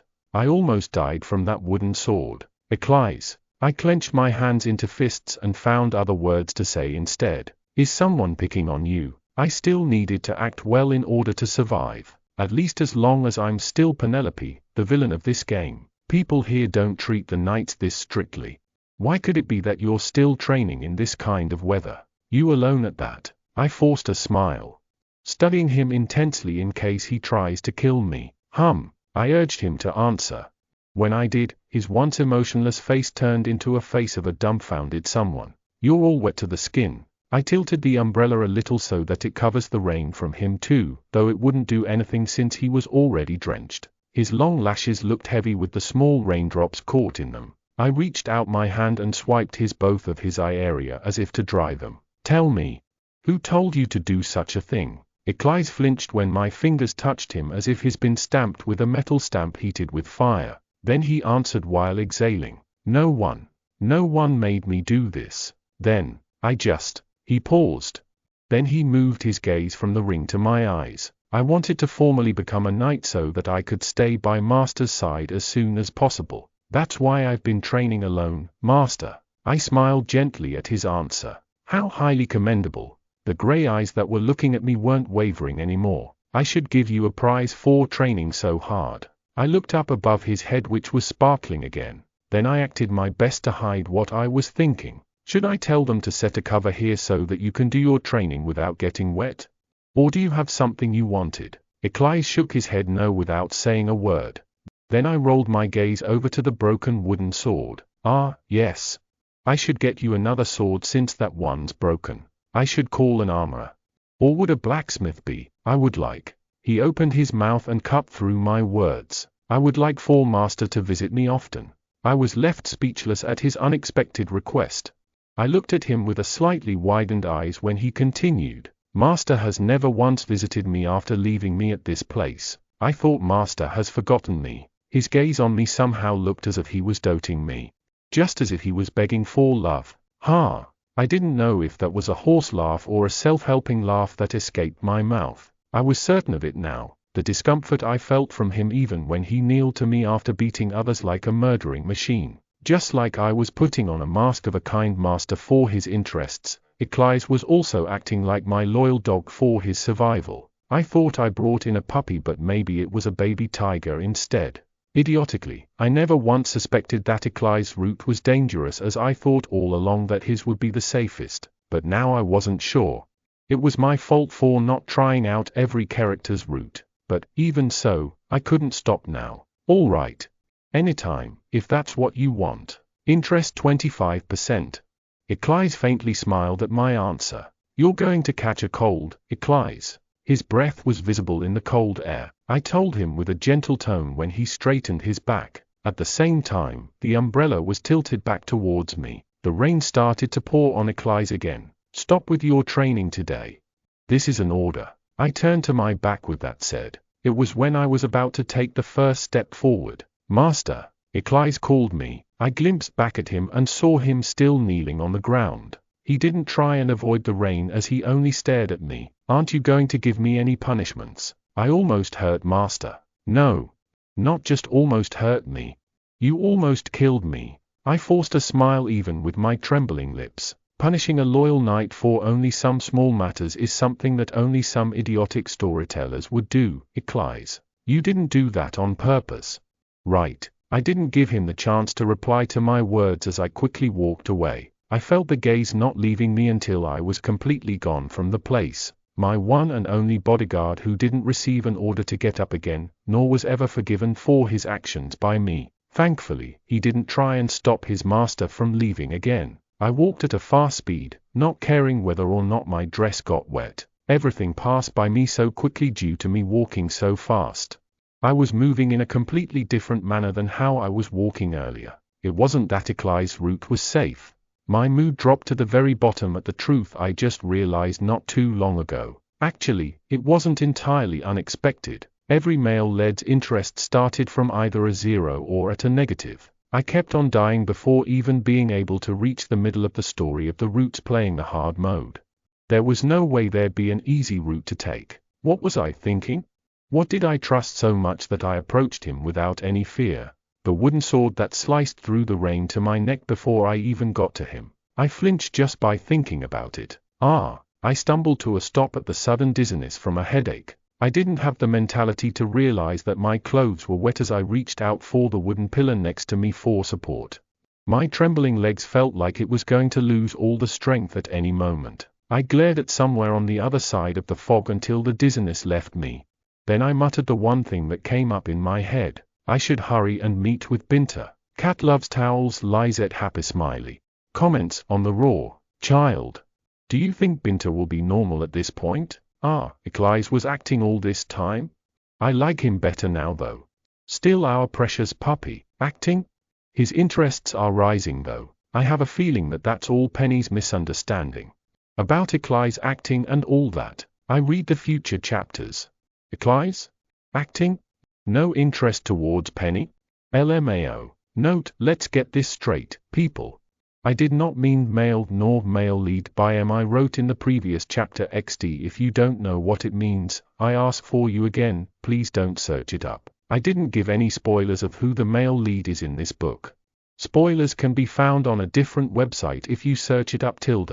I read the spoilers and saw that the spoilers were missing quite a lot of interesting points. I'll save that so you'll find out later, but let me tell you that everything that happens in the novel has a reason. Even the reason why she reincarnated. But you really wish for spoilers, I will post them on Novel Updates for you happy smiley. I really prefer you don't read them. I love spoilers, too, but really. Not on this one. By the way, Binta plays a pretty important role in the novel. Of course, he is important because he's one of the male lead, but there is a little different important adding to that. Also, scroll down for another fact on Eclise. My goodness, he's not S either, people. XD. Chapter 29. 25%. Eclise had the highest interest out of all the others. However, something blocked me from getting excited over it. Derrick's and Reynolds' rose only around 2 to 3% each time, and 5% at most. But as of Eclise, who I've met not too long ago, his interest was rapidly rising. The faster something rises, the faster it drops. Looking back to the time I played the game, the interests in the hard mode often dropped at unexpected scenes. That's why I can't fully depend on Eclise for my escape. I should go for another in case things go wrong. I felt the cold rain drop onto my arms, which helped to cool my head. Yeah, that'll do. That now wasn't completely unexpected, so no need to panic. I calmed myself down. My rushed breathing gradually turned stable again. Nausea I felt washed out with it. Emily will freak out. I looked down, feeling something cold, and saw my shoulders wet. Ugh, I clicked my tongue and started walking. I started to feel cold and tired now that I've calmed down. If I didn't hurry back in the mansion, I was sure that this week Penelope's body would fall ill tomorrow. Asterisk asterisk asterisk. All the informants that Emily went to find finished what I've requested them in less than 2 days. Lady. Here, these are about what Lady has requested them. Emily set down the black tea and a piece of cake that I asked for on the table, then set down envelopes on the same tray the cake and the tea was set. Each envelope had some beeswax to seal it, and it was stamped with their group symbol. I closed the book I was reading and opened all the envelopes. In each of the envelope was a single piece of paper with many names and the noble family names written on it. A single or 2 names were the only differences between each paper. Is this all? I asked, scanning the paper lists. Emily straightened her posture. She seemed to have thought that I didn't like the results she brought with her because she panicked and started explaining. They said it would be helpful if Lady explained a little more about that person.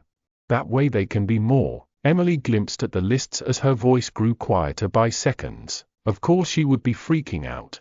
She left, so confident that she'll find the person in no time, but a list with so many names came in return. This wasn't Emily's fault though. A nobleman who attended the second prince's birthday banquet with a white handkerchief. The information I've written on the paper I gave to Emily wasn't enough to be able to detect a person. It was a basic of the basics to always have a handkerchief with them at a party. I'll go find some other informants, Lady. No, it's fine. This is enough of lists. I shook my head at Emily's words. It wasn't like my real intention was finding a person. It's the numbers of the informants you went to. You said that you visited many places.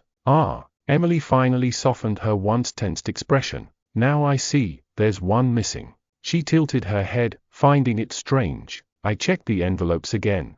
None of the symbols were representing the white rabbit. I thought theirs would come immediately. I was left in vain at Binter not taking action. There was only one way left as long as he didn't show himself. I had to attend every party that he might attend and find him myself, just like the heroine from the normal mode did. How annoying.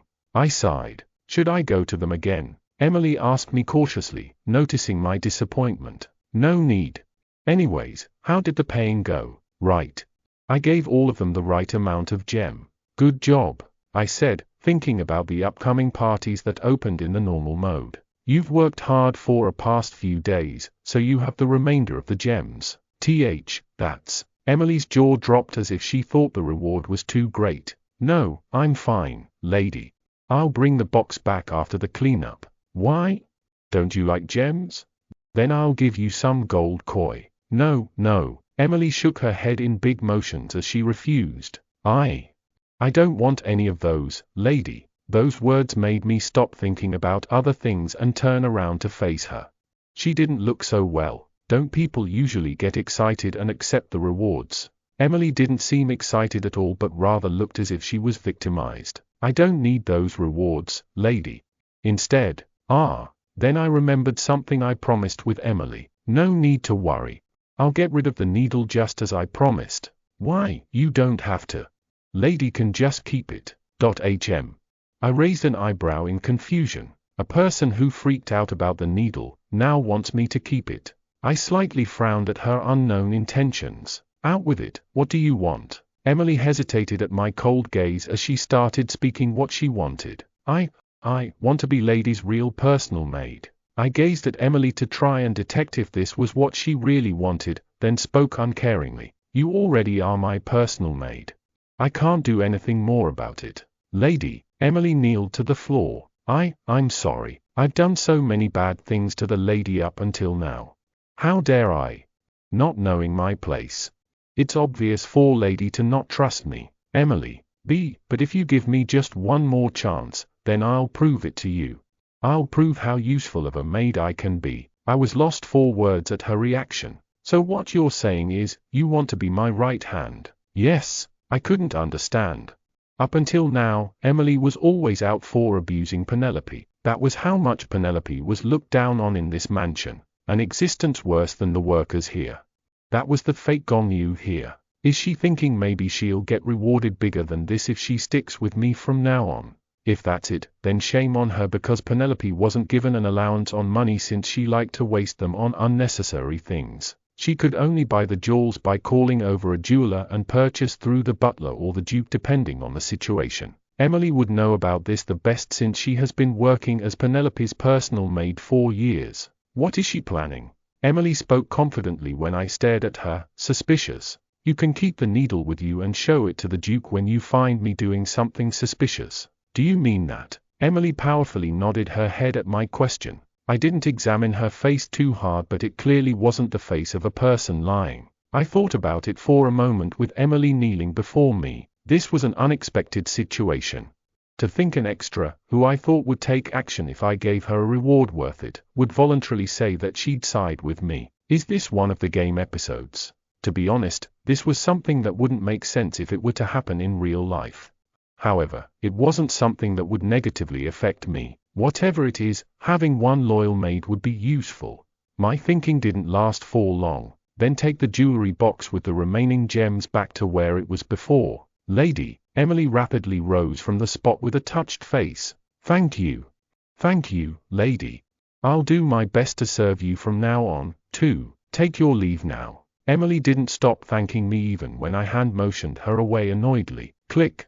Just when Emily left my room, a white box appeared in front of my eyes. Interesting. I casually read the sentence in the white box. My fame that I've already given up from the very beginning was surprisingly rising. Asterisk asterisk asterisk. Brilliant sunlight was shining into my room through the big window in my room. The table that was once set by the window was pushed off to the side and I was sitting on the floor as dozing off. I thought of going out for a walk, but I was restraining myself from it since I didn't know where, when, and how I would meet the 2XS. But sitting like this with the sunlight bathing me made my mood in place for going out for a walk. How peaceful. Actually, it wasn't the time for me to be like this. I've waited for around 2 more days since I got the reply mails from the informants that were delivered to me through Emily, but still, no reply came from Binta. That's why I had no choice but to request something to the butler. Gather all the party invitations that high-ranked young noblemen would attend to. Just like that. The butler seemed uneasy at the news that I was going to start participating in the social circle again. Note, social circle, for example, will be things like parties/tea parties and other social meetings. Just how much of a fuss did Penelope make before that he would reflexively make a face like that immediately? Phew, my happy time out life. Now the peace have come to an end. I pitied myself who was now about to attend all the possible parties to find Binta. Just then. Creak. The window I opened a little, suddenly opened wider, until it was open all the way. Soon after that, a strong wind came through the opened window, into my room. Foosh. Cat loves towels. Lizette happy smiley. Note, sorry for making you guys wait for so long. I am going to be busy these days, but I will do my best to upload this as much as possible within the shortest amount of time. Comments on the raw. If people who bullied Penelope's also a victim, then all the people who committed crimes are a victim. They can't be a victim. Whatever happens, I'd hate for all the people who bullied Penelope to make bonds with her in the future. I started to notice Emily's route. I wonder how crazy Binta would be. Just kill them all and let's see the happy ending. Chapter 30. None of the text used in this audiobook belongs to me. Please support the original author online. This is a fan-made project and I make no money from it. If you want to support me indirectly, then donate me on PayPal. Join the Discord for a lot of more audiobooks too. What the? I opened my eyes in surprise. but I couldn't help but close them again at the strong wind that hurt my eyes. Whoosh!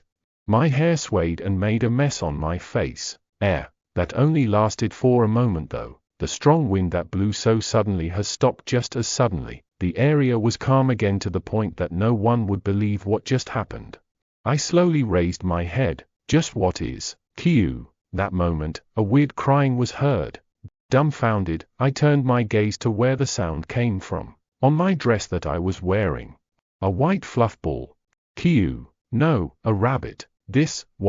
I couldn't continue with my words at this unbelievable situation. A strong wind blew, and then a rabbit appeared in my room. I rubbed my eyes to see if I was seeing things, but still, I could see the white baby rabbit in front of me. Cue. The rabbit tilted its head while staring at a human before it. Then it would hop its way to me. In a flash, the white fluff ball was on my legs. Where did you come from? This is the second floor. Cue. There's no way you have been taken from the wind. The rabbit blinked its red eyes and tilted its head again as if it didn't understand a word I said. Well, if you actually understood my words, then it would be more of a horror than this. Just then, the rabbit that stared at me for a while opened its mouth. 2 cute front teeth were visible from that. But at the same time, mission is completed. A male adult's voice came out from the cute rabbit's mouth. I was frozen for 1 second before screaming and backing away. Because of that, the rabbit that was on my leg was thrown off to the floor. For a moment, I thought I made the wrong move, but fortunately, the rabbit landed perfectly on the carpet. Then it looked up at me as if nothing had happened. Cue. What was that? Just now, didn't a man's voice come from that rabbit? It was a mere animal that was of the size of my fist, but I still put my guard up, scared. I waited for a while but the rabbit still didn't speak. I muttered, unable to think of anything. What the? Was I just hearing thigh? Mission is completed. If you want to hear the requested, please come find our base yourself. Oh my gosh. Just as I thought I was hearing things, the rabbit's mouth opened once more with a man's sound coming out of it. I freaked out again as I backed away from the rabbit. I backed away so fast that my back was touching the pole of the bed. The rabbit didn't intend to scare me further as it didn't come any closer to me. This is the White Rabbit Informant Group. Farewell. With that said, the strong wind started to blow into my room again. Whoosh! The wind stopped and I raised my head, combing my messed up hair. The rabbit with a great presence was gone from my sight. Just what is? I stared blankly at the carpet where the rabbit was a moment ago. Then I remembered the way Vinta contacted the normal mode heroine. Note, I decided to go with Vinta rather than Binta since the author told me that's how she spells it. I'll edit the previous chapters. Too soon. It was very rare for him to make a move himself in order to hide his identity. He usually used birds, mouses, puppies, and other small animals to deliver messages, but I remembered the most used animal was the white rabbit which represented his informant group. I also remembered the time I thought this was quite romantic, but the reason why I was this surprised was, it wasn't said that the animals delivered messages by talking. The game wasn't voiced. I only read the messages he sent to the normal mode heroine through letters, so I didn't expect that the animals would speak out loud the message. A low man's voice that came out of a small and cute rabbit. I let out a sound at the dramatic thing that just happened to me. Why does he do that when there's mails you can send and the co-workers you can deliver them through? He's not crazy like the others, too, is he? I shook my head side to side at the thought. I was already stabbed in the back once by Eclise who I thought I was going to go all in on. I was doing this to raise his interests in case Eclise's interests drop suddenly, but if he's not trusted either, then... No. There's no way all 5 of them are crazy. I shook off the thought as I thought back to the normal mode story and the time at the party where I met Vinta. He was a well-mannered man who would lend his handkerchief even to a villain. His interest might be easier to raise. First, I'll go find him. I rose from the floor after I calmed down. When I did, I realized how far away I was from the spot I was dozing off a while ago. I felt a little embarrassed that I ran away all the way here, scared by a fist-sized animal. He wasn't watching all that, was he? Anyways, it was great news that he contacted me. I didn't have to go to parties to find him now. A white box appeared again in front of me when I was thinking that. The episode, A Strange Sorcerer, Vinta Verdandi, has begun. Would you like to go to the White Rabbit's base? Yes. No. Wait. It wasn't like the system could actually hear me, but I still ordered as I turned around. I rushed to get ready. I needed a little preparation if I wanted to sneak out and in again without anyone knowing. First, I wore the robe I wore when I was off to get Eclise. Emily tried to throw it away multiple times, but I secretly got it back and hid it in the closet. Then I took out a sapphire necklace from one jewelry box. That was what I was going to pay him with. I also packed the gift I ordered to give him later, just in case, along with his white handkerchief. Should I bring this with me, too? I held the mask that Reynolds bought me and thought, he sent the rabbit into my room already. If he has done that much, there was no use in hiding my identity, but I was going with the high-ranked noble lady secretly finding a man concept right now. I'll stick with the concept for a while. I put on the mask, then took a look in the mirror before dashing to where the system chart was. All done. Let's go. Asterisk. With the white light flashing and disappearing, I found myself in an alleyway with only a few people passing by. Is this it? In front of me was a shabby building. On the old door to the building was carved a white rabbit, not too noticeably. I've already seen this place through the game, so I knew that this place was Vinter's base. I walked up the stairs and was about to knock with no hesitation. But when I raised a hand to the door opened automatically before coming into contact with me. What the? I felt the chills down my spine as I thought of someone might be watching me. I stared at the dark space behind the door through its opening, then opened the door wider and went in. Inside was the same as what I saw through the game. A desk and a bookshelf, and a sofa for greeting the customers. It was one normal-looking office. However, no matter how much I looked around, one person I was seeking for wasn't seen anywhere. Did he go somewhere? I came here almost immediately after the rabbit came by. I thought if I should go back to the mansion or not, but I decided to wait a little since I was already here. I was going to go back to the mansion by a carriage that the White Rabbit group used since I didn't know a way back. The carriage here was the same as the taxi in the other world. But there were no workers working here where they sell more valuable information than the others did. What kind of an informant does not use a co-worker? I thought, but soon guessed the reason. Well, it's probably because of it that he sends a manly talking rabbit that brings up the goosebumps. I closed the door and sat on the sofa. I was going to rest here while waiting for him since I was a guest invited to this place. I once again took a look around the place. Bam! A noise came from somewhere, and I could feel the vibration from it. What's happening? I jumped up from the sofa. The shaking of the building calmed down immediately. Was it just me? I tilted my head, and was about to sit back down again. Once again, I could feel the strong vibration enough to make me lose my balance. I stumbled but was able to hold onto the sofa as I screamed. I only came here to see Vinter, but what's this? The vibration stopped immediately like the last one did. Earthquake. I held tightly onto the sofa and prepared myself for the next shake. I waited like that for a while, but nothing happened after that. I took that chance to go and check the outside from the window. I didn't know about the natural disasters in this world. I looked out the window to see how the people here covered for themselves. But the outside was surprisingly peaceful, as if nothing had happened. No one came out from wherever, even though the floor shook twice. Even though there aren't many people, there's more than this building in this alleyway. The festival was still ongoing, so it should create a fuss if a natural disaster was to occur. I frowned and leaned my ear against the window. No sound could be heard, so I thought maybe this place was soundproof. But, bam! The sound came from somewhere else. In this building, behind my back. Cat loves towels. Lizette Tilda.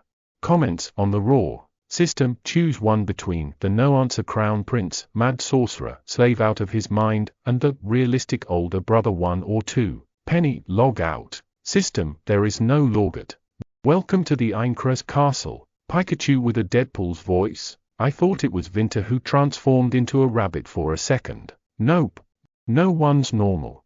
That maid was suspicious, too. A prince with an antisocial personality disorder who is currently progressing due to post-traumatic stress disorder. The 3 family members with no answer who has been a domestic violence activist. An A.K. A bodyguard who's ready to slice your neck with a possibility of 10,000%. A mad sorcerer who seems to have lost his awareness as a civilized sapient who has sent rabbits that speaks in a loud voice of an adult man and turned the genre of this novel into thriller/horror. Get lost y'all. Chapter 31. Gasp asterisk. I jumped in surprise and turned around. Then I noticed something strange on the wall. What's these lines for? A rectangle was formed on the wall. I approached it. Thud. That sound once again ringed in this space again. I was finally certain of it. That the sound was coming from the wall where the rectangle was formed. I reached my hand and touched the line. I looked at it closely to see that it wasn't a line but a crack. That was nothing other than a door. A door seeming to lead down to some secret pathway. Oh ho! Is it trying to prove that he is a mystic sorcerer? My heart skipped a beat in excitement. This was something that could be seen in novels or movies. In the game, Vinter always appeared like a ghost in front of the heroine if she was feeling down, and showed off Shaylala pretty magic. The producer's intentions were pretty clear on this Vinter character. Your one and only healing man who appears and makes your mood whenever you're sad. Is probably what they aimed for this character. The normal mode was really easy but Vinter's was the easiest. Unlike the other tricky male leads, he started pouring his interest to the heroine from the start. That's why I didn't cross his name out on the list I made. His caring. Just in case. Even though now I'm trying to raise his interests on me. I stopped thinking and started examining the area. How do you open this? It didn't have a doorknob, and it wasn't the kind of a door that you could open without a knob. It was only a crack with the shape of a door. Definitely sure it's not just some kind of office interior. I rubbed my chin and stared at the door seriously. Then I tried laying my hand on the door again. Who knows, there might be a hidden button. Just when I was feeling the door with my hand, the white square box appeared. Hidden quest. Reveal the sorcerer's secret. You have found the sorcerer's secret space. Would you like to enter? Reward. Unknown something. Accept/reject. I widened my eyes at the sudden quest. What? It was a quest that didn't appear in the normal mode. I checked the reward and frowned as soon as I did. Arg.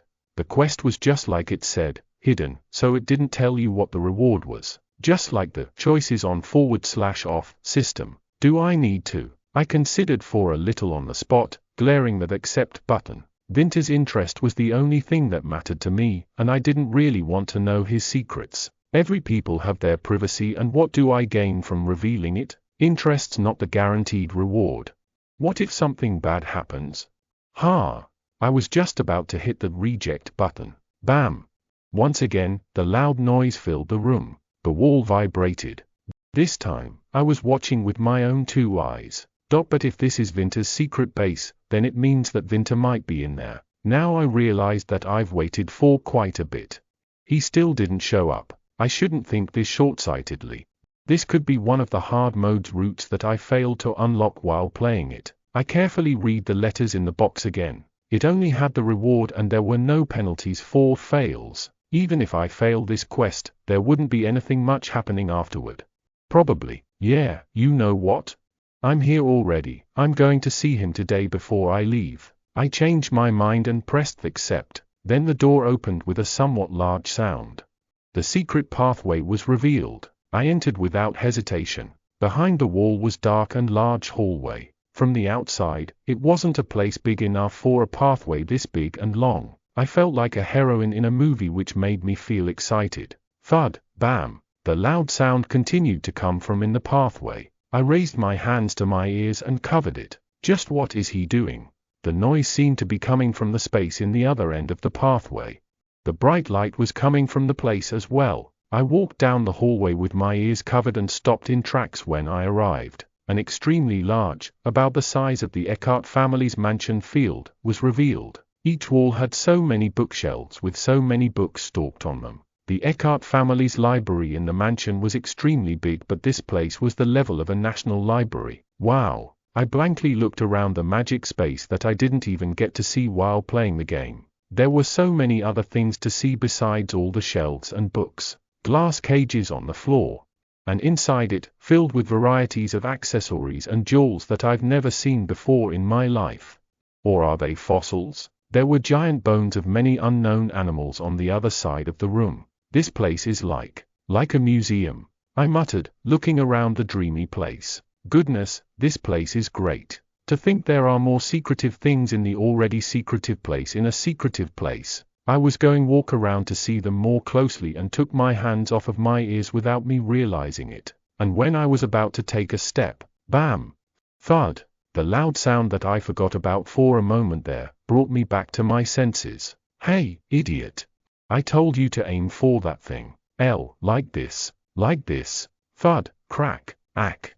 Be careful of the fragments. I saw little kids scatter from each other in one corner. At the same time, sharp ice fragments started raining down. Each kid had an animal mask on. Lion, cat, squirrel, puppy, pig. Ah, gosh. Be careful. We're dead if one of the boxes get ruined. The Sir Sangdanju will kill us. Sangdanju, a term to describe the informant group's owner. Note, by the way, it says the informant group, but usually there's only one informant in each group and others are co-workers. In Vinter's case, Penelope said it before that there aren't any co-workers. The kid with the lion mask barely managed to avoid the ice fragments and rose and shouted, "Okay.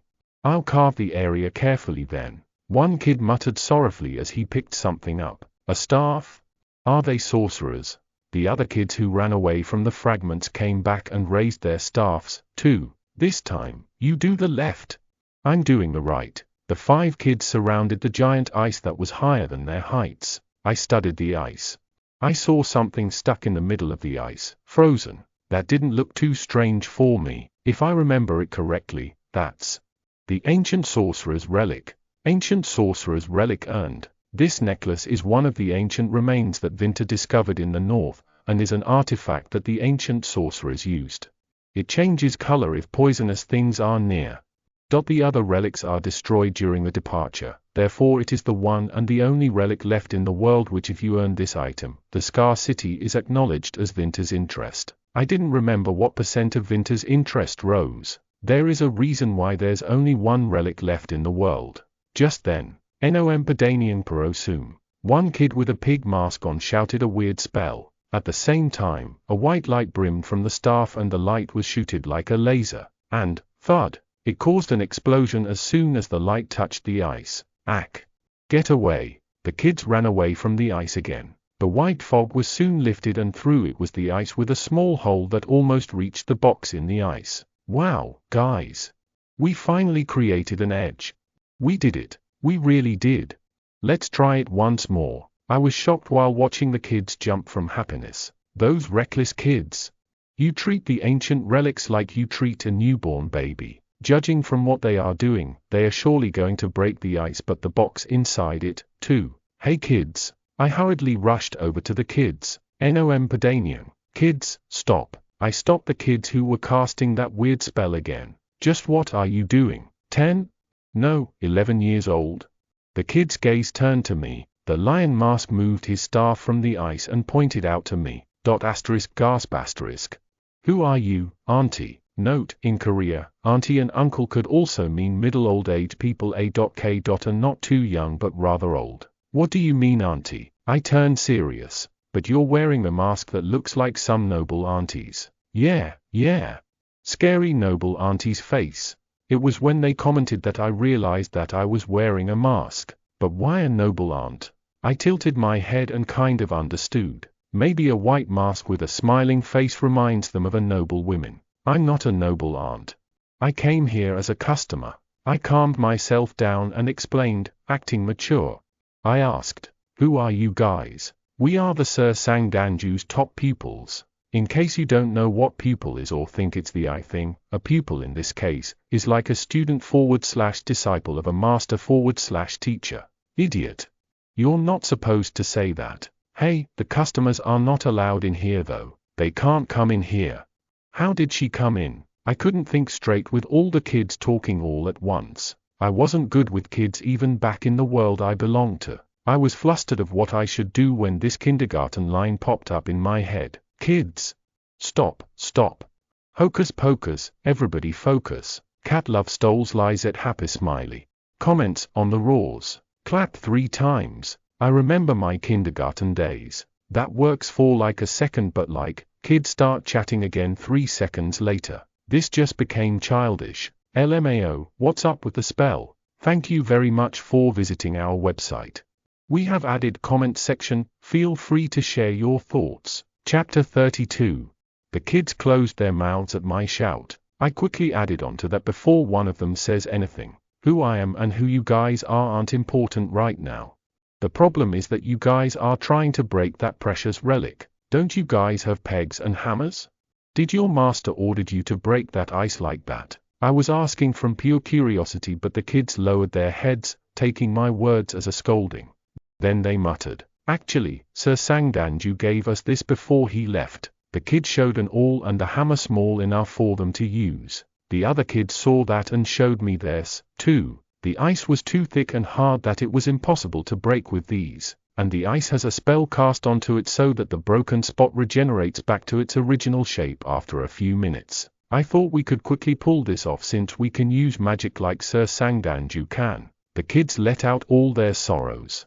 I sighed and reached my hand out to them. "Hand that over." I approached the giant ice with the awl and the hammer in my hands. The kids followed after me, clearly curious. It's true. The carved place on the ice started to grow back to its original shape again. I stared at the process. I watched to the end and saw that the regeneration had a limit.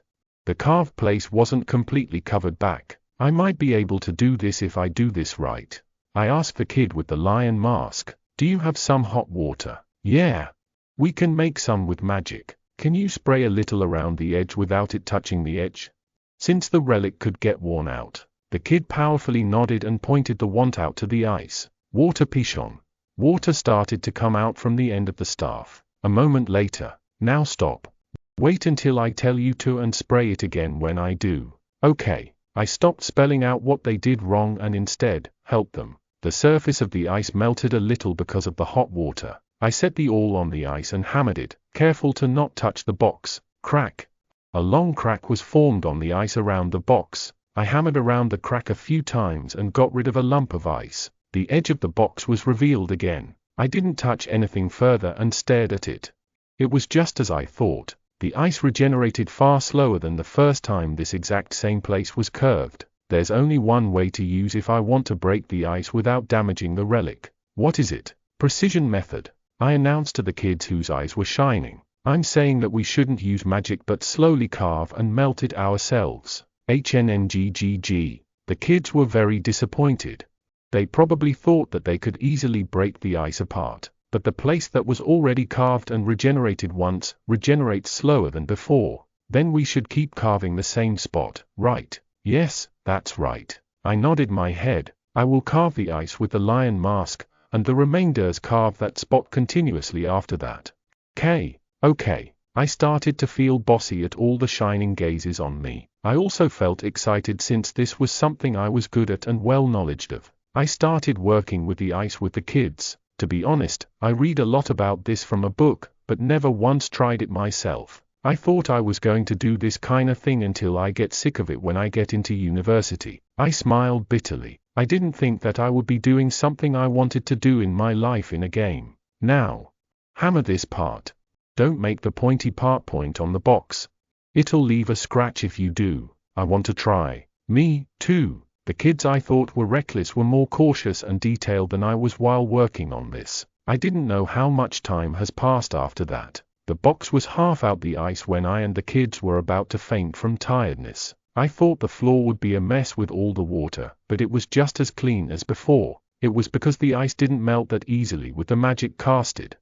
My back. I got up from crouching on the floor. It looked like the kids were also in pain because they were muttering complaints while punching their sore spots with one hand. "I'm tired." Me, too. But we made it through half. One of the kids shouted while looking at the relic. "You're right." I also moved my gaze onto the relic and smiled, finding that there wasn't a scratch on the relic. "Good job, guys. It's all thanks to Auntie." "Yeah. It's thanks to Auntie who showed us how to do it." The kids gathered around me and clapped. I told them that I'm not an aunt. I felt the sorrow rising in me, but I clapped along. It was only a mask anyways. Just then, who are you? Behind me, I could hear a very cold voice enough to give me goosebumps. I froze on the spot with my hands in a clapping position. I totally forgot about it. The reason I came here. What are you doing here? I turned around like a robot that needs some oiling. Not too far away from me stood a man with a white rabbit mask. I cast a spell so that no normal people could come in or even notice this place. The ultramarine blue eyes which were visible through the small hole on the mask was as cold as ice. He reached a hand towards me while he said that. A big and prosperous staff incomparable to the ones that the kids had was pointed directly at me. Judging from you wearing a mask, are you a sorcerer? A white light started to form at the end of his staff. It looked like it was going to shoot me at any moment. I gulped and tried to think of something. I couldn't straight on say I came here to complete the hidden quest. Just what should I do in this situation? Should I take my mask off right now and just show him who I am? I was hesitating. Interest 9%. The bar shined dangerously, and then. Interest -1%. Interest -2%. Interest -2%. Interest -1%. My jaw dropped at the small letters appearing suddenly above the bar. What the? What's that? Interest 3%. No. No, please. His interest that was 9% suddenly started to drop. That wasn't all. It didn't completely stop at 3% as the letters were still dangerously shining as if it had dropped more. I bit my quivering lower lip. There wasn't any penalty.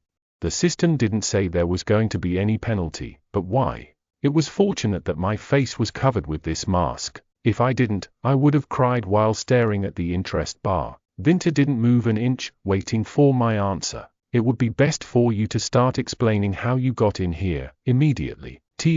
That. My mind went blank at the sudden interest drop that I've never experienced since I came to this world. I couldn't think of anything to say because I was too flustered. My mouth would move to try and say something but nothing came out of it. We took her in. The kids dashed over in front of me and shielded me. Auntie seemed to know a lot about relic excavation that we brought her in and asked for help. Yeah, we almost finished it thanks to Auntie's help.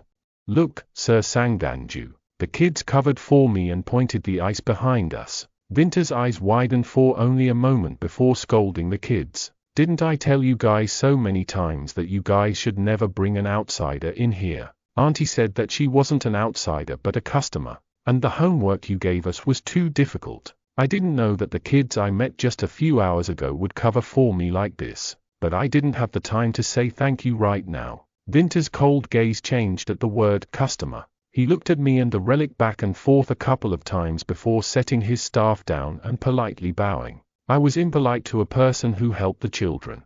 I apologize. No one can usually come in here.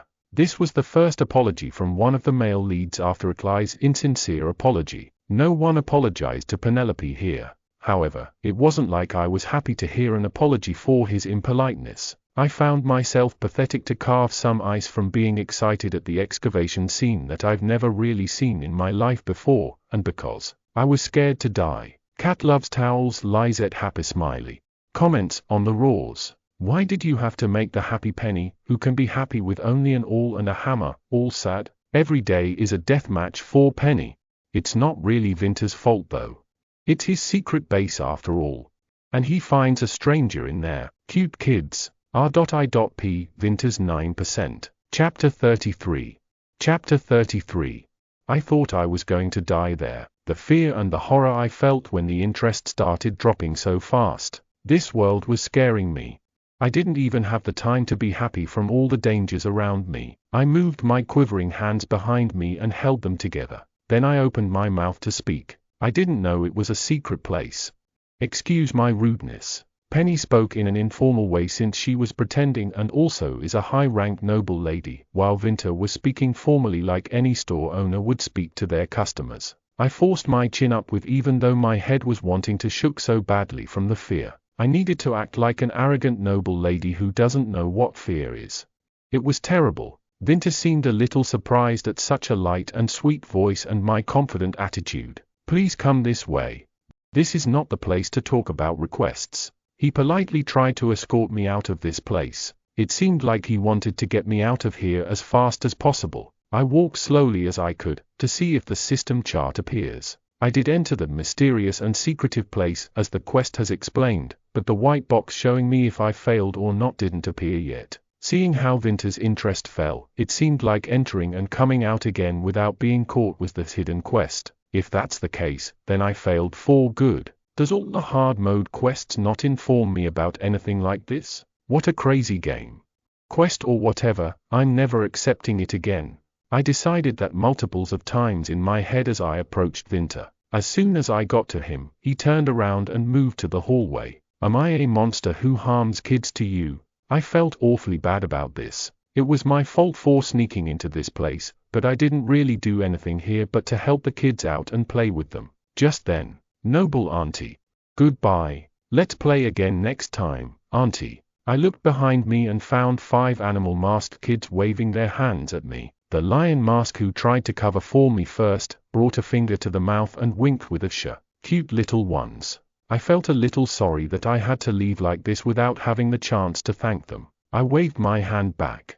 Though my face couldn't be seen through the mask, I still smiled at them. Then I noticed the rabbit mask who stopped in tracks and was watching me and rushed to him again. We didn't speak a word while walking down the hallway. How did things turn out like this? I stared up at the interest 3% with depressed eyes. I probably died from the laser beam from his staff if it weren't for the kids who defended me. Vinter was going to be my insurance for just in case Ickley's interests drop, but now I was in a state to be thankful for Vinter's interest not falling anymore. I let out a deep sigh mentally. The hallway was a lot shorter when we walked back out.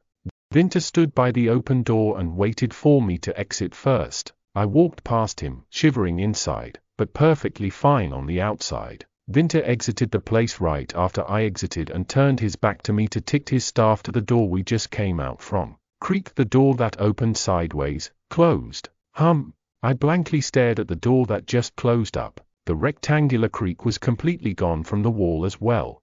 I didn't think I'd be able to locate the door if I was to come here again next time. Vinter didn't give much of a reaction. He seemed to be locking the door several times using magic with his staff.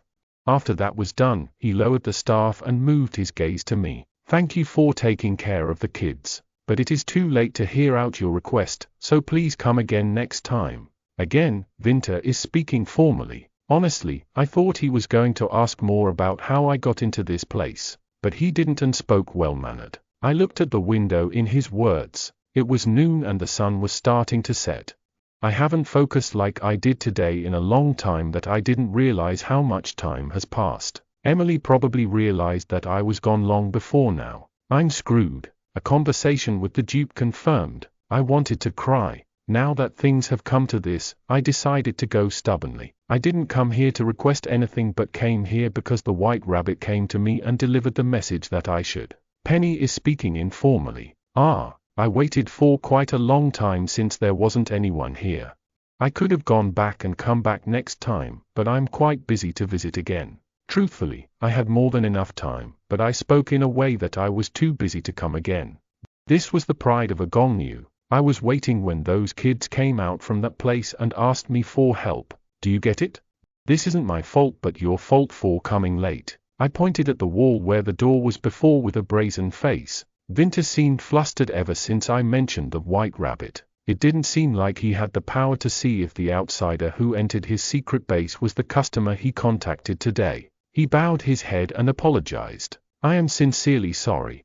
People usually come a day or two after they get the message. I didn't think you'd visit us this soon. I am to blame. My face went red. It was fortunate that my face was covered with a mask. They had this kind of convention. How was I supposed to know that the nobles usually come a day or two after they get the message? I've turned into a person who impatiently went to get the result of my request as soon as the message was delivered, and the summary of the requested is, desperately finding a man I saw in a party. Vinter could have realized that it was him who I was trying to find right after he got the request. Since I aimed for that when I was writing the word handkerchief, I couldn't look up at his face after thinking that far, pretend that I never requested anything. We'll call it even for you making me wait and me intruding that place. I babbled out any words from embarrassment and turned around. I don't care about the plan or the additional request now.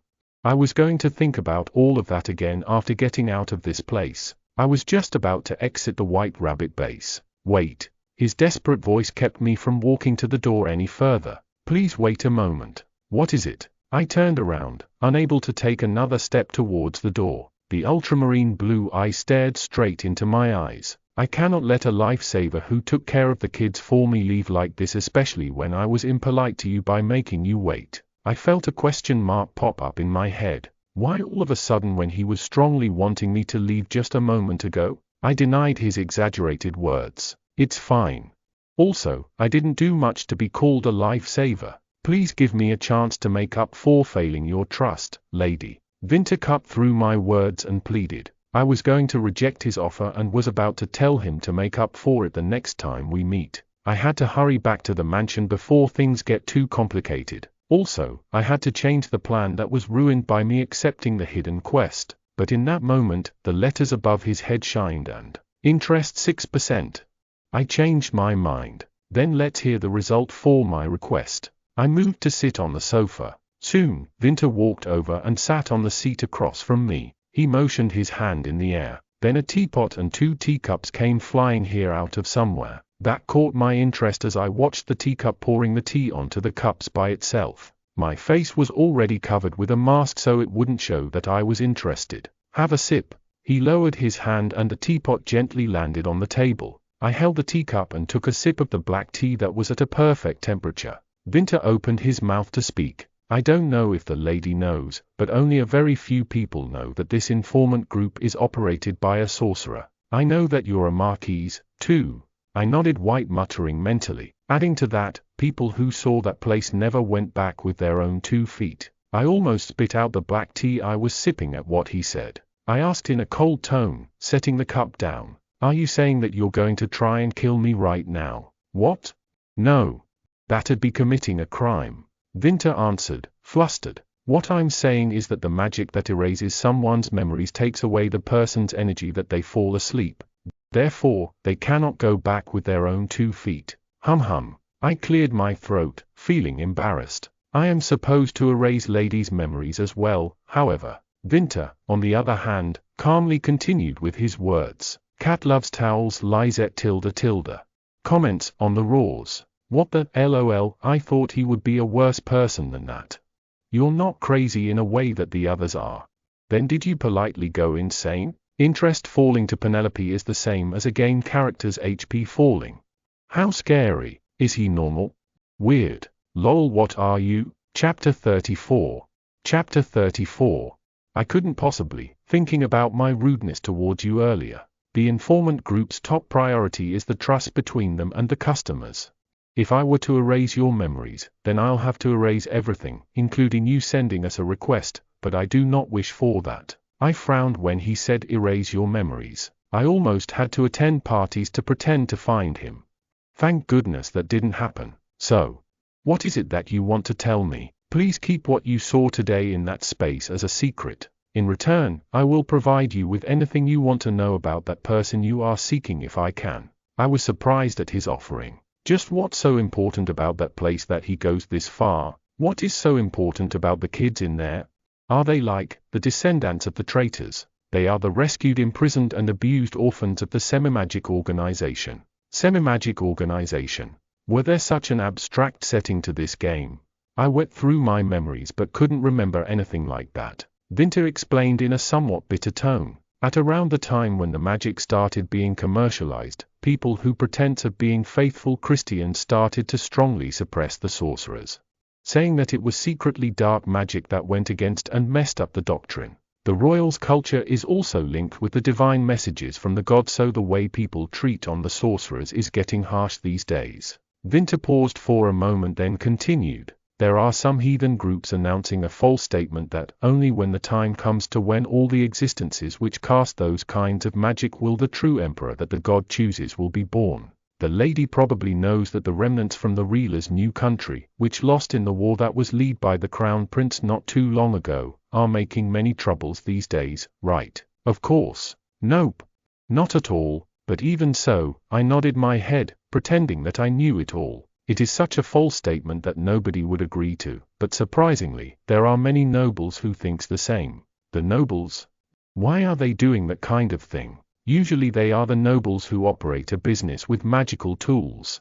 Sure, they use the sorcerers to produce magical tools, but they do need to erase their existence if they wanted to monopolize all the markets that use magic. While playing the game, I didn't understand why Winter hid the fact that he was a sorcerer. I just thought it was just because. I didn't know there was this kind of reason behind it. I thought it was just some simple story setting, but the Crown Princes along with Winter's background held the reason behind everything about them. The more I stayed in this world, the more I came to compare this to the game. I plead to you, lady. Winter bowed his head as he pleaded again. The children's life depends on this. The interest 6% above his head shined as he worried about the children. I realized immediately that Winter's interest will rise or fall depending on how I answer him here. I opened my mouth to say that I will keep it a secret, but wait, I felt like something was out of place. How is the interest related to this? Everything happened so suddenly today. Especially the hidden quest. Requesting something to the White Rabbit informant group wasn't something that happened in the game in the first place. Then a light sparked in my eyes. It was because I found a big error in my thinking. The story setting I knew so well was when the game was set as a normal mode. I don't know Winter in the hard mode. Winter was decent and a person with good nature in the game.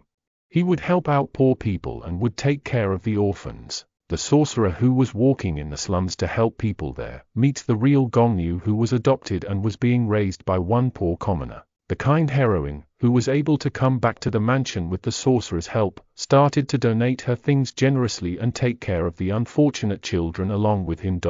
A question came into my mind while thinking of the story setting. But why did kind and good-natured Winter bring the heroine to Penelope's coming-of-age ceremony? The time where the fake Gongyu gets the most attention. No matter how much I try to think of some other reasons, nothing came up in my mind except that he may have wanted to piss Penelope off. Lady, Winter called me when no answer came back from me.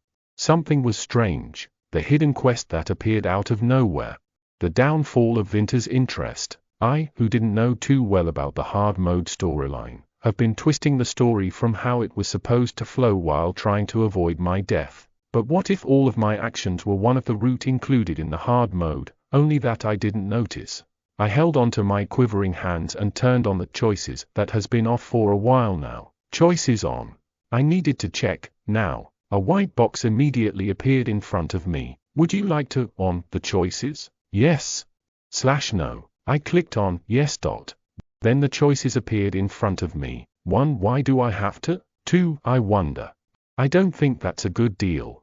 Don't you have some rare gems? 3. And what if I go on, telling everyone about the kids here? Then what are you going to do? I sighed mentally. Why are my bad feelings always right? These sorts of situations were everywhere in Penelope's life. She was the one who was hated by all the capture targets in normal mode. 2. I chose one of the 3 with my shaking hands. And what if I go on, telling everyone about the kids here? Then what are you going to do? It's been a long time since my mouth moved on its own. As soon as my sentence ended, the eyes visible through the holes on the mask stiffened. The aura coming from him was now totally different from before. Then even your tribal noble rank will be at risk, dear customer. He whispered in a shrewd tone about my identity. It wasn't him asking for a favor just because he had his head shook. It was a warning, so he knows. No wonder. There's no way he wouldn't know who I am as long as I told him that I got the white rabbit from him. Penelope in the normal mode thoughtlessly babbled about everything despite Winter's warning. Choices off. I turned the choices off and spoke, this time, with my wills. I'll make sure to watch my mouth. His deathly aura disappeared after hearing my answer. And interest 8%. The decreased interest rose to close to where it was before. I felt so miserable to feel relieved about this. I stood up from the spot. Are we finished with the conversation? I need to get going now. It's getting too late. I was too tired on doing a masquerade party on my own. I wouldn't have come with a mask on if I knew this was going to happen. Winter stood up, following after me, and looked at me curiously. What about the information about the person that lady is finding? I don't need it anymore. I raised my hand to stop his sentence. I coldly spoke, already done deciding in such a short time. I know who it is thanks to the other informant. He flinched and stiffened. It was probably an unexpected blow to him, but that wasn't refreshing to me. He was fairly normal comparing him to the other capture targets, but my plan to raise his interest in case something goes wrong was a fail. It was because of that damn system that I was forced to know his secret, and because of that, everything got twisted. And at that, Winter was going to find the normal mode heroine soon. A lovely lady who he meets every once a week at a ghetto, somewhat like a slum, and the crazy bitch from the Duke family who has his weakness. Now I couldn't even aim for Winter's kindness that I've had hopes on. I'd rather go for capturing other capture targets who has yet to meet the heroine and won't for a longer time. I gave up to care about how he sees me now. I coldly ignored the interest 8% as I walked past him. Then I remembered something. You guys offer an information in return for keeping something a secret, if I am correct. Then I walked back to the spot I was at a moment ago and took something out of the pocket of the robe. I don't need any information, but instead, give these to that person.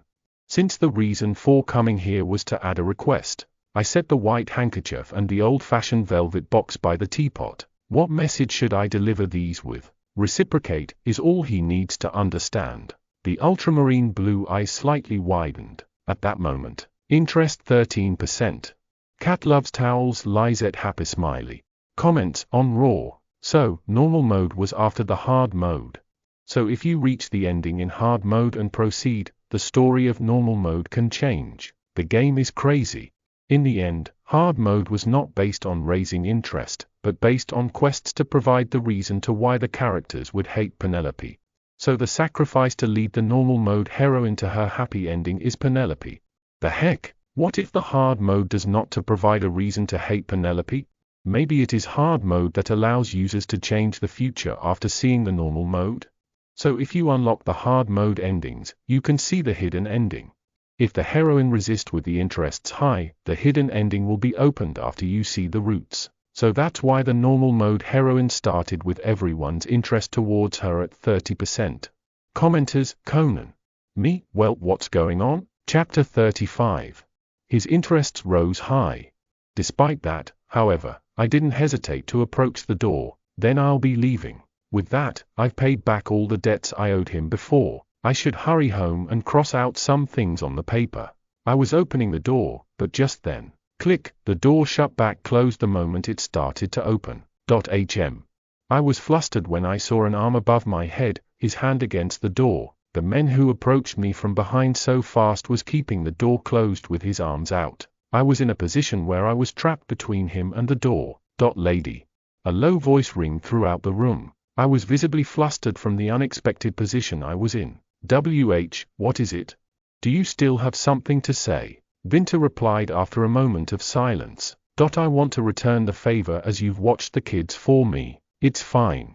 I wasn't supposed to enter in the first place. I'm the kind who cannot live on when I have debts to pay back. He lowered his head down towards me while speaking.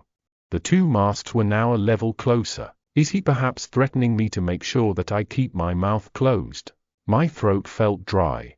Even if he didn't act this way, I was still going to watch my mouth as I didn't wish to get involved with him any deeper. I leaned against the door on my back, trying to get even a bit further away from him, but still tried to look calm and relaxed as I shrugged. I don't really need anything specifically. Det my ass, your name will be crossed out from the paper when I get out of this place. Winter waited a moment before stating something out of the blue. I'm a sorcerer. I have a skill where I can do things that most of the others cannot. I suffered as I couldn't understand where he was getting with this. So is he saying that others cannot kill me but he can, or what? I was trying to find the words to reply to his threats. Please visit us whenever you need help. That moment, a white box appeared behind Winter's head. Yes/no. Ha! The reward was so absurd that made a feigned laughter come out from me. Fear, decision-making, and the fierce worries that I had to experience due to the unexpected quest. Isn't the reward too ridiculous, thinking that it is given to me who is currently running away from the situation, thinking in mind that I'll never going to see him again?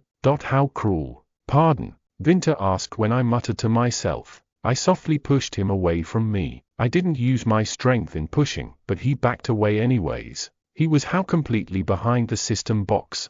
Then I secretly pressed on, yes. While pretending that I was taking my hands off him. I'll visit again when I need something. I was in a position where I had to accept even those kinds of rewards that seemed to ridicule me. It was because I didn't know when and how I'll come to use it if a moment comes where my life's in danger. Though there's no way that'll happen. At least, there shouldn't be. Shout, favor, to use. I checked the system box for the last time before I turned around and opened the door, and when I was finally out of Winter's base, the sky was already dark above the alley. Shit. I felt despair as I walked down the short stairs from the entrance of the base. What am I thinking, forgetting to ask for a carriage to take me home, idiot. I completely forgot about it as my head was spinning back in there. That I couldn't teleport back home. Should I go back in and ask for help? I thought, looking back at the door I came out from. However, the thinking didn't last long. It was me who confidently acted as if I didn't need your help. How weird of me would he think when I enter back in and ask for a carriage? I couldn't handle any more ridicule today. It's too long to get back. I hope the Duke is still working when I get back.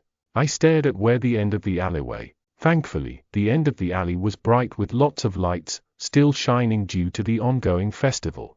Even the crowded sounds could be heard from all the way over here. Let's head to the main street first. Then I'll be able to find some place I could rent a carriage. I quickened my steps as I thanked that it wasn't a maze-like alleyway that I went through to save Eclise. I got out of the alleyway to soon be greeted with the main street. The place was very similar to the streets I visited with the two sons of the Duke last time. I had to rent a carriage but not a single one was visible as people were the only things moving. I frowned as I looked around. Then I saw it. An armor with a very familiar symbol shown on it. Show us your identification card. The two knights with silver armors on from not too far away approached a not too kind-looking man and asked for his identification. Why are you asking for my identification card? There has been an order to crack down the hidden criminals during the time of the festival. Hurry it out. That's. A small conversation went between the man and the knights. I've seen those armors before. I was trying to remember, then I widened my eyes. What? That's the symbol representing the Eckharts. I looked around once again to see the knights from the Eckhart everywhere with a small space between each one of them. Why are they here? Are they perhaps here to find me already? I felt my eyes wavering. Emergency. The one who is currently in charge of the Eckhart Knights was Derek. It meant that Derek could be here somewhere. I'm dead when I get caught sneaking out secretly. It was me who said that I'll be in a timeout. I looked around me once more. I needed to get back home without being caught by Derek. But then, what's going on? A familiar voice was heard from where the man and the two knights were. Commander, have you arrived? The knights bowed as they greeted someone in a strict manner. I looked that way, hoping what I was thinking isn't correct. Black hair. A man walking with a fancy black cape on a pure silver armor with Eckhart symbol on it. It was Derek. He instantly arrived at the scenery. My heart beat fast, nervous of if I'd get caught. But fortunately, I was wearing a robe hood and a mask which hid my face completely. There's no way he'd recognize the mask, is there? It was a week ago. Derek, who hated me, wasn't a person caring enough to remember the mask I bought back then. 42. The street was crowded with people, so he wasn't able to spot me. I crouched down as much as possible. I was thinking of moving carefully while hiding myself in the crowd. Great. That's the group. Talk about timing. There was a group with people wearing masks coming my way. I was waiting for the right timing to move while glimpsing on Derek every second. He, who was listening to a guard, suddenly tilted his head up, and the direction he tilted his head towards was directed exactly at me. I backstepped from surprise, and that moment, our eyes met. He held a curious look a second ago until it gradually changed to one frowning. You, shit. I turned my back towards him before he could fully recognize me, then hurried back to the alley I came out from. However, the end of the alleyway was blocked by several buildings that looked almost like Winter's base. If Derek were to follow me in here, there was no doubt that I'd be caught. I raced up the staircase without having much of a choice. And, thud, favor. Thank you very much for visiting our website. We have added comment section, feel free to share your thoughts. Chapter 36. It hasn't even been 5 minutes since I decided that I wouldn't use this so-called favor. An awkward silence corrupted the space. Surprisingly, Winter was standing on the same spot I last saw him before I left. My face lit up bright red at his surprised ultramarine eyes. "Thank goodness I'm wearing a mask. Please come in after you close the door." Winter, who was staring at me in surprise, soon moved out of the way so that I could enter. Aim. Shoot, how embarrassing. I cleared my throat and quickly closed the door from the embarrassment. I looked at the door to see the dark alleyway, but Derek was nowhere to be seen. Did he lose me? Even if he did, it was too soon for me to relax. I'm doomed if he goes back to the mansion and finds me missing. Sorry that I changed my mind so suddenly, but I'm still allowed to make one wish, correct? Of course. That wish, I'll use it now. I want you to take me to Hamilton Street. Right now. I got straight to the point.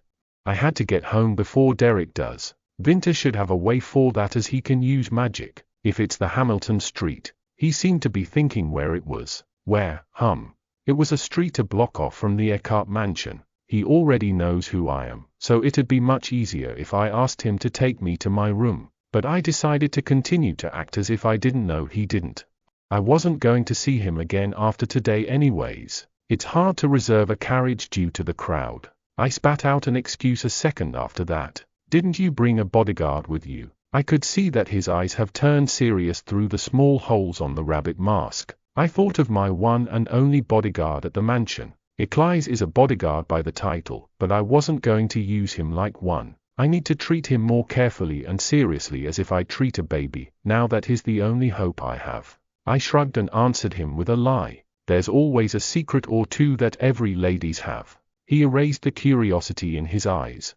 Winter seemed to have understood a little of what I was saying. Then he took out his staff from his clothes and he reached his other hand out towards me. "May I ask you to lay your hand on mine?" It looked like he was going to teleport me there as expected. Thank goodness.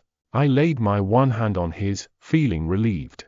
The squeezed my hand soon after. That moment, a white box appeared right in front of me. "You have used the sorcerer's help one use. Teleporting to Hamilton Street. It may be a little dizzy, 6. With that said, the white light blinded my eyes. *****. Winter and I were standing in an alleyway with very few people that was located by a familiar street. We moved instantly to Hamilton Street with magic. Great. I'll get to the mansion earlier than Derek does now. I smiled when a question popped up in my head. We used Winter's magic to teleport, but the feeling of it is similar to when the system teleports me. I tilted my head in curiosity. "You can let go now." Winter spoke from beside. What? My hand that you're holding onto." I lowered my gaze at his words. I saw my fingers interlocked with his. I shook his hand off, jumping in surprise. What the? Since when was I holding onto his hand this tightly? I only freaked out for a short moment until I saw his hand returning back to its spot and realized that I may have gone too far with my reaction. Ignoring that, I sincerely thanked him since he did help me out. "Thank you for your help." Winter shook his head politely. "It's nothing.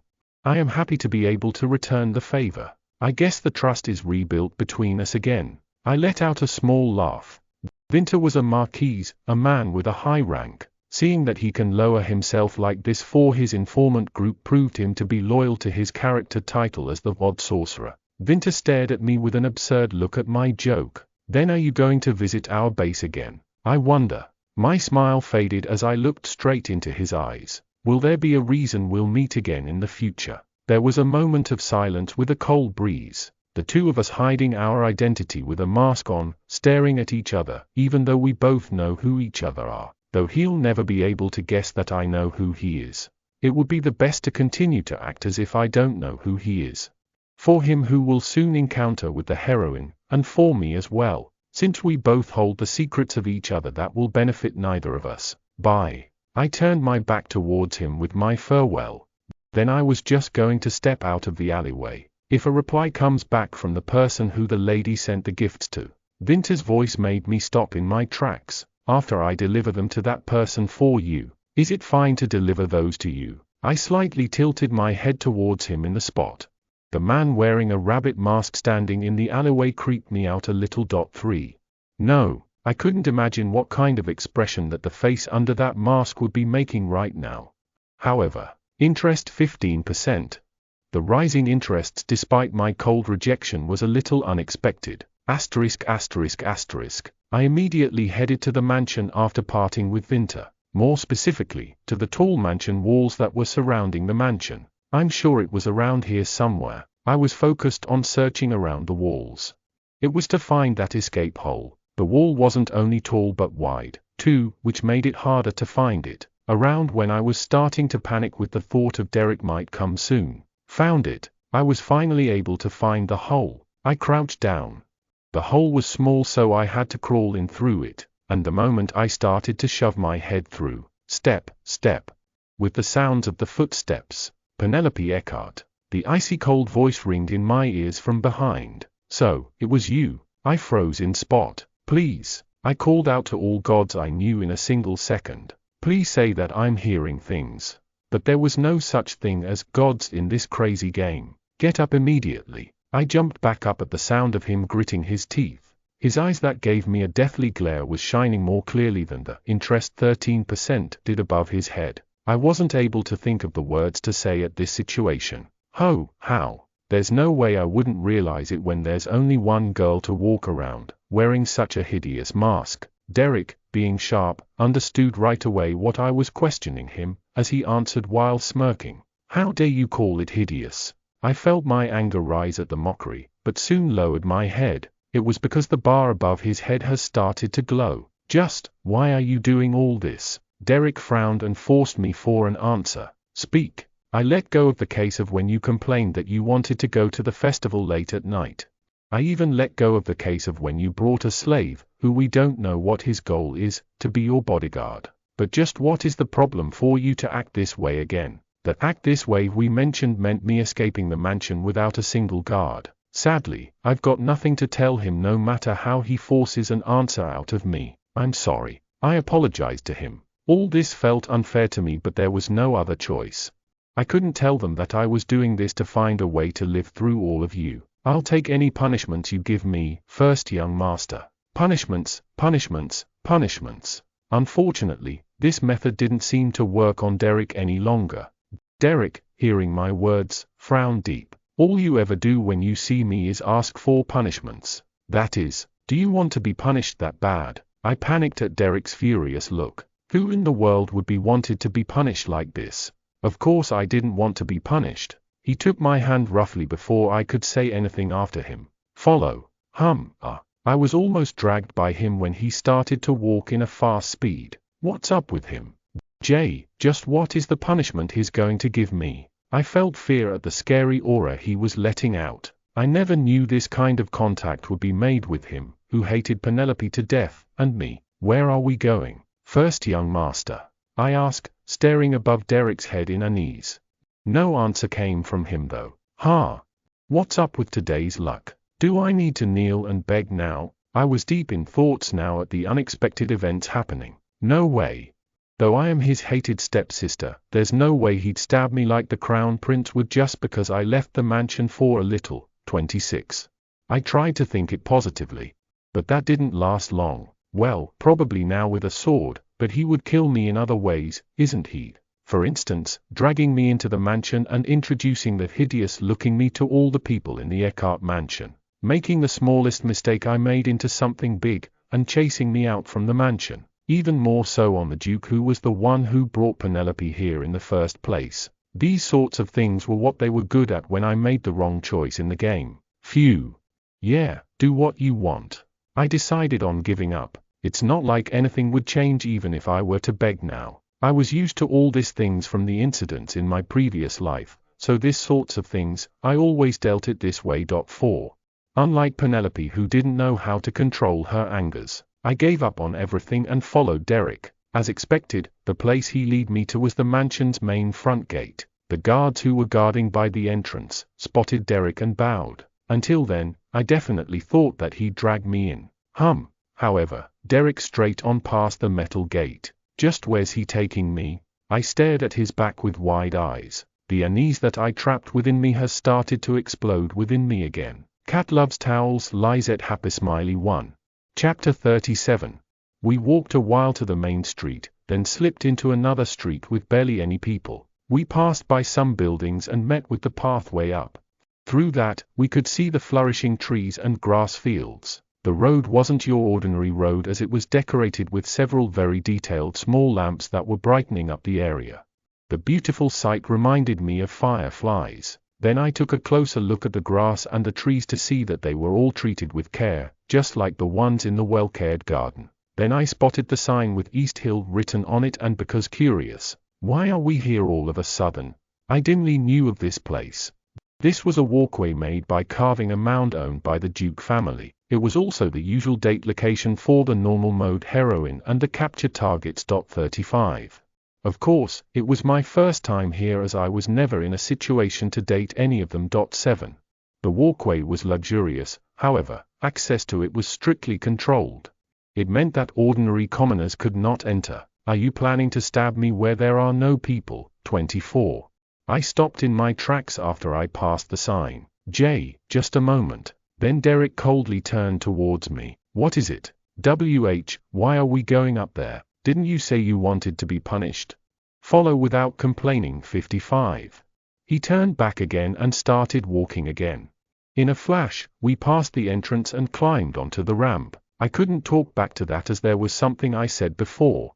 I also couldn't predict what he would say if I were to say I didn't want to go. I followed him without having much of a choice, but this body got tired too fast even when we didn't walk that much, and I had to almost run rather than to walk at his fast speed. I breathed heavily behind the mask on my face as I thought, is the punishment he's going to give me perhaps, climbing up this hill? 15.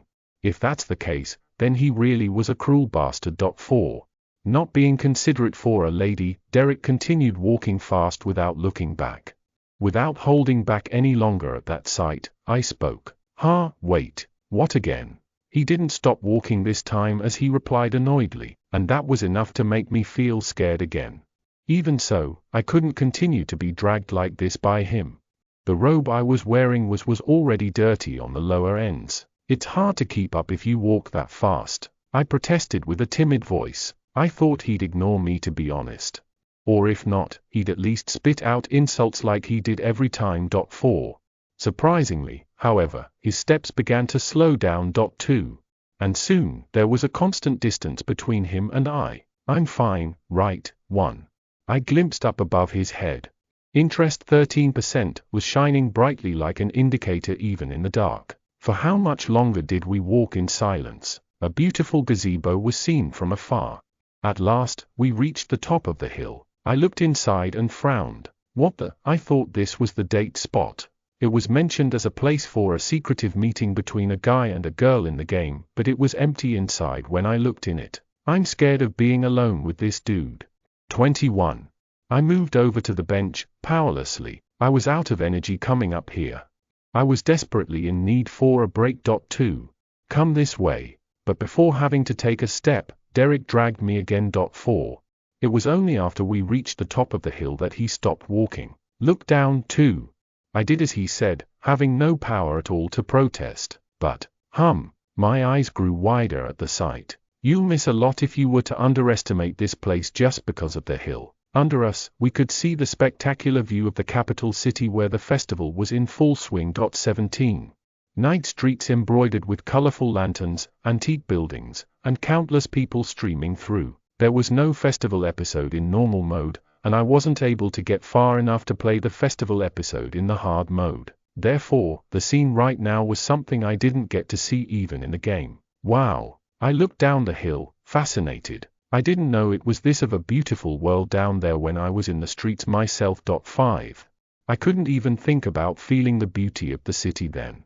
I was always so full on guard, and always stressed out thinking of plans of things that may happen just in case. It was the same on Earth, too. I didn't have the chance to look around me in my entire life. 10. But now that I take a step back and look at the world, why does it feel so realistic? This was a weird, way too weird, feeling.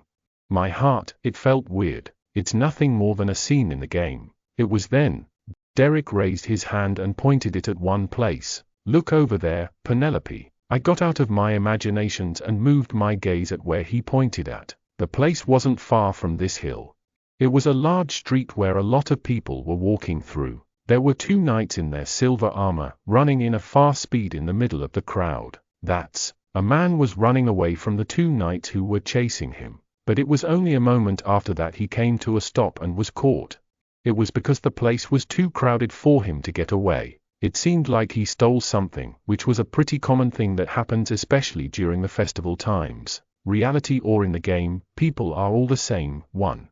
I was thinking that when Derek, who was staring at the same scene I was, opened his mouth. Those robbers are nothing. Many culprits of much harsher crime appears from everywhere around you during the festival. There are probably much harsher things happening at where we can't see from here. There was a murder incident yesterday at a bar by Hamilton Street. Though you, who's always been in your room, wouldn't know. 37. Are you slagging me off right now? I looked up at Derek, curious. I didn't get why he was telling me this all of a sudden. Things are like this even in the areas the Duke family watches over.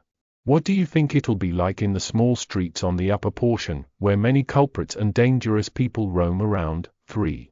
His continued words made me realize that this was a conversation continuing from the scolding from before we came up here, by the escape hole. If so, then is this an admonition or a mockery? Now all there's need for me to do is figure out his purpose on leading me up here. Are you planning on befriending those people and start hanging out with them now? 30. Here's an immediate response to my last question. It's a mockery. Phew. What did I expect?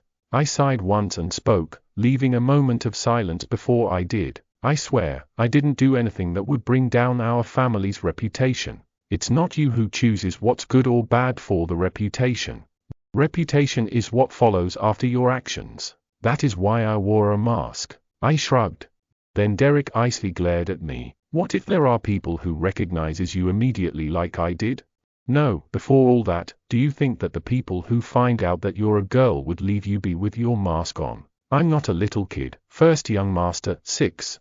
I replied without hesitation. It is true I have made a lot of scenes up until now while not knowing my place, but even so, I'm not an idiot who enters a dangerous place with my own wills at 6.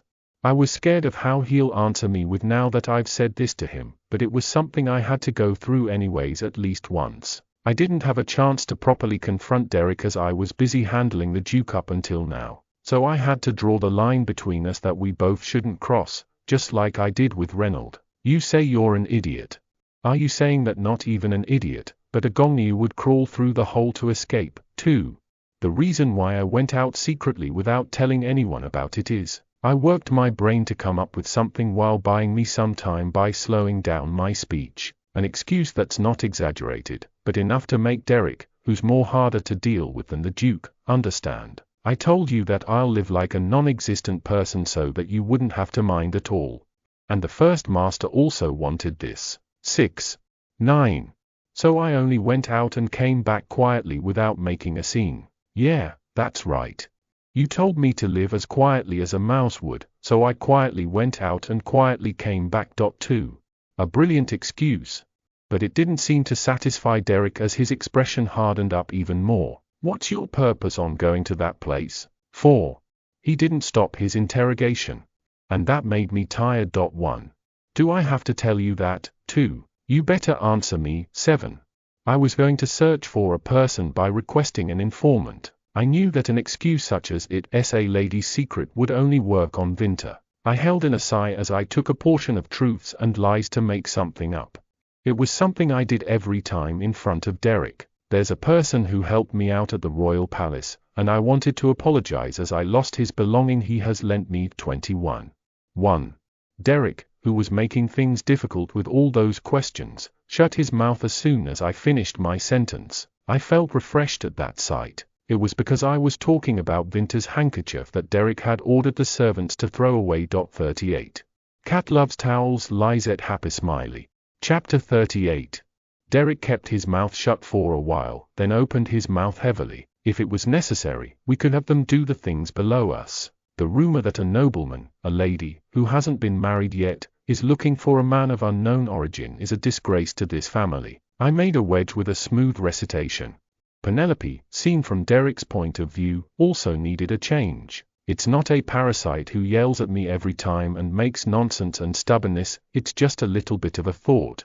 So whatever I do, won't you mind me completely? I looked at a good 13% with cold eyes. I've lowered myself as low as I can and said it politely, so there won't be a fall. But he didn't even have a rise. Penelope, but why? Derek opened his mouth with a deep sigh. You're an adult soon, so I won't bother you until you don't want to know your destination. But if you're going to go out, don't use the doggle, just use the front door proudly. I'll tell the butler. Favorite 17%. Or you can drag out the slave you bring in. Derek's favorability has risen. I didn't understand. Not only his favor, but also his words to me. If I'll die in your hand without knowing what my mistake is, then why do you do me a favor? Considering Penelope in the past, his questioning of a secret outing was justified. And if you go anywhere and run around like a crazy dog, then it's all up to him. However, it was an unexpected scenario that he would continue to admit to going out like today. Won't you punish me? I asked with a puzzled look. Derek frowned instead of answering. You didn't walk all the way to the mansion wearing that stupid-looking mask, did you? What? He suddenly reached out to me. Then he grabbed the mask he was wearing on his face. For lowering Eckhart's status, this is confiscation. Ah. The mask came off without a moment's. A cool night breeze touched my face, which had been tightly covered all day. Looking up from a narrow view, Derek seemed very cold and angry. But when I saw him holding my mask of harm mask with open eyes, I felt somehow. This is today's punishment.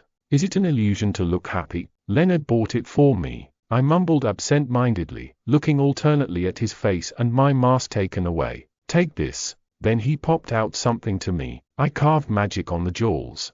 When you wear it, you can activate the protective magic and the appearance change magic. The wizards who carried it said, it's going to look like a boy your age from the eyes of someone else. On his large palm, a handkerchief with a platinum string bracelet with finely scarlet gems showed up. The things that were originally attached were broken because they were cheap, so I changed them into the best garnet. Derek added.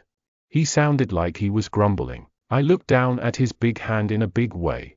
On the first day of the festival, sneaking out to save Eclipse, it was the bracelet that Derek picked out when I picked up the mask. Looking at the right plum-colored jewels, I thought it was similar to my hair color, but I didn't think he would give it to me as a gift, because it was enough pink.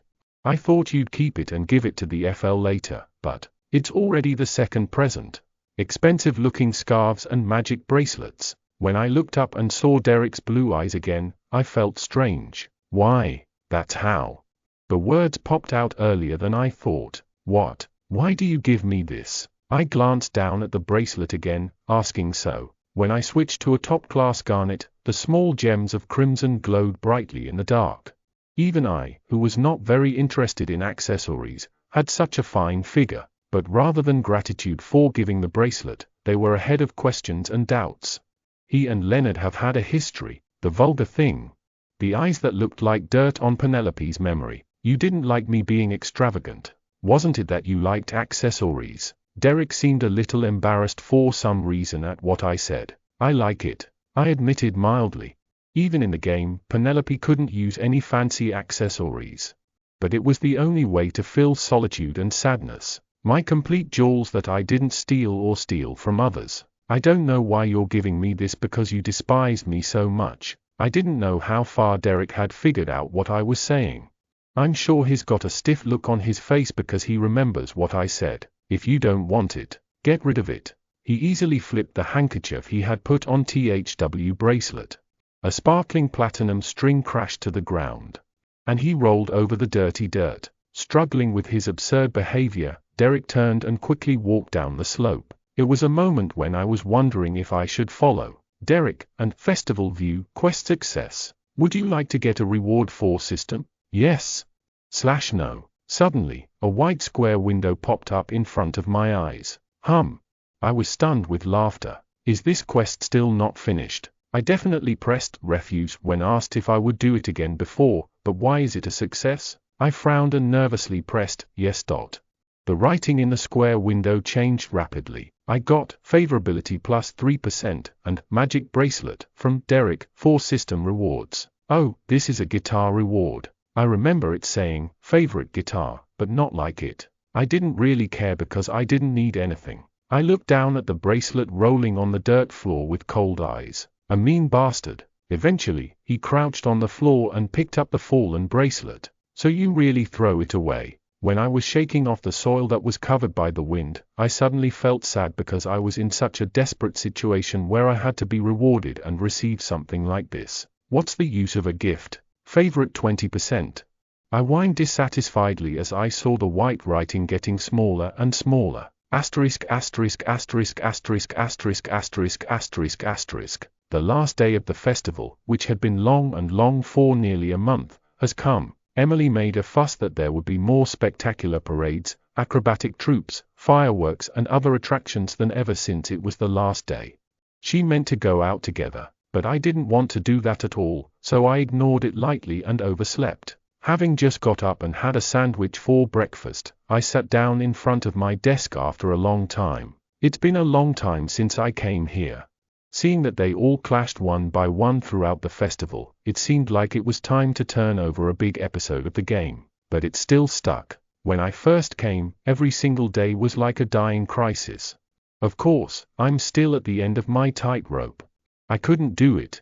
There is a long way to go. I'll have to do an interim check. I opened the drawer and pulled out the paper I had kept hidden deep. It was the basic setting of the male leads, who first came here, and wrote it down so as not to forget it. I took out a new piece of paper and began to write down my earlier favorability and recent developments. Derek Eckhart 0% to 20%. Leonard Eckhart minus 10% to 10%. Callisto Legals 0% to 2%. Eclis 0% to 25%. Vuinta Verdandi 0% to 15%. As I wrote it down at a glance, the difference from the beginning was clearly noticeable. Unexpected. Looking at Derek and Leonard's favorability, I opened my eyes round. Especially Leonard. It was a far lower favorability than other male leads, but considering that it started in negative territory, it rose by as much as 20%. So was Derek. Is it because you ran into him most often? I tilted my head and thought about their unexpected good defense.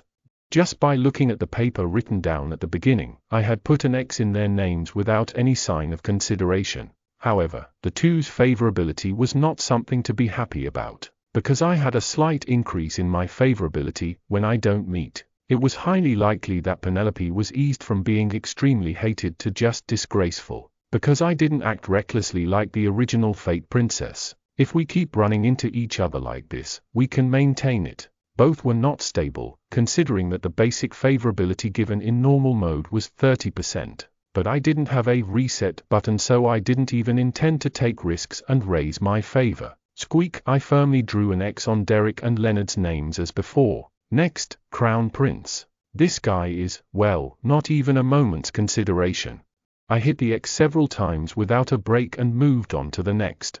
But soon after, the hand holding the pen stopped. Eclis. As planned, Eclis was currently the #1 favorite. Now, if you raise just 5%, you will fill the basic favorability of normal mode. It was not as difficult as other Southerners. Eclis's favorability was very wide of the increase. If it goes on like this, it would be quick to see the ending. Well, I've been so busy since last time that I haven't been able to meet him. Around the name of Eclis, Sharp Nib constantly drew a circle. In fact, I said I was busy by mouth, but nothing else was so busy except the day I met Vuinta. Nevertheless, I did not come and find him. Why do I feel so uncomfortable? I still remember that day clearly. A wooden sword aimed in the blink of an eye, a ghastly look as if it were an enemy at any moment. Chapter 39.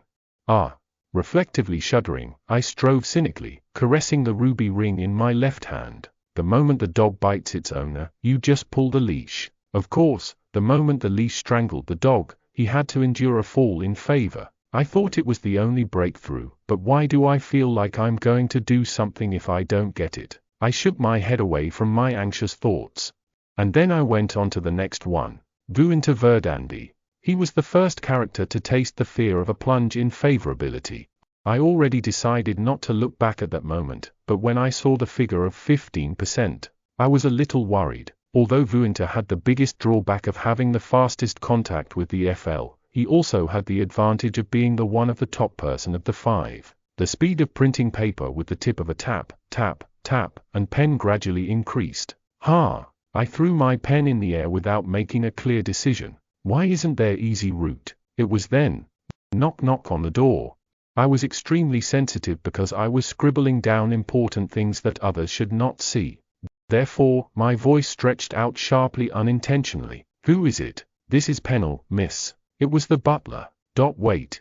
I grinned, and relaxedly arranged the papers lying on my desk and put them deep in the drawer. He allowed the visit only after putting the pen I was holding onto the pen stand. Come in. Quiet. Carefully the door opened and the butler came in. What's going on? I'm here to tell Lady that the Duke wants to have a luncheon with Lady after a long time. Lunch. I blinked my eyes. It was an unfamiliar remark. Ever since I came in here, I've been eating alone in my room. Compared to the dinner of a nobleman I know, it was honestly a series of absurd diets, but I was satisfied in my own way. It was better than eating rotten food or starving like the first time. Emily, who never bumps into the Duke and his sons for nothing, and who is often stabbed by me, is attentive. How perfect a self-meal it is. I didn't want to go all the way down to the dining room on the first floor and face an uncomfortable person for lunch. Moreover, I was already feeling bloated when I imagined that I was eating under the eyes of employees who hated me for being a princess. I don't mind eating alone in the room as it has been. I wanted to avoid it if I could avoid it, so I gave a moderate refusal. The period of self-reflection is not over yet. The Duke said he have something to tell to the lady, so Lady must attend. If it's you're saying that all my brothers are joining too, of course, I'm doomed. I managed to catch a crumpled look. It was foolish to show a blatant dislike in front of the Duke and Derek's closest aides. Mind control, mind control. I breathed a deep sigh inside. Butler. I have one thing to order before I go to the dining room. Give me your order, lady. At my words, he looked different. If you have any digestive medicine, will you bring it to my room after lunch? You mean the digestive medicine? He asked back as if he was curious about the unexpected digestive medicine, even though I had not eaten yet. Yes, I nodded strongly. Because I'm going to rush from now on. I followed the butler out of the room. It was because everyone was waiting for me downstairs after all the preparations for the luncheon had been completed. There was no time to procrastinate on the pretext of preparation for one-sided notification that could not be rejected. The Duke seems to be very busy with the royal palace these days. As I was walking down the hallway in silence, the butler suddenly talked to me, adjusting my stride. I had no idea that the Duke was busy. He seemed to be coming home late, but I wasn't very interested. I think he did, but I responded with a silent nod of the head with an expressionless face. For some reason, I felt the butler carefully watching my face. In the past, every time the Duke was at home, he attended the dinner table regularly. By any chance, did you have any inconveniences at the dining room? The question that followed quickly crumpled my forehead. Was Penelope like that? A brim is also good. What good there could be stuffed food in my throat in that position?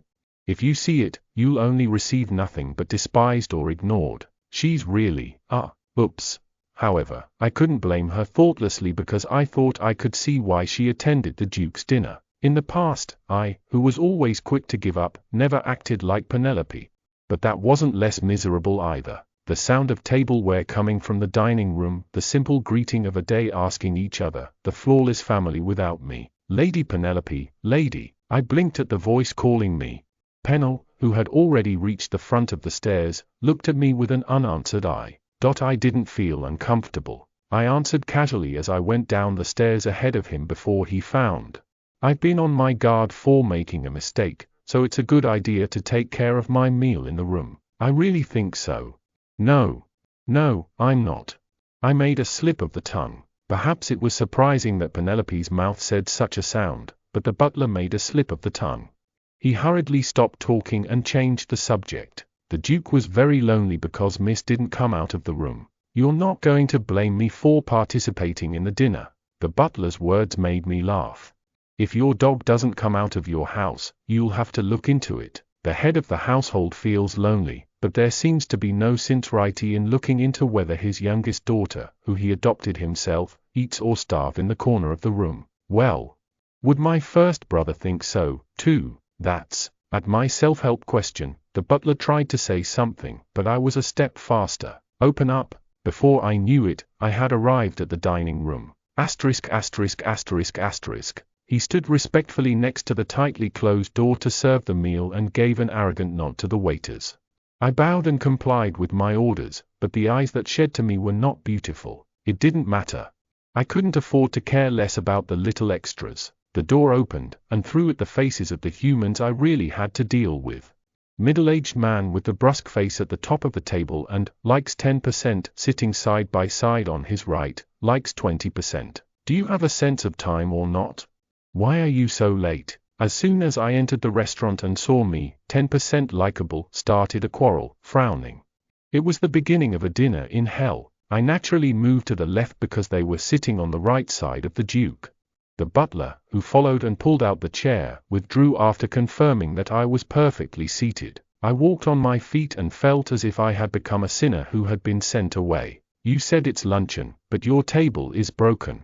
It was a feast of sumptuous food that had never been seen since coming here.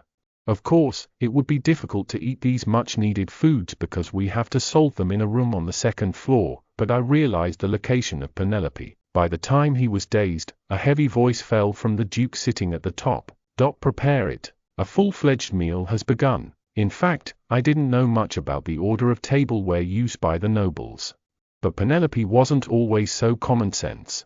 Therefore, even if you don't use proper etiquette, you won't be much flawed. It's a good thing you don't have a reputation to lose. I looked down at the tableware set in front of me to make sure everyone was holding a spoon with a side glance and to follow. Ha! And then a cool smile immediately popped out. All the dishes I was given were foreplayed by young children who had just learned how to use the fork. What's the matter? Perhaps he heard my laughter, but the sharp eyes of the Duke right next to blossomed into me. It's nothing. I shook my head in a hurry. And I listened to the tableware casually. Come to think of it, they wouldn't care what kind of spoon I was eating with anyway. If you cared a little bit, you'd already know the Duke right next to you. Someone in the kitchen dared to play this prank on a princess table. Thank you very much for visiting our website. We have added comment section, feel free to share your thoughts. Chapter 40. None of the text used in this audiobook belongs to me, please support the original author online. This is a fan-made project and I make no money from it. If you want to support me indirectly then donate me on PayPal. Join the Discord for a lot of more audiobooks too. I held up the biggest spoon in the mood of playing with dolls. It was the biggest of all that lay, but smaller than a teaspoon. I tried to scoop up the soup with it, but it was only a rat's tail. Fork couldn't even lift the lettuce from the salad. The knife, which is good in size, was so slow that it could not even penetrate the surface of the meat that was baked smoothly. This is interesting. I took turns lifting the utensils as if I were playing a joke. And I touched the steaming food in front of me with them. I wanted to see if I can't eat it. How on earth did Emily fly the food so hard when the kitchen was in such a bad situation? Come to think of it, it was. Even if rotten food is distributed, employees working in the kitchen are poorly treated. Emily has brought me a whole bunch of healthy food since I threatened her. In addition, sometimes when I talk about the food I want to eat, she even made it awkwardly. I should give her a prize when I get back to my room. In the meantime, I felt a little sorry for Emily for setting up an iron wall. In addition, I thought, looking at the dishes that had been randomly shriveled on the plate with my eyes, you'd better kill the flag. After all, I couldn't eat a single bite properly. As expected, the Duke and the two brothers had no idea whether I was eating or playing with food. This was Penelope's position. The festival is already over. It was when the meal time was somewhat ripe. The Duke opened his mouth with wine. But I was the first target. You're not going out on your last day. Yes. In a state of irritation, I answered bluntly. Penelope must have been out on the last day at the festival. I didn't want to do that, and I didn't want to please the Duke because I couldn't even touch these delicious things in front of me. However, my cold attitude instantly turned the eyes of the first and second. I'm blinking in favor. Oh, you swordsman. I looked back at the Duke with a smile that had not come out. I'm on probation. Well, he's been using his word of duty for a long time. The Duke kicked his tongue as if my answer was disapproving. I've never seen a cripple claiming to be on probation because of a single slave. Leonard was sarcastic. No one responded as if it were ever happening. I didn't even expect anyone to shut his mouth, so I didn't care and threw a stop to myself. There's other reason why I called you to have lunch today. Meanwhile, the Duke told me the real reason why he even called me here. Because of the upcoming hunting competition. Hunting competition? I pondered over the contents of the game. It didn't immediately occur to me whether there was such a thing. It's going to be held again in the northern forest of the palace. In the meantime, the Duke gracefully laid down the tableware and continued to speak. As you all know, this hunting competition is significant. The Crown Prince decided to release rare animals representing each country, including royalty and aristocrats from the country that was subjugated by the war. The eyes of those who support the Crown Prince for not participating in the war are not favorable. At times like this, it would be better to consolidate our status. So, last night, at a meeting of the nobility, Eckhart also expressed his intention to attend the hunt. They were words that had nothing to do with me anyway. While half-heartedly listening to the Duke, I suddenly remembered the hunting contest in the game. The Inca Empire holds a hunting competition every quarter. To impose indirect pressure on rare creatures or slaves in each defeated country. I have seen a brief background explanation while playing normal mode. However, FL was not able to attend the hunting competition at this time. This is because Penelope secretly fed poison to the returning real princess, who was jealous of the attention of the male leads. FL, who couldn't go to the hunting competition because she was wandering, instead raised Eccles's favorability left in the mansion. It was the moment when Penelope's last hope left. Since then, the hunting competition has disappeared as a woman like a relative who has failed to see the evil deeds of the cruel empire persuaded the Crown Prince. And at the end of Crown Prince route, Penelope is simply tortured as all the atrocities she committed against the FL are revealed. It was a torture of freezing the heart alive so that it could not die and feeding the poison that had been fed to the FL one by one.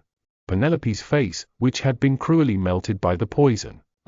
I shuddered reflexively as a series of vivid illustrations emerged. It was then. The Duke, who talked about the aristocratic meeting, suddenly turned to me. Penelope. Yes. I didn't listen at all to what he said, but I was stunned and stuttered like a fool. Fortunately, the Duke take it lightly. A vote was made at the meeting to lift the ban of woman participation. Participation banned. Yeah, what do you think about it? I couldn't answer the Duke's question right away. What's that about? I didn't know what kind of violence Penelope had in the hunting competition. I felt uneasy. As I hesitated, the Duke asked me again whether I would participate. If you're going to participate, I'll tell them to trim your hunting gear as well. Father. It was then.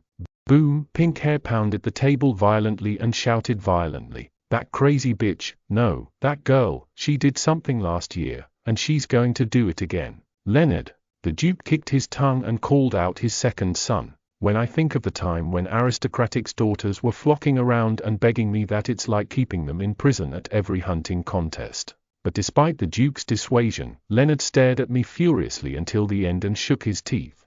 His eyes were looking at the bandwagon. First of all, we need to figure out what the situation is. I went out as brazen as Penelope. What did I do? Do you ask because you don't know? Then if I know, do you think I'll ask? The words I wanted to shoot at Leonard, who had a sneaky answer, filled my throat. But I had to put up with it. We need to know the whole story by provoking him. But the answer I really wanted came from an unexpected person. I asked other ladies to make a crossbow that they didn't care about. The calm voice compared to Leonard made me turn my head. The first one stared at me with blue eyes and whispered softly, "You must have already forgot. Even though it was dangerous, you took it with you, overpowered the guards like a beast and running around to shoot and kill Countess Kellyn and her flock at the tea party. So for a while there was a rumor that someone was teaching the crossbow to a crazy chimpanzee in Eckhart." As soon as Derek was finished, Leonard smiled coldly and sarcastically. "I'm going to get ruined." I couldn't answer anything back because of the enormous violence that I couldn't get rid of. But it wasn't as surprising and shocking as I was prepared. Yeah, she's the worst villain in the game, and she should have done that. It was not as drunk as some of the truths you see at the opening meeting, but it was a sufficiently manageable line. Stop it. I'm sure she had regretted enough. While I was silent, the Duke stopped two men who peeled me off in a quivering voice. It was not a bad timing, even though I had already been reprimanded. As the two sons shut up, the Duke looked at me with a grave look and warned, "You still remember that Eckhart's mouth is heavy, Penelope?" "Yes, you won't be disappointed this time, father," I answered promptly. I heard the sound of grinding my teeth from one side to see if the medicine was getting better. "Okay, that's all I'm going to say." The Duke lightly struck the bell on the table, as if all the words had been said. Then the door of the dining room opened and an servant with a cart pulled in. It was a dessert. I didn't even eat. "What kind of dessert is that?" I looked at the servant with gloomy eyes, each laying down a different dessert. A middle-aged woman named Mrs. Donner has long been in charge of the Duke's kitchen. And that's how much they understood their taste in food. In front of Duke and Derek were teacups with black tea, and in front of Leonard a plate with handmade cookies. It was my turn next. I didn't mind anything because I originally liked desserts. "What is it?" However, I had no choice but to frown at the plate placed in front of me. It was a mellow milk pudding. Chapter 41. PFFFDT. The woman who was putting down my dessert laughed at my clean dishes without any sign of eating.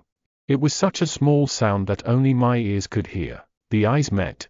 Her eyes were full of ridicule as if she were dying of joy. "Oh horror, let's try it, shall we?" I quickly dropped the smallest spoon on the floor before she left. Destined marbles and iron bumps into each other and makes quite a lot of noise. Naturally, everyone in the dining room looked at me. "Oh, sorry." My hand slipped. "Will you pick it up and take it?" I gave the floor a big wink of apology. Mrs. Donner was also nonchalant about my unexpected behavior. She looked very familiar, as if she could do anything about it. "Sure. Don't worry about it, lady." If it were Penelope, would he have thrown a spoon over Mrs. Donner's head and already got up? No. I asserted myself. The old woman, whom I learned from the butler's words, has been a regular participant in the meal of the Duke for an uninvited seat. In other words, no one else has dealt with her except on a time like this. It's a family dinner where she only left out while a pleasant conversations are exchanged. It is a position where she forced herself to sit in while enduring alienation and misery. However, if the Duke did not like the dishware, he would never have tried to share it with her again. Penelope knew this well. Therefore, she would have endured hunger and anger desperately. If she couldn't even participate in this event, she'd never run into this family, but not me. I looked down at Mrs. Donner, whose face was so expressionless that I was embarrassed by her fuss, and Destined. "Oh, my God. Sorry." I slipped again. The second smallest spoon fell in front of Mrs. Donner, who was just getting up with the spoon I had dropped. The attention of the humans, who were drawing attention, was drawn back to me. The Duke kicked his tongue disapprovingly. "What are you doing?" "I'm sorry. The pudding is so soft that the spoon keeps going off," I replied with a shrug. Derek's cool blue eyes fixed on me. Leonard was no different. "It's all right, lady." Mrs. Donner also picked up the second spoon that fell beside her without complaint. "Well, have a good time." It was the moment when she was raising herself and greeting. Destined, lang, lang. I threw the last spoon right on the floor. "Penelope Eckhart." The Duke's face and voice froze in an instant. "Huh? What are you doing?" Leonard laughed as if he was dumbfounded, and Derek glared at me with a frown on his face. The white letters on their heads began to flicker. I got up from my seat, dragging my chair noisily. "I'm afraid I can't eat dessert because I don't have any more spoons. Sit down. If you're finished with what you want to say, I'm thinking of going up to my room." The Duke's face was gradually filled with anger. "What's the point of doing this at a luncheon after a long time? I'm so hungry, father." I overpowered my stomach. My unexpected words wriggled the eyes of the Duke and the sons. "What? I'm not as good at using tableware as I am 3 years old, so I can't eat a bite of these foods." As if I were a real child, I looked at my face with a gloomy look. The untouched food had not cooled yet. If I go up to the room as it is, it will be all up to the employees. Stupid Penelope would starve his people to death every time. "Right, m." I smiled innocently and asked Mrs. Donner for her consent. "Oh, lady." Her face went black and white in a moment. It was funny that the previous confidence and ridicule disappeared from nowhere. A cool silence fell on the dining room. Main dish with no small toy utensils and no signs of touching. The white plate without a single sauce was so clean that it was hard to do so without complaining about the seat. I now knew well without having to see where everyone's eyes were. I'm going to go up and ask Emily to get me a sandwich, so I can eat it with my hands. Have a good time, father, brothers. No one held me this time. As I opened the closed door and left the dining room on my own, I suddenly burst out laughing. I threatened everyone I'd shoot them with crossbow. Yes, I'd say yes. Isn't it really funny? Such a wicked woman was being held captive because she couldn't do such a thing. But nevertheless, I was not the only one who could laugh at such Penelope. I feel so sorry for her who sat there till the end enduring hunger. For pity's sake. Coming straight up to the room, I took out the book I was reading from the bookshelf and sat down at my desk. I confidently left the dining room saying I was hungry, but I wasn't that hungry. Rather, I was honestly worried that it would affect ML's favorability after I came out of the mess. At the end, there was no change. I was worried that I couldn't check their faces properly because I was paying attention to the Duke and Mrs. Donner. You're not going to lose your favor if you throw your spoon in a rude way. I thought so, but soon I decided to take it easy. Well, if you're a little far away, that's not much. It may be a relief, but it didn't matter how much change was made because they were X-rated anyway, as long as it's not a deathly plunge. I tried so hard to focus on the contents of the book. It was that moment. Knock knock. I heard someone identify herself. Lady, it's me. Come in. Emily gladly allowed herself in. Opening the door, she carefully stepped inside, holding a lidded tray. Are you reading? What's that? As I asked with a glare, she put down the tray she had brought on the desk and opened the lid. Steamed soups, steaks and sandwiches were neatly laid out. I immediately frowned. This is because the steaks plate was the same plating as the one at the dinner. It's a new one because the Duke ordered it, lady. Maybe she heard the whole story, but Emily slowly took a look at me and added, and this is what the butler told me to bring you. A small brown bottle, a digestive medicine. No thanks. I don't want to eat much, so take it out. Fortunately or unfortunately, I had nothing to eat, so I had nothing to upset my stomach. Emily cried when I told her to take it back. I heard you wanted to have sandwiches. You're hungry. Hurry up and eat. Lady. It's okay. And I ate earlier. You haven't had a proper meal all day. So, just a little bit. Not just today, it's always been. I threw down the book and grazed my brain irritably. Was there any food you brought that could be called a proper aristocratic meal? Oh, lady. Emily was at a loss what to do with my cold look. I knew it was a useless vent. Emily has been good enough to me as long as I can. It is not that I was very dissatisfied with the meal, which had only 1 or 2 dishes and desserts. I never starving, but still in my situation. No, this situation and background facing Penelope was irritating and driving me crazy. Stop carrying that and go out. I don't really want to see your face right now. Emily eventually took the tray back with a somber face. I thought I was too much for someone who took care of me because I was worried, but I didn't feel very sorry. From the moment I left the dining room, I opened the book again, pressing down on my rising emotions. But soon after, I threw it back down as if I had thrown it back. I'm annoyed. Standing up in front of my desk, I went to bed and lay down. A luxurious, antique room ceiling was visible. The owner of the room couldn't even get a proper meal, but it was funny because it seemed to be wrapped up in a plausible way. Why should I come all this way and go through this shit? I couldn't understand it at all, so I muttered to myself. If someone other than me was possessed by this game, I might be happy to see such a spacious and lavishly decorated room. But I wasn't particularly impressed with these things. It is because the place where I stayed at my parents' house was also luxurious and spacious enough to live in. But ironically, living in such a fancy room, I was worried about eating the next day. After the second son of a bitch graduated, bullying at school reached its peak. It was basic to keep getting cut in line and eat the last meal of the day, and it was usual to deliberately hit the shoulders and make them spill the plate. Even if I starved all day and went home, I couldn't eat right away. Except for me, they did attend a nice family meal. Where is his pride? Now that we have succeeded in escaping, it was truly foolish. I should have had enough food to last. Unlike Penelope, who has a maid, I didn't have anyone to feed me. She used to leave work right after finishing the dishes. I held my stomach tightly and went to the kitchen only when the men of the house finished their meal and went into their respective rooms. Then I put rice in a cold soup or poured the leftover side dishes into a large spoon and rubbed them to eat them. However, I often spits it out without a bite, more than when I can eat it whole. Wow! The rest of the soup or side dishes tasted terrible, mixing vinegar, sugar, salt, salted fish, and sometimes unknown things. It was the second son of a bitch, a beggar. So why are you sneaking around like a rat? He sometimes hid and watched me like that, and then giggled out and sarcastically. So I had to suffer from malnutrition and chronic gastritis until I escaped from that damn place. Chapter 42. I was really like a beggar. Looking back on the past, I smiled weakly. I thought maybe it was much better to be a fake princess now, which I thought was no better than me. That's enough, it's nothing more than past. I jumped out of bed.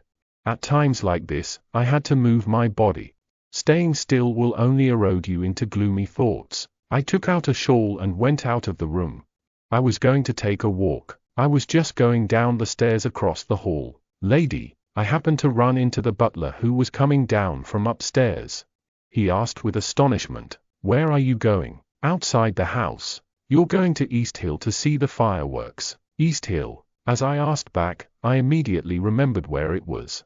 Not long ago, it was a small hill where I was taken by Derek and came down alone. Penelope must have been out to watch fireworks on the last day of the festival every year. I found out why the Duke asked such a question at the dining room. No, I shook my head straight away. I wasn't romantic enough to go all the way there just to see fireworks. "What are you doing this time?" "I'm bored." The butler put on an awkward face. It may be quite embarrassing to see a kid who had been going steady until last year suddenly change her attitude, but it didn't matter. A wicked woman is bound to boil with whims. To celebrate the victory, the finale of this festival will be much bigger than last year. Fireworks will be everywhere. I don't know why the butler is holding me back and telling me this story. It was very uncomfortable to face him because he was also at the luncheon earlier. Good luck, then. I brushed right past him. "Lady Penelope," but I couldn't go down the stairs because of the urgent voice that held me. "Why?" "Down a notch." I stopped and looked back at him. The old butler hesitated for a while and managed to open his mouth. "I'm on my way back from organizing the attic under the direction of the Duke. I'm on my way to deliver it to you." To me, I wondered why the butler told me that. The passage to the attic was at the end of the corridor on the 3rd floor. So I've never been there. Why? Don't you often go up when you're young? When you first came to the dukedom, you saw fireworks in the attic. The Duke probably told me to clean up the attic because he remembered it. You have to say what you want to say right away, butler. I cut off him coldly, with a sarcasm, burst into laughter. I've been in a position where I couldn't go up even though I wanted to.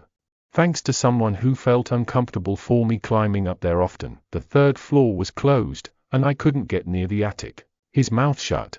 I wouldn't have been this aggressive if I were normal. The butler happened to have a bad time. It was because he caught me who was on my way to calm down my anger because of the strangely overlapping situation with the past. My sharp point carved deep wrinkles on the butler's forehead. Mrs. Donner was fired immediately. "Miss." He carefully opened his mouth again with a darkened look. The Duke was so angry that she was kicked out naked without a penny of severance pay. There was no more punishment for this woman, who had been a duchess for a long time, and who was a fallen family, but who had enemies in her own right. I opened my eyes wide at the unexpected news. Looking at the butler with a puzzled look, he calmly continued, "But Master Derek has come forward and burned his employment contracts and letters of recommendation, so she won't be able to find a job in the aristocracy. So, do I owe you a toast?" I blinked and asked back in a cold tone. It was a little surprising, but it wasn't exactly a pleasant story. "Why didn't you take any action last time to solve a problem that can be solved right away? What's with the measures?" I would read about how long Emily had worked and threaten her to live quietly. When I recalled Derek at that time, I felt even more pathetic. "You don't have to give me all that stuff. It's not my responsibility anyway." The Duke was heartbroken by the day. He seemed to keep worrying about your skipping meals. "So what do you want me to do?" Pressing down the words that filled my throat, I forced up the corners of my mouth. "If I go down to the dining room and eat now, will my father feel better?" "Princess." It was then. "It's all my fault today." The butler suddenly bowed deeply in front of me. I opened my eyes wide. My biggest fault is that I haven't been able to faithfully support you under the pretext of being busy. If you punish me separately, I'll take it sweetly. By the way, my lady, could you please accept the Duke's sincerity? I looked at the butler with a strident glance, bowing before me. After leaving the dining room like that, the Duke thought a lot about how to get rid of your hurt feelings. Then he came up with what you liked when you were young. You know it's very rare to withdraw an order once you've given us. What the butler said was true. It has already been 6 years since he locked up all the doors on the 3rd floor and banned her from entering due to a small commotion that took place shortly after she was adopted. But now that you want to withdraw it, it must have been shocking in many ways to see your abused foster daughter who showed you her broken heart. The butler stooped more closely, seeing me thoughtless and silent, thinking that there was hope. The old man opened the 3rd floor, which was closed himself, and arranged the attic with all his heart. So let's get out of here, lady. I looked at the butler with a dull face without an answer. If it was really Penelope who was here now, not me, she would have been so happy. One of the humans who led the bullying was fired and the family's attention was drawn. How satisfying would this situation be for the deacon, whom I have always felt sorry for, to nod his head to me? But it's late. I wasn't Penelope. Why didn't you do this for her at least once before I came into this body? If so, this stupid, pathetic little girl would have forgiven everything unlike me. It's too late. At the moment, the butler's pupils, which found my face distorted in a mess, expanded greatly. Oh, lady, when the embarrassed man raised his back completely. Yes. How can I ignore my father's sincerity? I had a quick look on my face. I was just on my way out for a walk, so it wouldn't be a bad idea to go there after a long time. When he looked like he was going to cry, I went back to my arrogant Penelope and said, "Take me to the attic." It did not seem to have fully opened the 3rd floor. Crossing the hallway, a large 2-door was tightly locked with a chain wrapped around it. That's the lady's room, isn't it? Penelope's room was pretty good, but the FL's room was different from the size of the door. It wasn't offensive or upsetting. How can a real daughter and an adopted daughter be treated the same way? You need to know your place. As I passed in front of it, the butler looked at me with a particularly. Of course I didn't show anything. When I opened the small door at the end of the corridor on the 3rd floor, a spiral stone staircase came out. It seemed to be a turret built in preparation for the invasion, but it was poorly managed compared to other places, perhaps because it had not been used for a long time. Be careful with the high stairs, lady. The butler went up first and warned me. I grabbed my skirt and carefully climbed the stairs. The attic at the top of an old, narrow stone tower. It's definitely a secret place for kids to like. He climbed and climbed spiral stairs with no end in sight. After a long time, the stairs broke as if they had finally reached the end, and an old door came out. The butler opened it up with familiarity and went inside. After that, I honestly didn't have much expectation. Even the attic was made by roughly removing the place used as a warehouse. Oh, but the place I entered was surprisingly good. Like a small study, on one side of the attic was filled with books, and on the other was a cozy couch and a fireplace. There was a large, round window in the middle of the window. Through an open window gap, a cool breeze came in and tickled the bridge of the nose. "Do you like it, my lady?" the butler asked me with a satisfied face when I looked around. I answered mildly, "This good. May I bring you some refreshments?" "No thanks. I'd rather stay here till late in the evening." "Of course you can. The Duke has already allowed us to spend as much as we want." I liked it. Feeling a little better, I spoke in a softer voice. "Thanks for your guidance, butler. Don't mention it. Then make yourself comfortably, lady." The butler bowed to me and went down to the attic. I walked slowly inside, looking around the quiet interior once again. Penelope deserved to go up a lot. Comfortable, desolate. She was just adopted as a Duke daughter and was perfect for a hated child to hide without knowing the reason. I arrived in front of a large open window. Then I glanced out. The sight of the Duke was very large. Therefore, the city streets were not as visible as when I followed Derek on the hill a while ago. Instead, it was good to see the endless sky and scenery as there were no buildings high enough to block the view. I left a couch covered with blankets and flopped down on the bare floor in front of the window frame. The sun was setting outside the window. It was when I was staring blankly beyond the horizon, where the red sunset was overflowing. Dalcac, suddenly, I heard something behind my back. What? Chapter 43. Someone with the pink hair just opened the door coming in and met my eyes. Why are you here? After finding out that it was me, Leonard stopped making a gesture and frowned. First, do you think I'm happy to see you? I glanced over his head and answered back calmly. I'm here because the butler showed me around. I'm not talking about that. Leonard glanced up and down at me, then laughed. You're off the 3rd floor, aren't you? Oh, my God. Who's the reason keeping me out? Out of nowhere, I snapped at him with a coy smile. The entry ban has been lifted from today. My father gave me permission. Oh.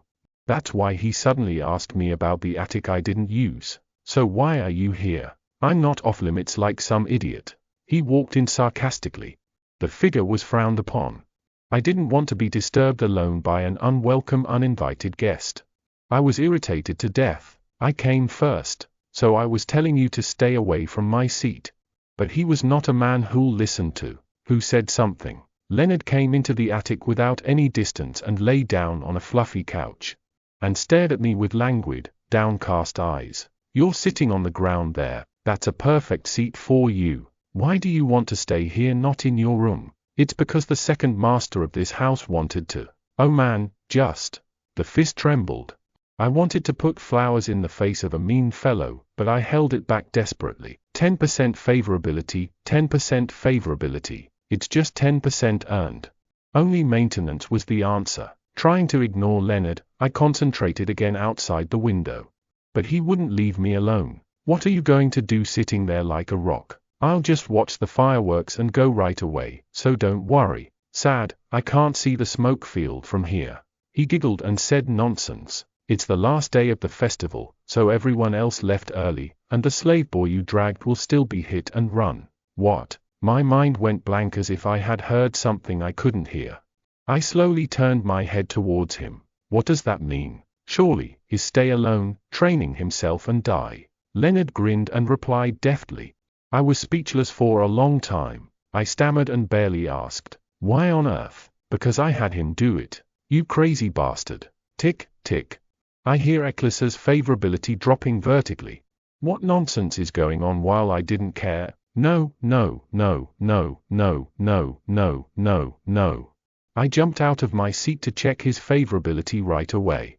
And I was about to leave the attic in a hurry. Tack, are you going to see him? He caught my wrist roughly. Lovely pink hair fluttered before my eyes. Before I knew it, Leonard, who had risen like lightning, was holding me. I frowned at my nervousness. Let go of me, it's late. He's been watched by me the moment you brought him in. Ha, Leonard said playfully, winking his eyes. My eyes were stunned. With a deep sigh, I forced out his hand and recited nervously, why are people so childish? Be kind. It's creepy to hear such a thing coming out of your mouth, man. He rubbed his arm too hard. I glanced sideways at favorability 10% above his head. What did he eat wrong today? Today's luncheon, which only I couldn't eat, was excellent. In other words, there is no reason for him to act like a man who is so impatient after having a meal. Of course, he did that every time I ran into him, but today he was unusually serious. If you don't like me here, just say yes. I'll give you a space. I finally sighed and decided to step down. I was the only one to suffer more. It was best to avoid it, so tell me to get out of here quickly. I'll get myself out of here. I was quietly waiting for his answer. Don't you have any conscience? A man who stared at me suddenly uttered nonsense. What? How dare you crawl in here? Ha! I couldn't help but laugh. You look like a grumpy daughter-in-law who doesn't like it. I didn't mean to laugh at Leonard. However, I could see a spark in his blue eyes that heard my laughter. I quickly lowered my eyes and answered back obediently. What do you mean by that? You've been doing things you haven't been doing lately, and you've been stuck in your room, so I was wondering if you'd finally come to your senses. I'm crazy. I think this shameless little bitch has changed a little bit. I swallowed a sigh that leaked out into the temple. I don't know why I'm here to get rid of my anger. I, who used up all my anger during the conversation with the butler earlier, honestly felt tired and burdened by this situation. Along with the Crown Prince, Leonard was a time bomb that should not be touched as much as possible. I sweetened him with a tired voice. Leonard, don't spin around and say anything you want to say, do it right away. Why are you doing this all of a sudden? You were going to make a wish here again, seeing if it was fireworks or shit, right? But before my words were finished, he stole them. I hope Yvonne never comes back to this house again, no. I wish she could disappear or die forever. The wish you had made here 6 years ago, knowing that you had lost Yvonne on the last day of the festival. Leonard's face before his nose was reddened by the glow of the sunset that leaked through the window. He was laughing furiously. The eyes were livable. Penelope did that. I had no choice but to stare at him in surprise. I didn't know that I lost FL at the festival. Come to think of it carefully, it seems to have come out as if it were in the game's prologue, but it was not particularly memorable because it had nothing to do with the story's progress. You became a princess overnight in the common people, so you might wish that the real princess would not return. Anyway, I was convinced of her behavior because I was in the position of Penelope. In fact, it may have been easier to understand because she has already experienced the situation of becoming a daughter of a rich family overnight. However, FL's second brother, Leonard, seemed to hate the fact that she climbed up to the attic again and again, which she had done in the past. How do you feel? As you wish, you've been in Yvonne's position for 6 years. Leonard's momentum was terrifying enough to believe that the dead-ending flag had blossomed. I looked at him staring at me as if he were going to kill me and picked out what to say. What's there to say without messing with that dirty temperament? On a miserable day when she lost her only brother, she even encountered a wicked woman who was taking her place. If you behave like the original Penelope, you'll be in big trouble. I started by rolling my eyes reflexively to see if there was anything around that would kill me. There was no sharp object in the attic, but it was useless to find such a thing. If Leonard, excited, pushes me out of the window, or chokes me, I'll die. I was very young back then. Once I fell from the window, I opened my mouth with difficulty. I'm sorry. I apologize now. I've been reflecting on myself a lot, so please forgive me. Self-reflection? But Leonard didn't let go of his anger at the apology that I had chosen for my pains. Okay. It's all in the past, so let's ask, why did you do that? Even if Yvonne came back, I wouldn't have kicked you out right away. It was the most difficult situation I've ever faced him. Even a mild apology doesn't work. What should I say now? I was running out of words because I didn't even do it. I was sweating profusely. Answer me. I'm sorry. I shouldn't have come up here, but I wasn't thinking straight. Is it easy for you to say sorry, Leonard? My father didn't tell me how he changed toward you. Tell me how to seduce a duke at that young age. I'll learn, too. The situation was getting out of hand. His likability gauge began to glow dangerously. Leonard's eyes glared at me. It was not clear whether it was because of the sunset pouring out the window, or whether he was bloodshot with so much anger. It was unfair and my mood gradually subsided, but I tried to judge coolly. This situation was dangerous enough, and should have been avoided quickly if it could not be defeated. I slowly opened my mouth. I'm so sorry I did that when I was immature. I sincerely apologize. But losing your sister has nothing to do with me. I came here today because the butler asked me to watch the fireworks show here. I heard my father gave me permission, so I've been here for a long time, and I'm going back soon. You're noisy. Chapter 44. Leonard suddenly rubbed his fingers through his ears as if he were bored. You were brought here as an substitute of Yvonne. I thought you'd be good at mimicking. I prayed with all my heart. You've made a rumor about crossbow chimpanzee, and you've brought in a slave boy who don't know his origin of, and you've already lost your reputation. It was always the back of prudence and disregard. I don't know how long you're going to make a chisel in this mansion. Someone's face overlapped with Leonard's face, which he scoffed at by twisting the corners of his mouth. Why do I have to come all the way here and see the beggar walking around? An auditory voice rang out in my ears. I've never said I didn't want to see anything like that. I'm afraid I'll be kicked out. A substitute. But why did it make me think of what happened earlier that I managed to calm down? Have you ever treated me as a substitute? My mouth chattered on its own, as if the crossbow-shooting chimpanzee had become my switch. Leonard, who didn't even listen, growled straight at my question. Then you don't even know the root of it. I picked you up and made you a princess. How much better do I have to treat you? Or should I treat you like a queen? Yes. Be nice to me at least once. What? You know what? If I feel good, I'll give you a copy of your missing sister. I clenched my teeth, sarcastic, and laughed with a messy face. On the other hand, the sarcastic corners of Leonard's mouth slowly went down. I felt the temperature in the room getting colder every minute. If it was just such a quarrel a little while ago, the present-day Leonard was ferocious enough to tear me apart and kill me right away. Hey, he called me in a subdued voice. And, favorability -2%. Something that I was worried about happened. Be careful of what you say, don't be so rude. How dare you? Why? Because we're on this topic, just better to speak up. You think you're the only one who hates me, right? 12-year-old Penelope was pictured in front of my eyes. I knew I couldn't do this anymore, but I couldn't stop myself. So am I. If I had known I'd starve with the great Duke, I should never have come no matter how much you asked me to come with you. Penelope Eckhart. How did I seduce him? It's nothing, just like you said to me, it's just a bunch of crap. Stop right there. Leonard warned grimly. Favorability 1%. The favorability has fallen again. He looked angry but inwardly embarrassed. It's always been their privilege to look scornfully at and sarcasm. Penelope would be surprised to see him like this, because when he got angry, he rushed in with a groan. Perhaps I was surprised by the sudden change in my apology for not going against my feelings as much as I could. Either way, I felt sick and tired of it. I've been starving 4 days and days without my mother's funeral because I don't have any money, and one day your father called me a daughter and said to go with him.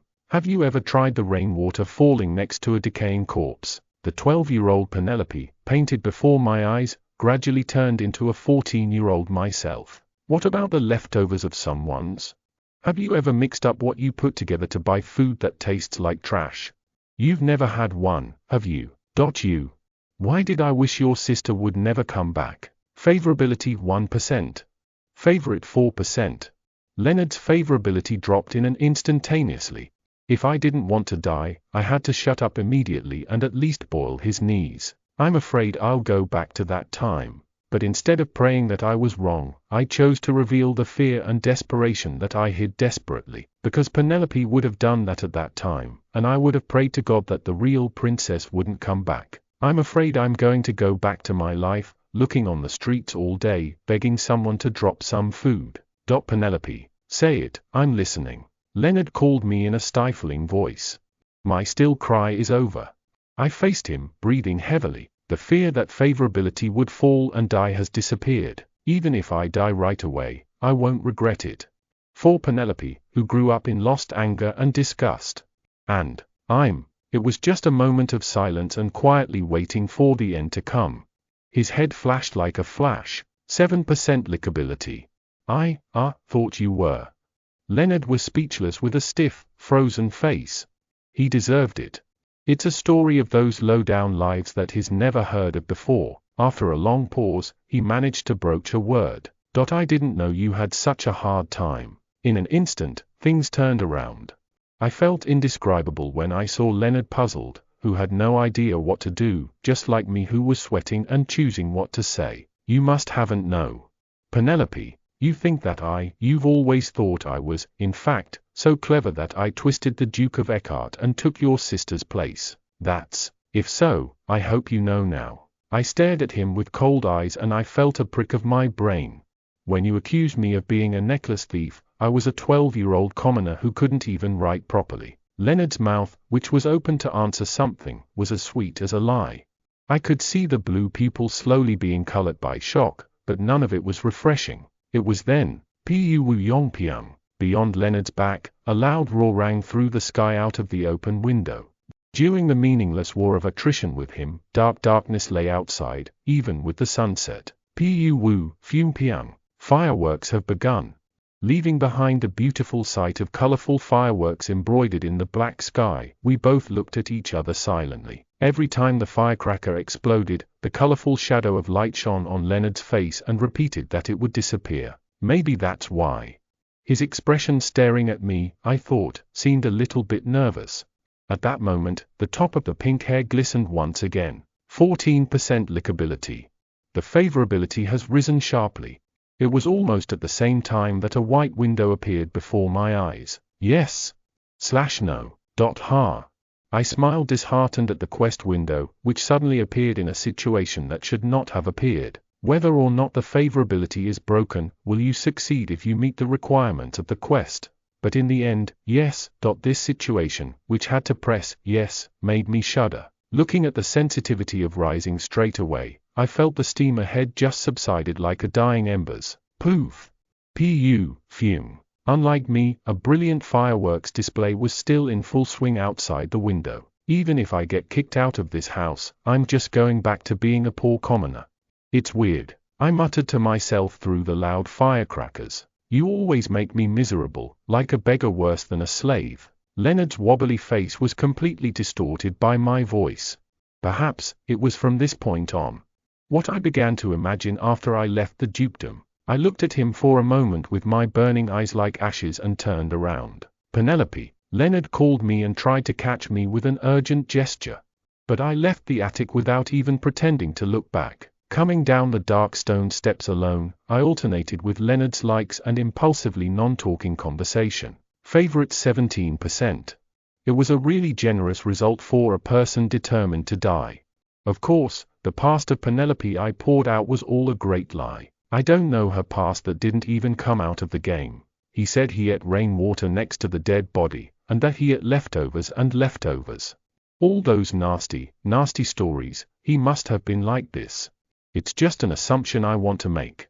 Not my story. Asterisk.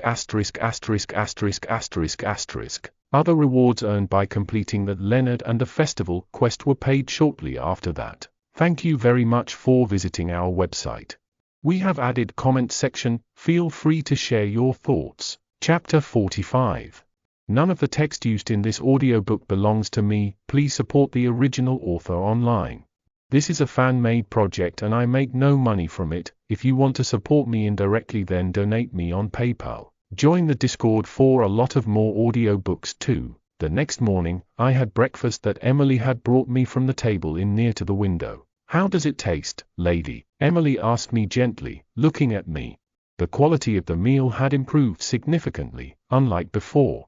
It was like the aftermath of yesterday's work. The chef woke up early this morning and cooked himself. It sounds like my breakfast so far is not made by the chef himself. Emily immediately shut her mouth and took a breath at my pick point. I'm not trying to blame you, so relax. I put down my fork for a moment and looked at Emily. I know you've been trying so hard for me. Oh, lady, I'm going to hug my man for sure. Don't worry, as much as you've tried, the rewards will follow soon. Emily burst into tears at my words with a bucketful of emotion. Boo, I've never asked for compensation. Tuck, from now on, you're going to act modestly. It was just after breakfast, soothing Emily.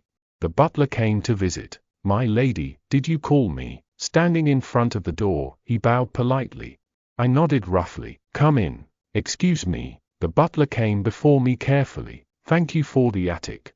I'm just going to say thank you. I'm glad you did. I smiled at the old butler's face, which seemed tense. Then his face brightened up. Did you enjoy the fireworks? It certainly starts earlier than the last festivals. Yeah, well, I didn't even get a good look at the fireworks because of fighting with Leonard. But I couldn't bear to tell the truth with a look of anticipation. The Duke has ordered you to open the door whenever you want to climb the attic. Really?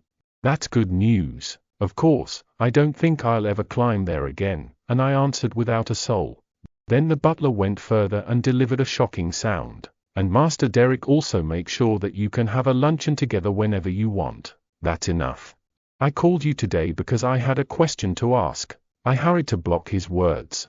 It was also something that would never happen again and again. What do you? The butler looked puzzled.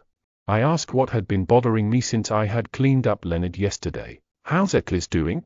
I think I asked the butler the other day. If it's Eccles. You mean the slave you bought? Slavery. The naturally flowing title hardened my face. You don't call him that in front of anyone else so far, do you? Oh, no. I made a mistake for a moment. I'm sorry, miss. The butler shook his head hurriedly at the cold voice. Yesterday, I, well aware of what he cared about me in many ways, decided to be generous with a minor slip of the tongue. Where is Eccles staying now? He's staying at an apprentice's quarters next to the Secretary of State. Who was teacher assigned to him? The apprentices who enter the family's nights are assigned teachers to serve as seeds. Based on what happened yesterday, I guessed that the teacher of Eccles would be Leonard. But I was dumbfounded by the words returned of the butler. He cannot have a teacher. Miss. What? Why? Isn't he a slave? The butler just opened his mouth after a little bit cold as if he had thought of my reaction. Since the lady insisted strongly that he would become your escort, the little duke made him as an apprentice to the family, but it meant that it was more difficult than impossible. I felt empty and leaned my back weakly on the chair. There was nothing wrong with what the butler said. I paid a price and bought Eccles from the slave market, not from the order. How can I dismiss his slavery? My question made the butler look perplexed. There's a way to buy a new identity or to be recognized for its brilliant work. But neither will be easy. He's from a defeated country. I was at a loss for words due to the remarkable identification gap I felt. How did Eccles become an official knight in the game? I mused up the contents of the game. Eccles got to the position of the swordmaster with a blooded effort, but he had to hide it and stop at the escort of a fake princess because of his origin. But after the appearance of the FL, she becomes increasingly disliked by Penelope, who bullies her. And he is freed from slavery in recognition of his contribution to stopping a wicked woman who was trying to kill a woman in her bed and finding evidence of it. It was the highlight scene of Eccles' route when the two made a vow of loyalty to the FL at their own inauguration ceremony, and then the FL handed him that ancient sword. After killing the villain, he reveals that he is the sword master with the full support of the Duke and proudly honors his knighthood from the Emperor. Thinking of Eccles' success story, I suddenly frowned. Then when did he become the sword master? Originally it was the Duke who brought him. It was bought at a slave auction because it was noted that his swordsmanship was outstanding, so even though Eccles was very good, he could not have reached the level of sword master alone. Then, the Duke, who knew his potential in advance, trained him as hard as he could. Thinking that far, I suddenly opened my mouth to a creepy family. Then I'm in big trouble. She brought him here to use him as an escort and left him alone without knowing if he had a teacher or not. And she's the one who made the crazy guy got bullied. Crazy, my God. I was overwhelmed with astonishment. If I were Eccles, I would have made dozens of promises to kill myself. Oh, miss. The butler suddenly looked at me as if I was strange, blushing. Butler. I pressed down on my trembling stomach and asked, how does the butler see Eccles these days? What? In what way? In many ways. How is he training, adjusting well among apprentices? How do you feel? To my question, the butler answered as if he were pondering. He hasn't changed much, so I don't know how he feels. But he seemed to be doing well. Really, well, it would be much easier to get by than the cramped cage that holds the slaves, and he'd be very grateful to you. I was visibly relieved by the butler's answer. He said the right thing for the first time in a long time. I have seen with my own eyes the iron bars that kept slaves in captivity as if they were keeping animals in the auction house. Yeah, it's much better here than the auction house. I nodded. But my happiness circuit was that far. Of course there are some complaints or suggestions from other apprentices. What complaints? Listen to me, miss. When he was first assigned to the quarters, there was a friction with the slave about not sharing the room. What? I screamed at the butler's subsequent words. But that's inevitable, considering his origins. Lady, the other apprentices have been removed from the family of the household gods. The butler calmly explained the reason, but I could not hear a thing. The pupils shook like an earthquake. Damn it. I've been busy in my own way and never imagined it was happening to Eccles. If this continues, I will die in his hand first. I quickly ordered the butler. Please get ready to go out right now. Yeah? What kind of outing are you talking about? Shopping. Ah. The butler, who was embarrassed by the sudden remark, made a dazed sound. It must have been a very solemn tone. Yes, lady. The butler hurried out of the room with a bow. Being fast and quick was one thing I liked from him. I also called Emily urgently to get ready to go out. What's the matter, miss? Call the maids and make as much effort as you can. Yes, quickly. Yes, yes. Emily was also embarrassed by my out of the blue and hurried to pick up the skillful maids. I had to break away image an owner who neglected her people. Left alone in the room again, I looked into the air with blazing eyes. And muttered in a dreary voice, today's operation is someone's got my baby down. Asterisk asterisk asterisk asterisk asterisk asterisk asterisk asterisk asterisk asterisk asterisk. You're so beautiful, miss. You look like a goddess who just came down from the way you dress up. The maids made a fuss again this time, as expected, whether they could not dislike the beautiful face decorated even if they hated the princess. This time, I asked, exhausted, for giving up everything the swings did without stopping. Are you done? No. I haven't touched your hair yet. Have a little more seat, miss. I was forced to sit down by Emily's shoulder, and it was a long time before I could get out of the torture. How is it, miss? Looking at me standing in front of the full-body mirror, the maids looked very excited. I looked closely at my reflection in the mirror. When asked what concept I wanted, I asked them to do enough to make a stone go away, and they faithfully fulfilled my words. A style of half-braid with light makeup and finely braided sides.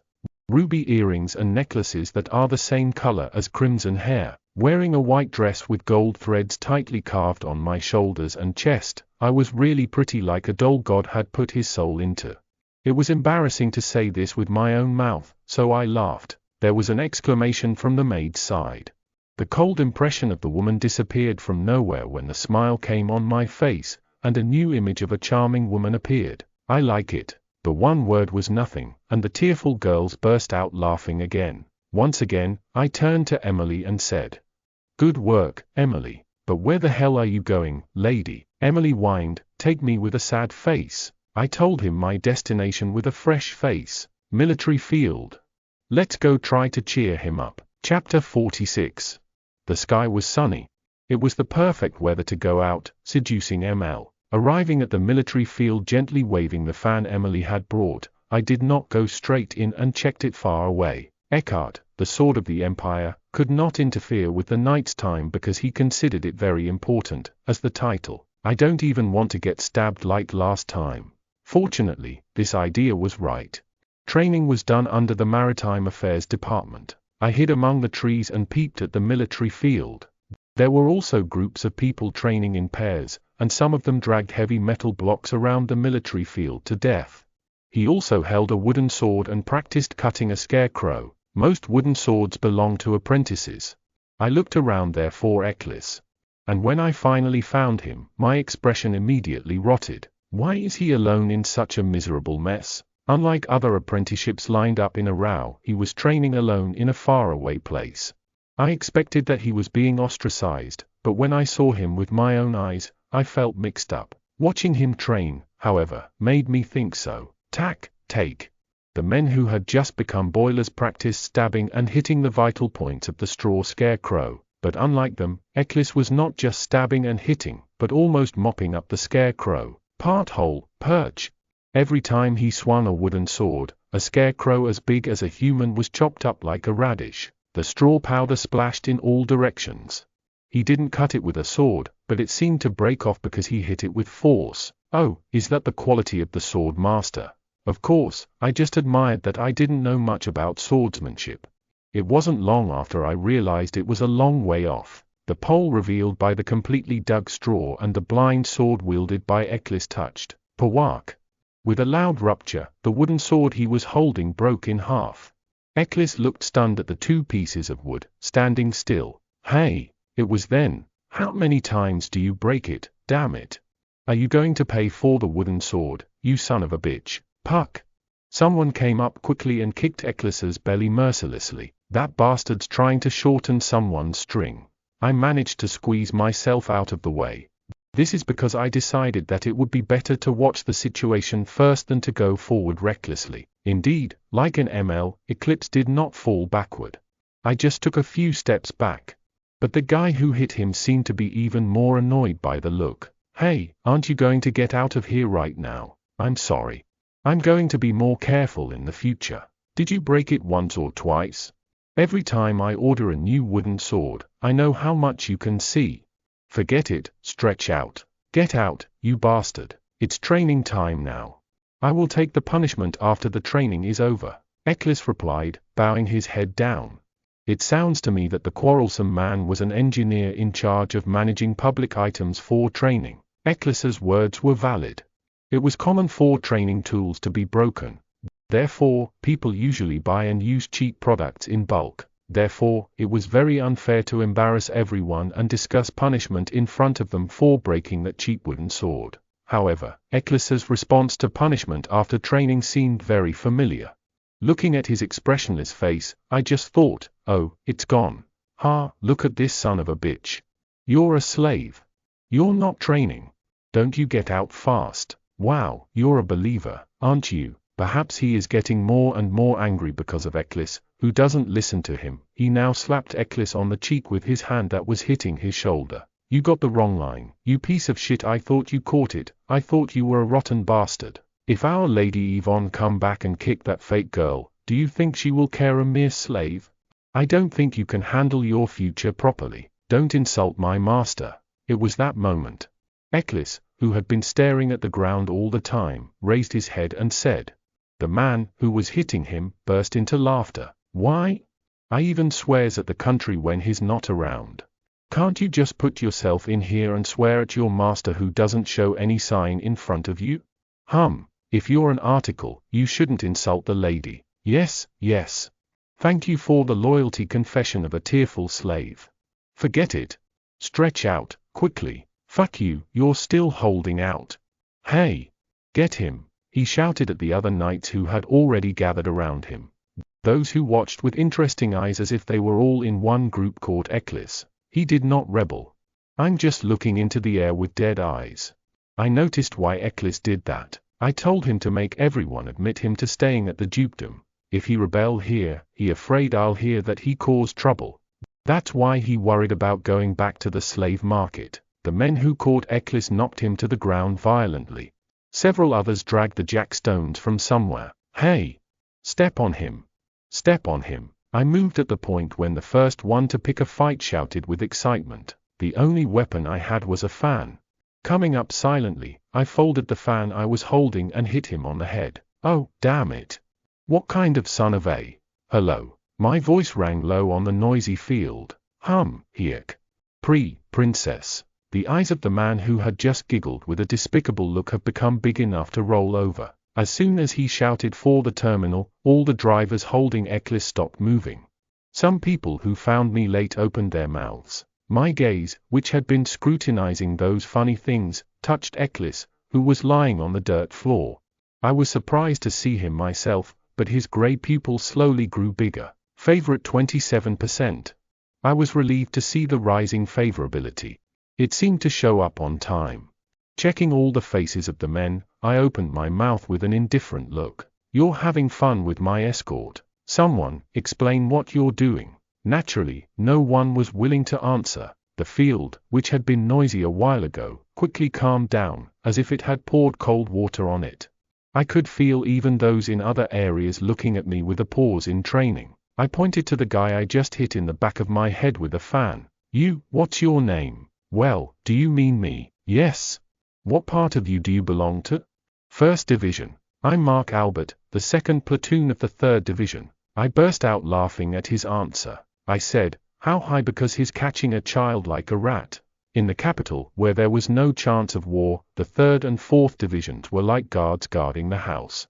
It means he's a nobody. You explain this situation. Yes, yes. As I watched, you seemed to be the first one to start. Well, that's... When he heard I was watching, he was in a daze. It was nowhere to be seen sarcastic, calling me a fake. From the tense images of the nights, I noticed yesterday that news about Mrs. Donner had spread throughout the mansion. What are you doing?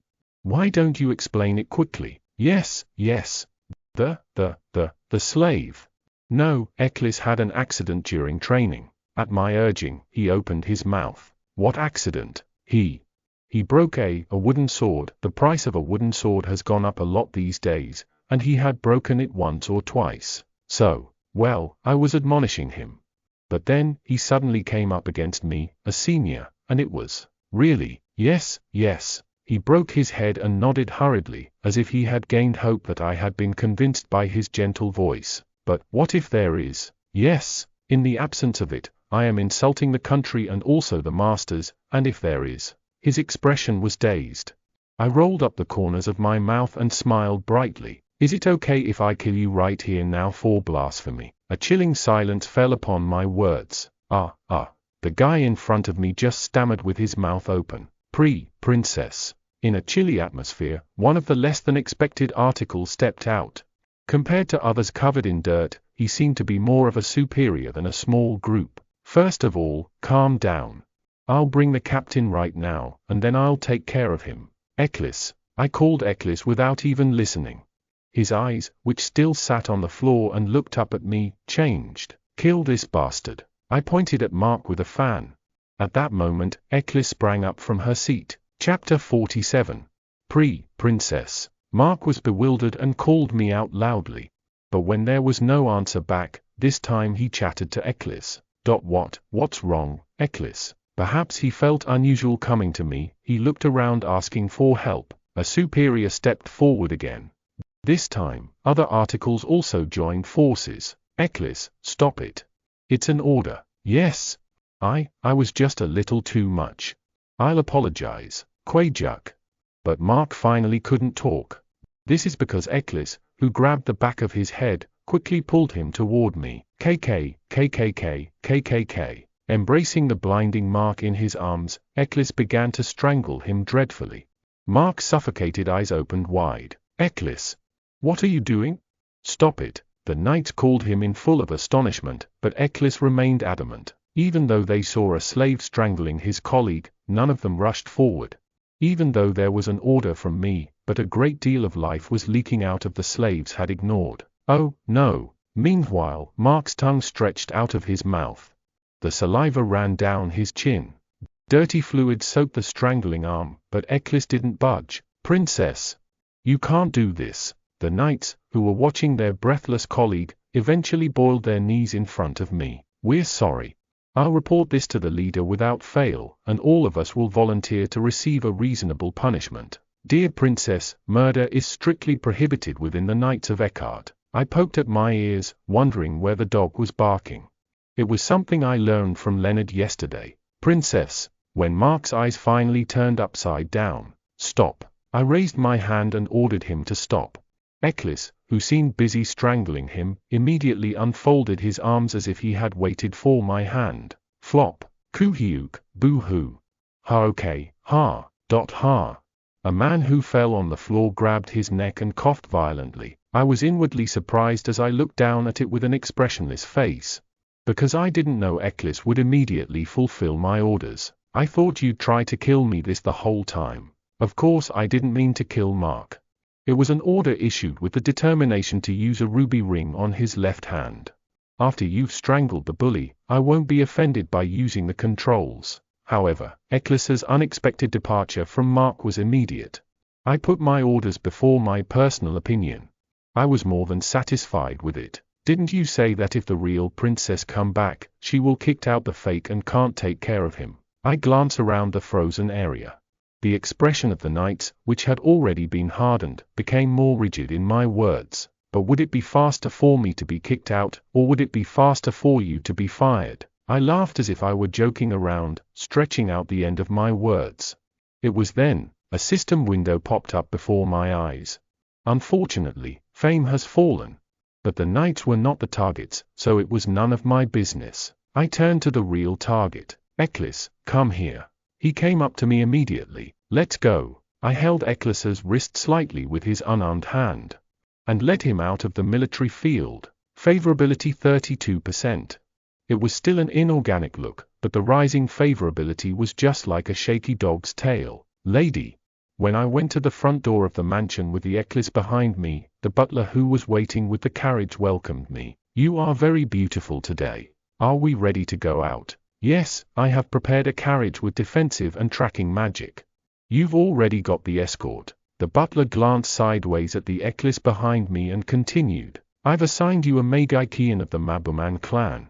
In case of an emergency, we'll teleport you to your mansion. Like Vuinta, the wizards did not reveal their identities well. Therefore, the price used was very expensive. It's rare for a royal family to use a wizard as a horse when going out. Are you sure you're a duke? I was delighted with the treatment that was getting better, but I pretended to be insignificant. Good work, butler. And this? Whether there was anything left, the butler took something out of his arms and handed it over. The Duke told you to have a good time because it's been a long time since you went out. It was a blank check. I looked at it in surprise, not knowing that the Duke would care so much about yesterday. If you knew I was on my way back from throwing a bomb at the military field, you wouldn't give me something like this. I hesitated whether I should take it willingly. It was the butler who instigated me like that. Take it, miss. You haven't even called the merchants these days. Yes, well, I can't help it. I gave up my hesitation and gladly accepted it. Tell him I'm very grateful. Of course. I turned around and walked to the carriage that stopped. Eccles, who had been standing without saying anything until then, suddenly followed me. Standing in front of the open carriage door, I reached out to him silently. He just stared at my hand. Maybe it's because he's been left unattended for too long since I brought him here. Eccles didn't seem to even think about escorting me like a real escort. Fool, this is when you have to escort lady. I winked at him. Then the grey eye shook slightly once. But I'm a slave. No, I corrected his words immediately. You're my escort now. Then what should we do now? I gently waved before him. It was a left hand with a ruby ring stuck in it. Suddenly, Eccles smiled quietly. He held my hand, and leaned slowly. He kneeled on the floor with one leg bent, and even the butler did an amazingly perfect job. And looking through my eyes, he said, "Please crush my leg and get onto the wagon, master. Lady, can I take you to the dress shop first?" When Eccles already sat on the wagon, the horseman asked, "No. Go to the arms dealer," I answered indifferently, with my chin resting on the window frame. Soon the carriage started. The magic is on, the ride was as good as a car. I was looking interestingly out the window that passed by quickly. Why? Suddenly, I heard a small murmur from across the seat. I turned my head and met Eccles, who was staring at me. He looked at me with unknown eyes and opened his mouth again. Why haven't you been looking for me all this whole time? It was an unexpected question. I looked over his face, wondering if he was blaming me for something like today, but I couldn't figure out what he was thinking. Are you upset? I asked openly. In that case, he intended to apologize.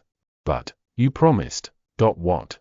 I hope you will come to me often as a hard-trained award. Oh, I managed to swallow the groans that burst. I forgot why I didn't find him. The memory of the rainy day, the eerie. I've been waiting for you every day. Not knowing what I was thinking, Eccles muttered in a whisper. Would it be because of the mood if the expressionless face just now looks a little sullen? I tapped on the window frame and picked an excuse that didn't find him. I'm so disgusted. You lied to me, Eccles. What? His eyes were round.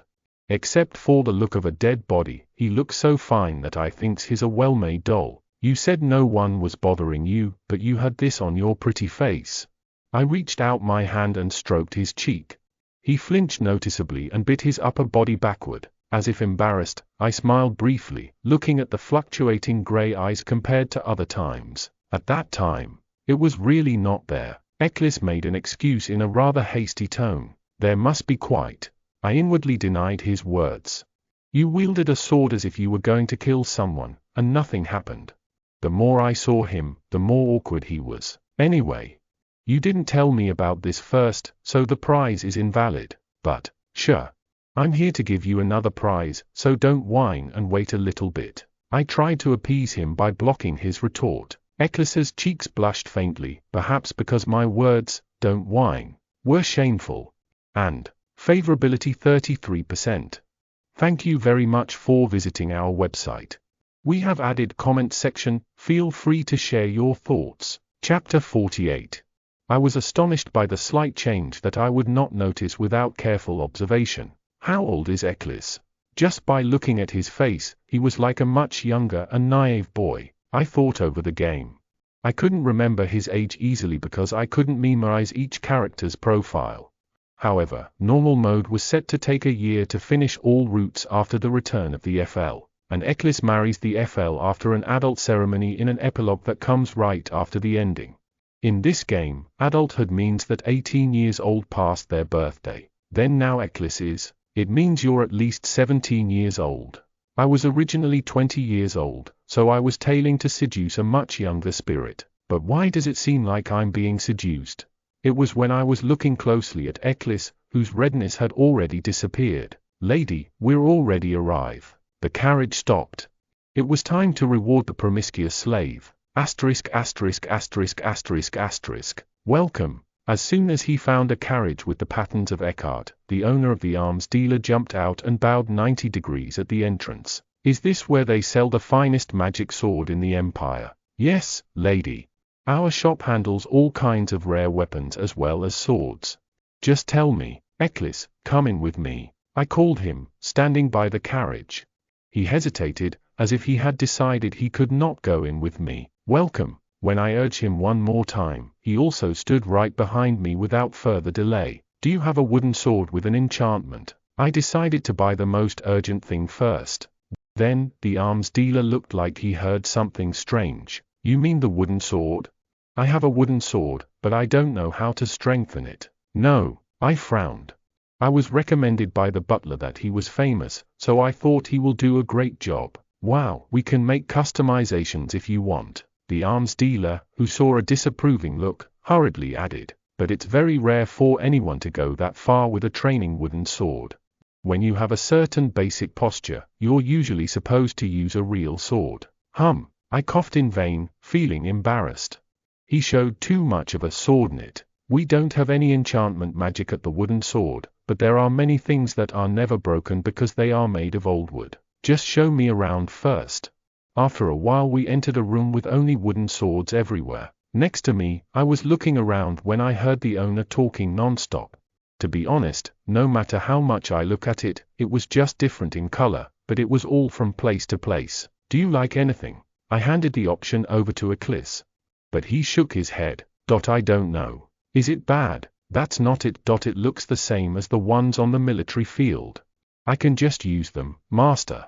No way. Listening to Eccles's words, the owner shouted hastily, everything here is strong enough to compete with the real sword. Especially, the Paulonia trees that grow in fairy forests are sharp enough to cut rice straws. No matter how good it was useless if the person receiving the gift was not even choose it. I can't help it. I let it out like a sigh, and the owner thought I didn't like it. He stopped the act of recklessly taking out the wooden swords. Well, then go to the real sword, not the wooden sword. What are you talking about? Yes, from here to here. I recited from the entrance to the very end of the room with my hands clasped. Send them all to the Eckhart mansion. It would be nice to buy a lot of strong ones in case they break. Next was a training suit. Perhaps because he was tall and handsome, Eccles's new look was absolutely stunning. That's good. I snapped out, looking around him once. An excited arms dealer spat and flattered. Of course. These are the best items in the capital city. Do you like it? Ignoring the opinions of the parties involved, I asked belatedly because I thought I had too much of my own way. Eccles stared at me and asked me back with an expressionless. What about you, master? Is master like it? Somehow I had a hunch that if I did, I would say no right away. I only chose what I liked, and of course I like it. I'm asking how you are, Eccles. It wasn't empty words, so I added with a small smile. I don't have to wear them. If master like it, then I like it, too. Really? So, I was overjoyed at Eccles' hearty answer. Send me 3 of these in all kinds. Yes, yes. Of course. That's what it is. The arms dealer's mouth opened wide at my words. Then, shall we go shopping for the real sword for the last time? I clapped my hands lightly and turned around. The arms dealer rushed after me. It was then, master, this is enough for me. Eccles came up with a quick step and blocked my way. Why? Sword is the most important thing for knights. What I wanted to say was replaced by a rich arms dealer. I looked back at him with a nod. There should be sword. Is it because you feel pressured? No, I'd rather. Eccles hesitated to answer. I don't think I'll ever use a real sword. I don't want to keep the gift from my master for nothing. Why do you think you won't ever use it? After the basic swordsmanship, you also use the real sword in sparring. Yes, yes. You're right 100,000 times. The owner nodded his head too much to my question. Eccles did not hesitate to answer. It's just like a thunderbolt. Slave can't be a formal knight. So all I need is a wooden sword to train. I was so embarrassed that I couldn't say anything. He knew he couldn't be a knight, but I was the only one who was under the premise that it would happen someday. Come to think of it, it's all because Penelope died that Eccles became a full-time knight. I was in a situation where he was bullied, but I was in a hurry to pay attention, so I couldn't even think about the game. In order for me to live, maybe Eclipse shouldn't be a formal article. Perhaps he thought I was reconsider buying a real sword when I was lost in thought, the arms dealer hurriedly added. What are you talking about? Still, sword is a must as a guard to protect his master. My body is enough to escort my master. The arms dealer was frightened and immediately shut up. In fact, it was so true that I had nothing to say. Considering his brilliant track record, he was like a weapon all over his body. First of all, it's okay. If you think so. I nodded my head in a coolie way. It was also not good to force the burden on those who had already given up. I'll have to look around a little more, so go outside first and wait. At my words, Eccles turned his back immediately. I shrieked at him walking along without even saying hello. Who's your master? As I felt before, Eccles never stepped forward and set an example unless I pointed out. He was such an impudent fellow for a slave. Well, do you need anything else, miss? Just tell me, the two men asked me, looking at my wits. Now that you're here, let's go see the magic sword. Oh, yes. This way, please. The arms dealer was pleased with my words. It was worth it because it was the main item for sale. Certainly the place where the magic sword was displayed was much larger and wider than the others. The number of swords on display was also enormous. I looked round the swords with admiration. From small daggers to large swords the size of my body, there were many different kinds. But the decorations, cuts, and handles were all splendid and magnificent. It's just too conspicuous. Is there anything simple? Then, please wait a moment, miss. Somehow the arms dealer searched the corner of the display case with a grim face. How about this? After a while, he brought a white box of dust. It was too small to have a sword in it, like an accessory case. What is this? The sword of the ancient wizard. He unlocked the box with a package of keys. As I was about to feel bad when I saw dust piled up, I became a little interested in the word ancient wizard. The arms dealer, who pulled out the lock, opened the door. Inside the open box with a rusty sound of kick. What's this? There was a rugged iron necklace, with a tiny sword-shaped ornament, about the size of a sword. Are you trying to play with me? Give me a simple sword, or a necklace with a sword ornament? Moreover, the sword-shaped decoration did not have a single jewel attached to it, far below the aesthetic standard. I frowned violently. Then the arms dealer waved. Oh, no. No way. Then what is this? Here, if you hold the handle of the sword and blow in your manner, the sword-shaped decoration turns into a real sword. Thank you very much for visiting our website. We have added comment section, feel free to share your thoughts. Chapter 49. The arms dealer handed me the handle with his index finger and thumb and urged me to hold it. I couldn't believe it was easy to turn sword like a baby's toy. I asked, still with a doubtful look. Then it doesn't mean that those who don't have magic can't use it. The long-trained knights are bound to operate mana little by little. Otherwise, you can't use the magic sword. He also made it obvious that he didn't know much. I quickly turned the subject around with a dry cough. I don't know if Eccles has magic. Don't worry, miss. I've been selling weapons in the capital for decades. I assure you, that slave. While he was talking in a sly manner, he changed his words in a hurry at the sight of my eyes. Not that the spirit of the escort was great. I've been running the arms dealer for 30 years, but I can't believe I've ever seen someone who's been spouting such a horrible aura. Really? Yes, of course. I was itching to brag. He's going to be the sword master, but I held back. In fact, this sword is so rare that we've been trading on the black market for a very high price. But it's also too expensive, and knights usually look for fancy swords first. The arms dealer whimpered, my poor baby. Although this sword doesn't have any special enhancement magic, it is made from a rare mineral. How the hell they make it? Was made of steel from the mines of the extinct dwarfs a long time ago. Is it good? There is still no way to make it same. It's their secret. This is good one. I didn't understand the half, so I just nodded silently. In addition, when it gets smaller, the size of the manner engraved on it becomes smaller. Even if you're in a place where you're not supposed to be armed, no one will notice you're carrying a sword. Even in a palace, for example. The arms dealer nodded and looked around for no one, then whispered secretly, "That's perfect for assassinations." It was too much. In common sense, who would assassinate with a small, growing sword, other than a poison or a citation? I didn't show up though. Because I liked the sword itself very much. You can't show it to anyone else, but you can always have a sword. I actually thought of a small type of dagger, but I thought this would be better. If Eklis is anyway, it will be used as a weapon as soon as it is lifted, whether it is a magic sword or a toy necklace. Well, I'll take this. Thank you, miss. I can't believe my baby finally found such a worthy guest. The arms dealer immediately asked with tears in his eyes, "Do you want to send this to the mansion together?" "No.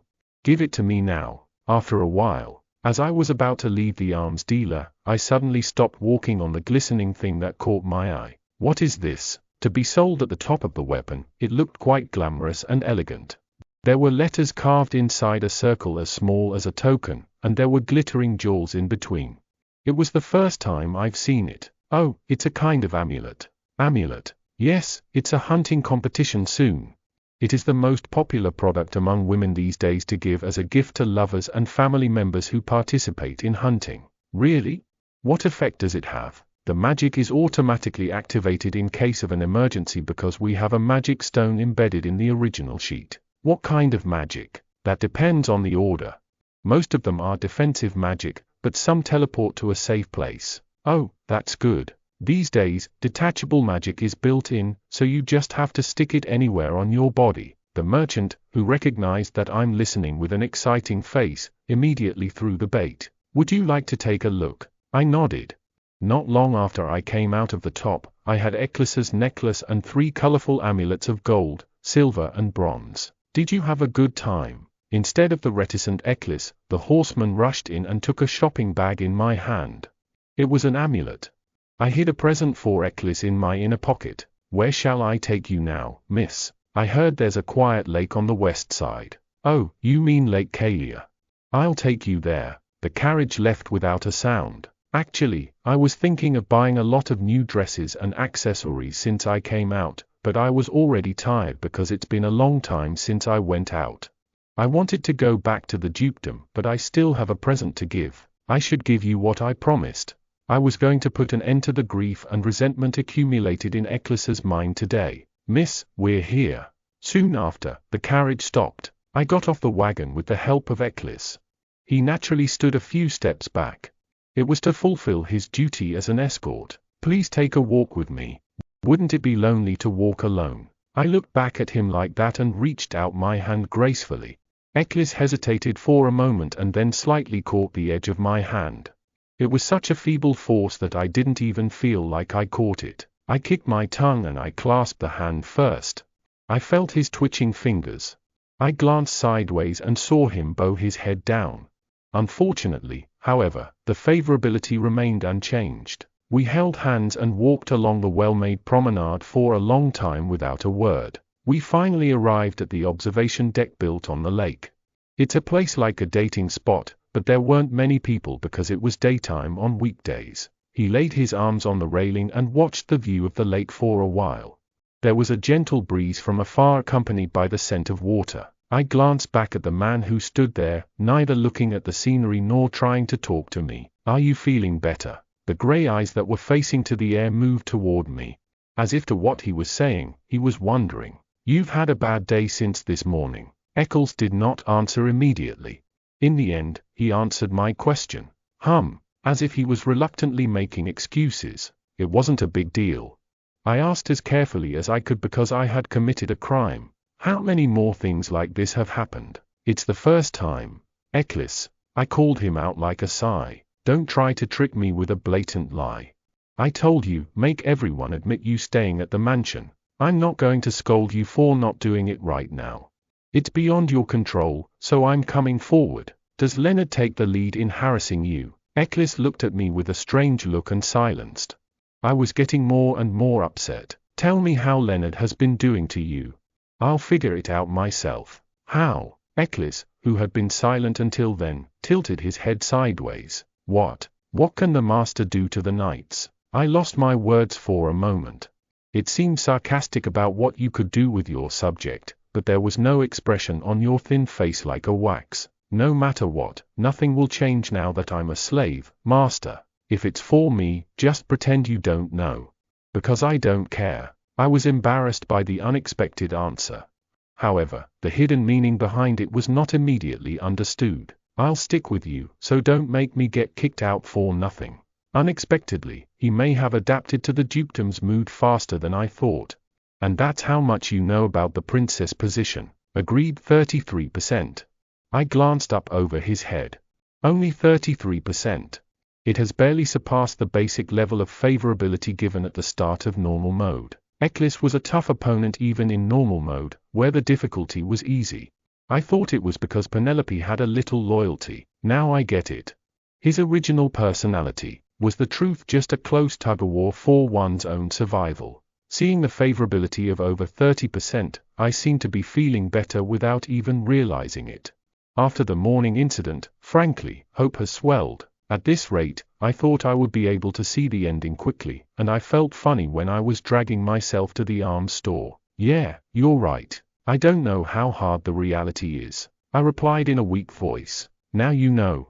My position in the dukedom. Why didn't he think that while I was weighing all the bread for him, he was also measuring whether I was a lifeline or a rotten rope? I don't have the power to dismiss you right now. As long as you're a slave, there's no fundamental solution to bullying. There wasn't much I could do, as Eccles pointed out. You can go to the Duke and say that bullying is rampant in the Knights, but you have already put the wrong button for the first time. A Duke who's not happy with what I brought would never care about the bullying of slaves. I gave up the idea of trying to calm him down, but I'll keep you on the knighthood. I gazed at him with a blank face, and my brain was as arrogant as usual. Your sword must be worth a little bit to catch the Duke's eye, so bear it even if you're sad.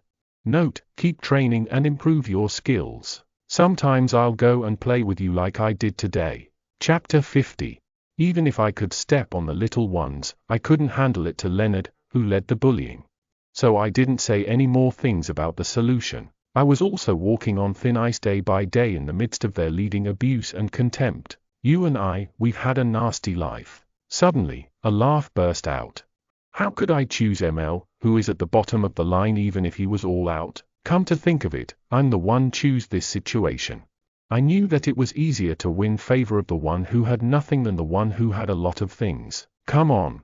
Take this. It was impossible for me to give a surprise gift with a lovely face like a woman in normal mode. I relaxed my grip on the necklace, and held it out to him. It's like a toy, but it's a sword. Hold on to the handle and give it a try. Eccles looked down at the necklace that came out of nowhere at me with a puzzled look. I couldn't believe it was a sword. Quickly, at my urging, he reluctantly lifted the sword with his thumb and index finger. It was that moment. A bright light came out of his hand, and at one point Eccles had a longsword in his hand. Eccles looked at the sword protruding out of nowhere with his big eyes. Unlike other swords, it looked rugged without a single jewel or ornament, but the light flowing through the blade was unusual. I thought I could get a 10 times refund if I got cheated, but it was real. Whether it's because he is an ML, Eccles, wearing a new training suit and standing with a grand iron sword in one hand, is quite stylish. No one can imagine him being a slave. I could feel the occasional crowd around him glancing at him. This is why? Eccles asked, looking down at the sword in his hand. The voice from him sounded somehow clogged. I opened my mouth with a hint of his majestic iron sword. In the Inca Empire, it was unreasonable for a defeated slave to wear a sword. But if you don't change your mind to take me as your master, the article I'm going to keep next to, you're the only one. Eccles's pupils expanded even larger than when he found the necklace turned sword. What will you do? Originally, I was not planning giving him sword and threatened him like this.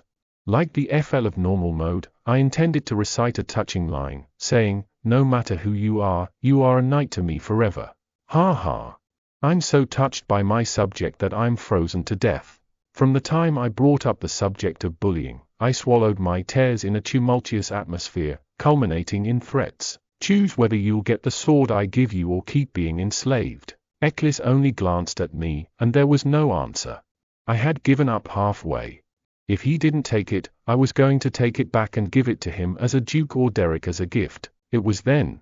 Suddenly, the sword with Eccles's was lifted high. And, Quagic, the sword was thrust into the wooden board floor. What are you? The moment I stuttered at his sudden action, he slowly boiled his knees in front of me.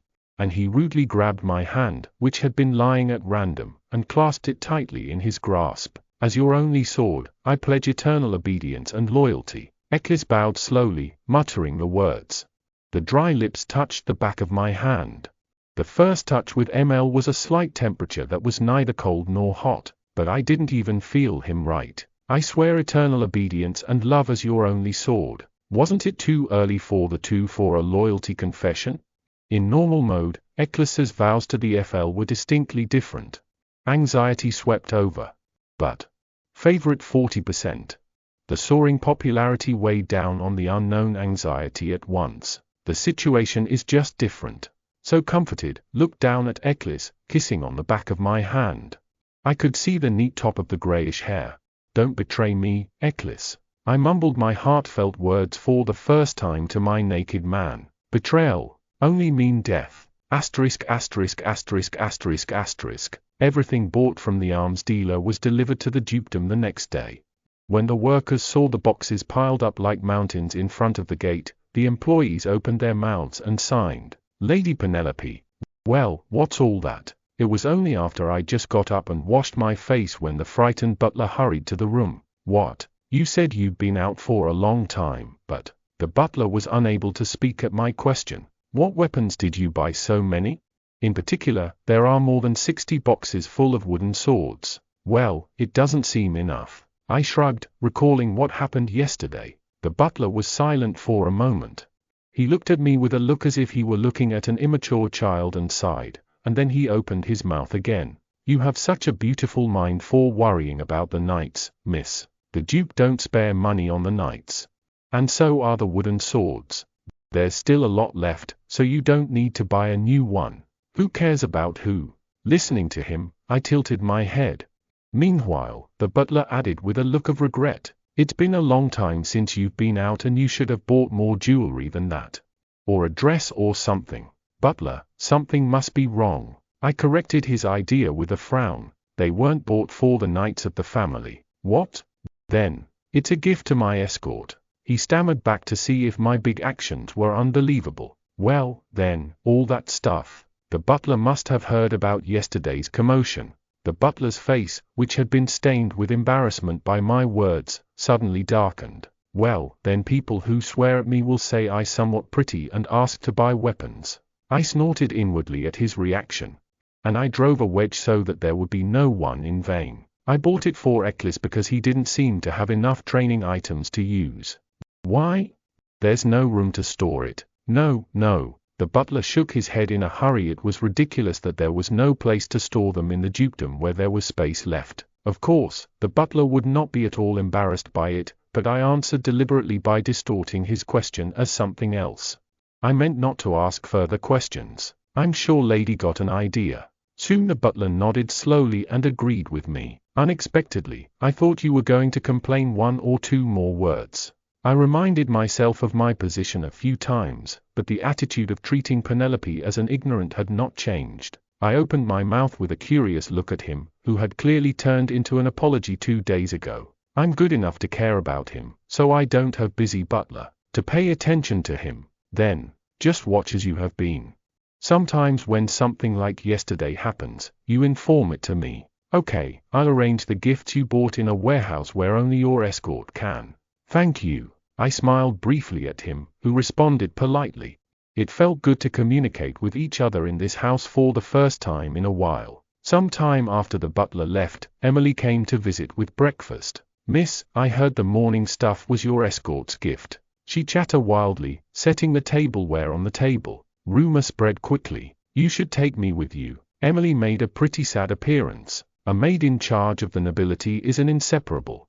Since the trust of her owner leads to the power of her servant, I understood her grumbling that she decided not long ago to become my hand. Take this. I handed her what I had taken out beforehand. It was an amulet of the same color bought from the arms dealer. Emily didn't take it easy, but she just looked down at my hand with her big eyes. What are you doing? Not take it quickly. What is this? What is it, miss? It's your gift. Gift. It protects you from unknown dangers. Amulet's gift to Emily was not so valuable because the spell of vision was so comprehensive and vague. But it's a universal gift for dear people. I have a lot of enemies. You're now my person, and you never know when or where bad things will happen, so keep them in your body all the time. As a way of venting my anger the other day, I had a word of apology for Emily. Moreover, she had once refused the expensive jewelry I gave her, so I honestly didn't want to test it. If she refused even this, I thought she might have another plan, miss. But Emily, who raised her head, cried and called me. Well, I've never received a gift like this while I was working for the Duke. Really, it's so pretty. I'll treasure it. That's a relief. I will serve you harder in the future. Really, she swore her allegiance several times with a determined look.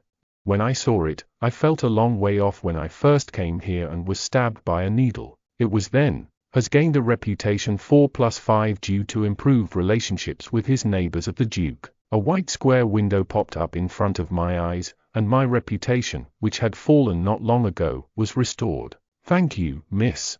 Thank you so much. I thought about it every time, using Emily's back-stretching voice as the background sound. If it's going like this, how good it is. None of the text used in this audiobook belongs to me. Please support the original author online. This is a fan-made project and I make no money from it. If you want to support me indirectly, then donate me on PayPal. Join the Discord for a lot of more audiobooks too.